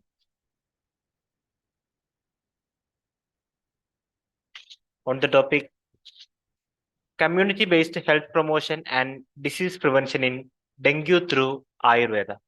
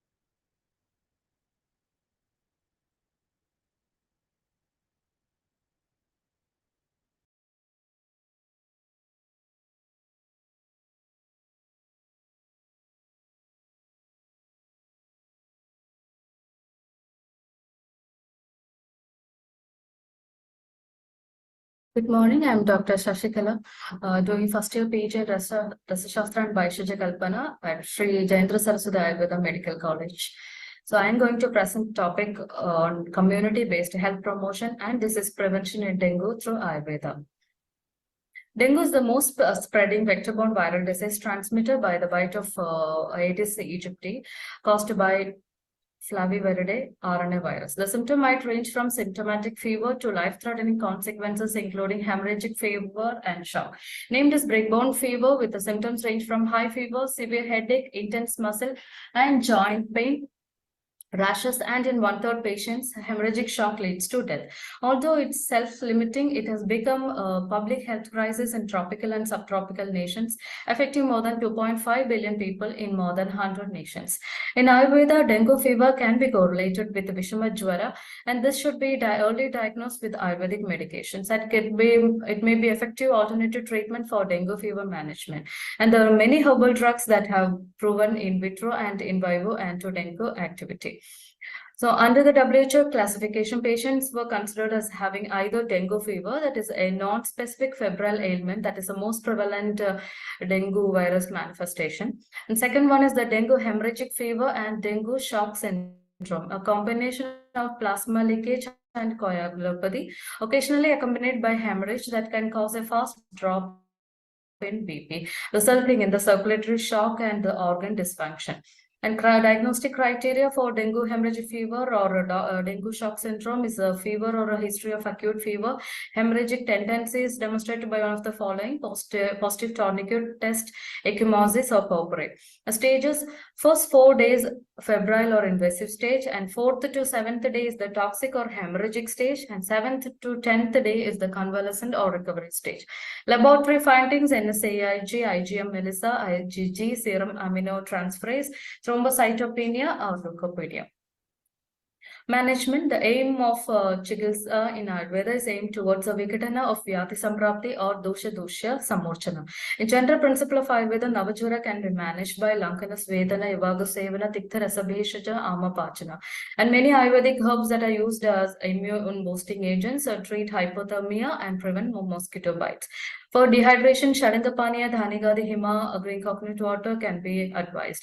Shadangapaniya is considered a Baishacha Siddhapaniya Kalpana, which is indicated in Pipasa Yukta Jwara and also mentioned in the guidelines for the Ayurvedic practitioners for COVID-19 management. Yogas, few yogas used in the dengue management are Sitopaladi Churna, Laksha Dugodandi Churna, Amrtarishta, Sudarshana Ganavati, Vasavalehi, Lakshmi Vilasaras, Prabhuvana Girtiras, Sutashekararas, and Chevini Vati. Nilavimbu Kudinir is a Siddha polyherbal concoction with the Andrographis paniculator is the main component, provides protection of dengue virus during active infection, as well as can help to prevent virus infection in the cells, and it mainly depends on the cell availabilities of drugs for maximum protection against the infection. Application of cooling paste made with the chandana and rose water can be used topically for temporary relief from dengue fever rashes. And herbal fumigation can be done with Nimbha, Kalameka, Haridra, Ushira, and these help to create a perfectly natural environment that resists the virus from propagation and repels the mosquitoes. The direct inhalation of these fumes is also a passive method of prevention as it triggers immunity. Aprajita Dhumachurna Dhupana acts on microbial growth inhibition and prevents the spread of infectious fever and also disinfects the air from pathogens. Medicinal plants used in dengue treatment are Vacha, Kalameka, Papita, Nimba, Amrud, etc. Phytochemicals used in the dengue medication are polysaccharides, terpenes and terpenoids, fatty acids, glycosides, alkaloids like hirsutin, flavonoids. Lanetoside C is a FDA approved herbal component for dengue management. And this justifies investigating the potential mechanisms of action and laying the groundwork for future research. Essential oils like turmeric oil, neem oil, geraniol, citratus oil, then clove, basil, thyme oil, etc. have mosquito repellency abilities in their essential oils. So it can be useful as an alternative to synthetic pesticides. Janapadodvamsa, the concept of epidemics is very well defined and established in Ayurveda. Acharya Charaka mentioned epidemic conditions under the heading Janapadodvamsa. The contamination and vitiation of environmental factors such as water, air, place, and season is responsible for the production of epidemics along with the disequilibrium of doshas in the host that makes them more receptive to the diseases. In the current times, waterborne diseases, environmental disease, epidemiological disease, and seasonal disorders due to infections can be correlated with the Janapadodvamsa. Rasana therapy, Panchakarma procedures, Atvrta Palan, Acharya Rasayana, Dhupana Karma, Rasayana Aushadis are mentioned in this. A public health response, mobilizing resources for the implementation of National Contingency Plan for Dengue Preparedness and Response, strengthening surveillance and coordinating the response, including active case finding in healthcare facilities and community, and in-depth epidemiological investigations, including regular updating the case line list. Increasing early case detection capacity by disseminating community alert definition of cases and procuring rapid diagnostic tests for the health facilities. Ensuring effective logistics and operational support, including the transportation of samples for confirmation. And developing SOPs for clinical management of suspected and confirmed dengue cases, including severe dengue, and ensuring inventory of existing case management kits and address gaps. Integrated vector management to control Aedes species to remove potential breeding sites, reduce vector populations, and minimize individual exposure. Strengthening community mobilization to disseminate key information on transformation and control to the population. And environmental management and source reduction, especially water storage practices, including covering, draining, cleaning household water storage containers, using larvicides at correct dosages, and distribution of insecticide treated nets for dengue in patients to prevent spread of virus from health facilities, as well as strategies for protecting people and households. In strengthening entomological surveillance, including aquatic and adult stages of the vectors, characterizing vector bionomics. Since Aedes mosquito are active at dawn and dusk, the personal protective measures are recommended, particularly at daytime, in residential areas, workplaces, hospitals, and schools. Communities play a major role in the success and sustainability of vector control controlled activities, ensuring the communities are aware the risk of infection and know which measures to take to protect themselves. So community engagement and mobilization involve working with local residents to improve vector control and to build resilience against the future disease outbreaks. In coming to discussion,